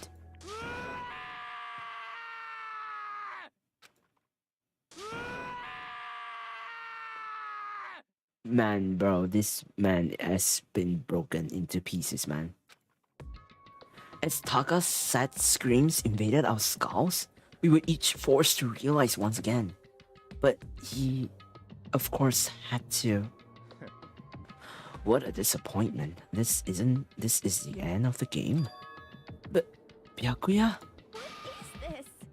You're completely insane, you know that? A game?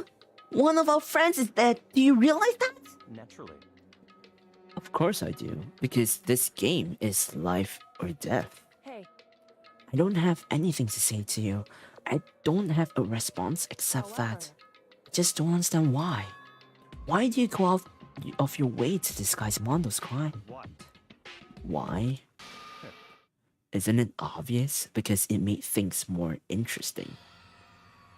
His voice was calm, emotionless, like the voice of death. It chilled me down to the bone. Last night, when the murder took place, I was in the library as usual. Honestly. So, you ignore the nighttime rule too. That rule never mattered to me. I don't recall agreeing to it. There is nothing to be done. Well, I don't particularly care. Please continue. The night grew late, and I decided to return to my room, which is when I stumbled upon him. I spotted Mondo coming out of the girls' locker room. After he'd gone, I looked inside and saw the cops. What? You mean you actually witnessed the murder? He was such a fool. He didn't have the slightest idea that I'd seen him. So you're saying you knew who the culprit was from the very beginning? That's right. Indeed, but if that had been the end of it, how boring would that have been? I mean, what a waste of time to have the answer revealed right at the beginning. Which is why I decided to lend a little helping hand. I thought it would liven things up.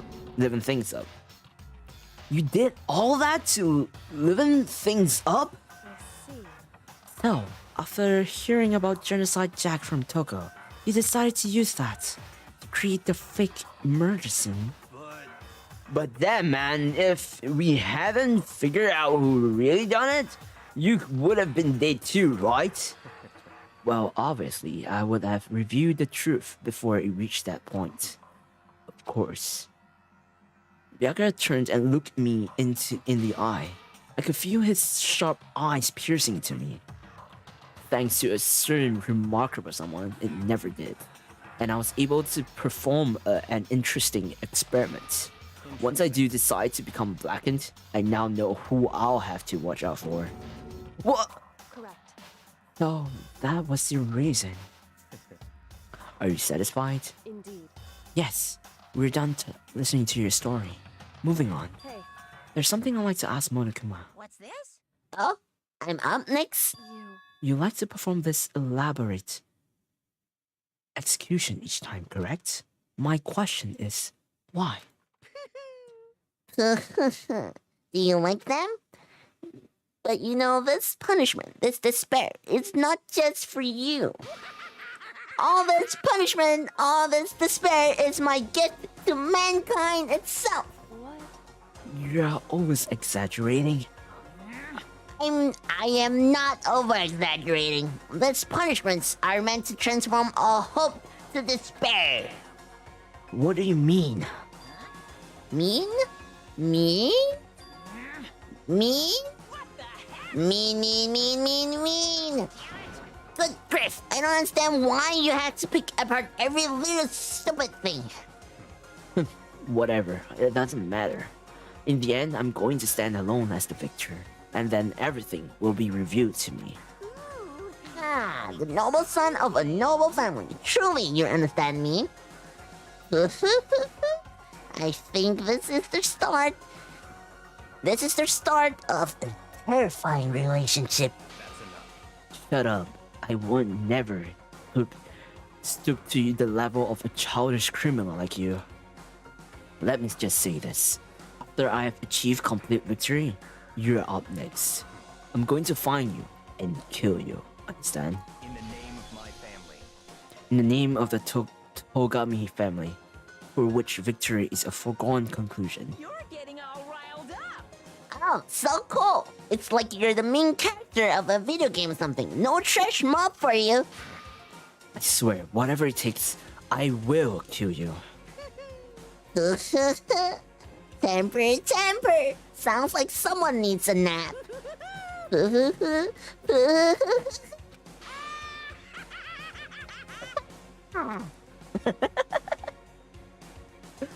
Monokuma's laughter peeled across the courtroom and curtain closed on the case of Chihiro and Mondo. But I knew that wasn't the end. The killing game would still continue, because the mastermind wouldn't let it end. For those of us who are still alive, our worst fear and despair kept on multiplying. It was the kind of despair that felt like a blind puppy in hell had more of a future than us. All of our courage, our effort, our friendship, it felt like it amounted to nothing at all. It was the worst kind of despair. What is this? Anyway, like I was saying, this is a pretty good spot. Yeah, a really good spot. Anyway, isn't it amazing how that girl went and killed someone before things even had a chance to get boring? Once things really get moving, it'll be like a roller coaster. There won't be any stopping it. Fear and despair charge forward at a speed nothing can hope to match. But I must admit, I'm disappointed. I went to all the pain and effort of making you part of the group, and you couldn't play your part. You do remember you were supposed to make the first move, right? Well, no biggie. Nothing we can do about it now, so just do your best to make things more exciting from now on, okay? After all, that's what everyone wants to see. There's one thing I'd like to ask you. Oh, wait, this person is anonymous, so I'm gonna use a different voice. I can't think of any voice yet. I can't think of any voice to fit it. So I'm gonna mod it to make it sound extremely high pitched using the voice mod. I'm gonna mod it to make it sound really high pitched. So technically it's a neutral voice that no one knows about, so There's one thing I'd like to ask you. As long as you don't want to know my measurements, fire away. Who is it? The 16th high school student, I mean. My, you really took me by surprise there. I know I said you could ask anything, but super denied, ultra denied, demonic denied. Because you see, that's my ace in the hole.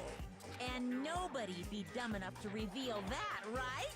No matter how close they were to their friends.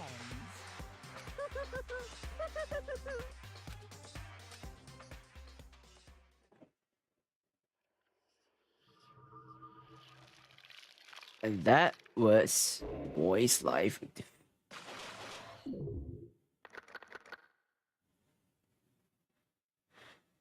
We're down to 10 students. Wow. That was a joy, right? You've received... Oh, wait. Wrong voice. Your wrong voice.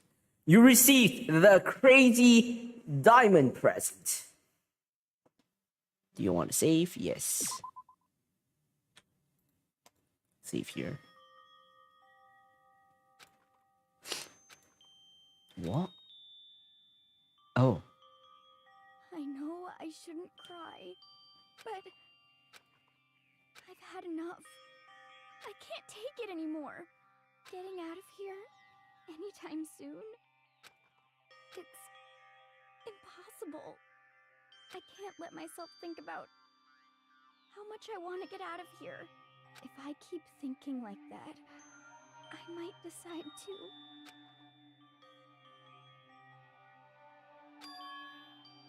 Donuts. I need to eat some donuts. That'll cheer me up. Glazed donuts, twisty donuts, jelly donuts, cream filled, donut holes, Masaras. Okay. Oh, God of donuts! I'm praying for a wonderful encounter.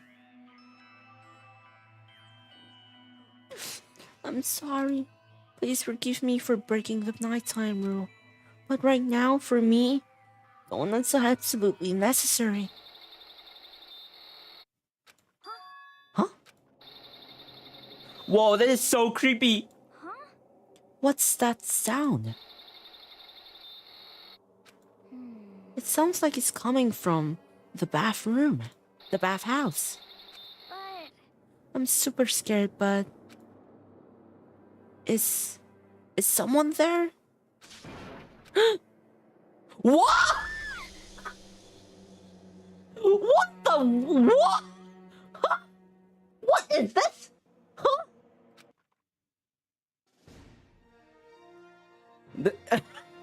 A next generation legend, stand tall galactic hero.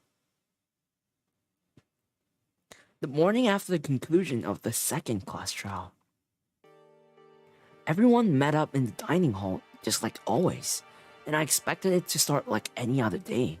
That's what I expected, but today's count kinda sucks, huh? Toko and Byakuya still refuse to show up. I haven't seen Miss Asahina anywhere. She said her stomach was hurting, so she's taking it easy in her room for today. That's rather unusual for her. Normally she's so full of energy. Which is exactly what makes me worried. So then, Oh, it's just the 7 of us then. It looks that way. How about that? It's times like this where the community chairman needs to get things going with a bang. Impossible. Or not? Taka hasn't said a word since everything that happened yesterday. One look at his face showed he hadn't slept a wink last night. It must be because of Mondo. The two of them became so close, and then he finds out Mondo killed Chihiro. Then having to watch Mondo get punished, and nothing he could do about it. Can't even imagine what it must have been to him. So, I mean, what's gonna happen now? We haven't found any way out, and we have no idea if help's even gonna come. Now I'm more depressed just thinking about it. We simply have to make the best of things, do our best to get along and live here together in peace. Forget about the outside world and accept this new life. That is the only hope we have now. What? To live here forever? Here we have every convenience. We have food, clothes, our every need it seemed. Why are you dissatisfied? In fact, let me ask you this. What is it about the outside world that you long for? Competition, discrimination, victimization, and violence. As society grows, so does its perversion. In which case, in our current situation, not. Devil, angel, put your princess. Here we go. Maggie the Drill Shop owner, Bunny Ear, Amazon Girl, Hector Dogboy, Robo Justice Galactic Skin, and what I mean is there's no 2D here. There is nothing to be done. The mastermind put such base desire to their advantage, bending you to their will. You know? Okay, well, anyway, since Taka's like, catatonic, as the oldest here, I'm officially stepping up to take the lead. So, we are all gonna work together and spend the rest of our day searching the school. Searching? I'm right. Well, I mean, since the class trial is over and all, there should be new places for us to investigate. Yeah, that's the ticket. Maybe we'll find some kind of clue this time. Well Then, once we're done eating, let's split up and begin looking around. Do you have any problem with that, Celeste? There may be. There may well be a discovery waiting for us, which may further enrich our life here. No. The point is to look for clues. And just as we were starting to come together, she bushed in and ruined the conversation. Genocide! Nobody called for you. What the? How come it's Genocide Joe and not Toko? God, this place is just amazing. Finally a place I can just be my murder self. Which is why I decided to stop holding back and spread my wings. No more hiding in the cave for me. Plus, I have another battle to fight. The whole killer with a split personality thing is so overdone. I gotta destroy that stereotype. I'll fight all day and all night to murder those totally slanderous creatures. But you are a killer with a split personality. If she wasn't here, my chances of survivor will go up at least 10%. Come on. You gotta back me up here. Even the biggest stars needs the little people to hold them up. Well, whatever else we do today, first we should eat. We can't do anything on this empty stomach. You're right. Let's hurry up and eat so we can start on our investigation.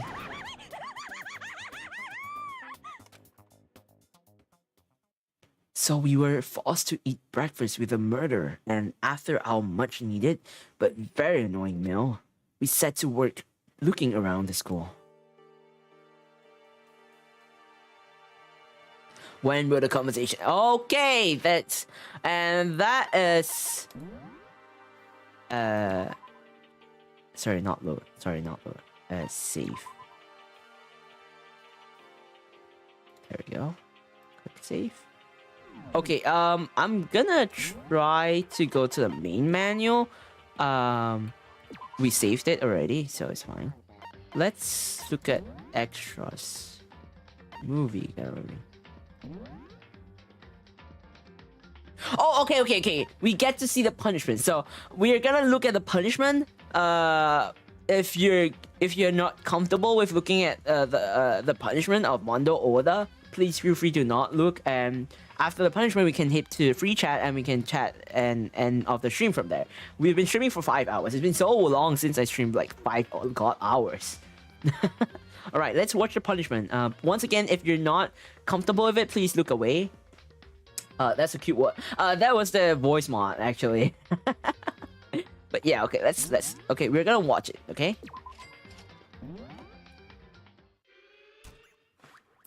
The sin that I missed out. Okay, we're gonna look at the execution.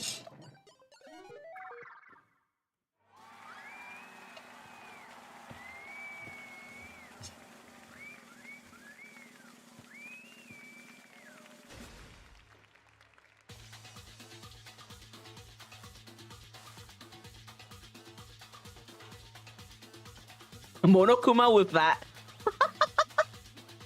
With the hawk thing. I don't know what the hairstyle is. Oh wow. The cage of death.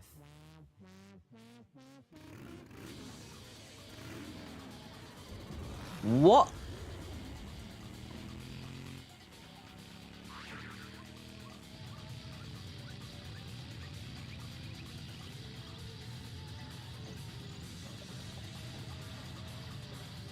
What the hell is going on?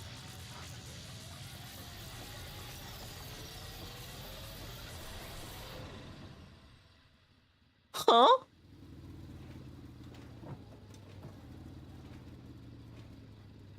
Wait, where did the body go?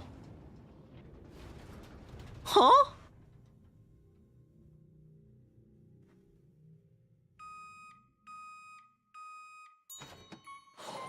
What? Huh? He became butter? He became butter? What?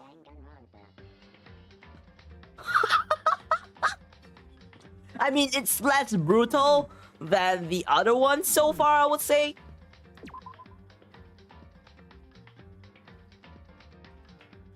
Wait. That was pretty less brutal, I would say. Okay, let's quit this. And let's hop into free chat, shall we? Free chat. Let me quickly turn off my voice mod as well. There we go. Okay, so well, what happened? So basically what happened was Mondo's so-called the execution was actually just him he rode the bike, the motorcycle that Monokuma was on, and he was strapped on it, so he couldn't lift it. He couldn't lift their motorbike even if he want to, and they drive straight into a cage, like a circular cage, and they literally do like rotation cage thing, and it ended up like going rotating to the point that somehow one way or another he became butter. It processed him to become butter. It didn't. Once the whole thing stopped, he became like butter through a machine. That was the whole execution. So it wasn't, honestly, it wasn't as brutal or like gory compared to the Leon Kuwata was execution. So honestly, I don't think that's brutal, but like if you're in that position, probably you'll find it really brutal. What? A butter. Butter. Butter. So he became a butter. Anyway, I just wanna make a quick announcement before anything. I forgot to make this announcement because I was so shocked at the fact that the whole model review was so fast. So I'm gonna make a quick announcement. Let me pull it up real quick. There we go. Gonna click this. Oh shit, that's not the one. Give me a second. We'll end the stream real soon. I know it's really late now. But yeah. Anyway, so before the whole before not a break, I wouldn't call it a break, but before the podcast will be put on pause temporarily because of preparation for the debut stream and because of the debut stream, the podcast will be put on hold for 2 weeks. Starting from next week and the week after, there will be no podcasts. But this week we'll have a podcast. So this week, some of you may have known, Zero. This week, Zero will be appearing as the guest in the podcast, Memory Down the Abyss podcast talk show. Zero will be guesting as our dear guest on the 10th of September, which is on Saturday. It is coming Saturday. At 12 p.m. JST time. So at 12 p.m. JST time, Zero will be appearing as our dear guest, and we will be talking in the Memory Down Abyss podcast talk show. Some of you may know because Zero has been in this stream for quite a while a bit and stuff like that. So feel free to drop any questions or comments you would like us to reply or answer to, or just read out or let us know during the stream. And the marshmallow link that I will provide actually tomorrow because it's pretty late right now. So I'll provide it tomorrow, and hopefully you look forward to it. Oh, Zero looking forward to it. I hope you'll enjoy it because Zero and I is kind of a very weird chemistry going on. But yeah, Zero will be appearing as our dear guest on the 10th of September at 12 p.m. GST time for Memory Down Abyss podcast talk show. And that's pretty much it. Tomorrow I'll be having a stream too. So I'll hope to see y'all for tomorrow's stream. Which is, what is my stream tomorrow? Actually, wait, let me quickly pull this up.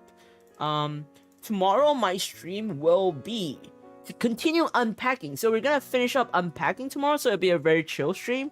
And then the day after, on the Friday, I'll be doing TGIF chill puzzle. Finally, TGIF is officially on Friday. So I'll be doing a little talk section on Friday, and then like a Zatsudan-ish kind of thing going on, but it's just me completing a puzzle while talking to you guys. And then Memory Down Abyss on the 10th of September at 12 p.m. GST time with Zero, and on 11th of September, which is Sunday, I'll be playing Valorant. It's been a while, so yeah.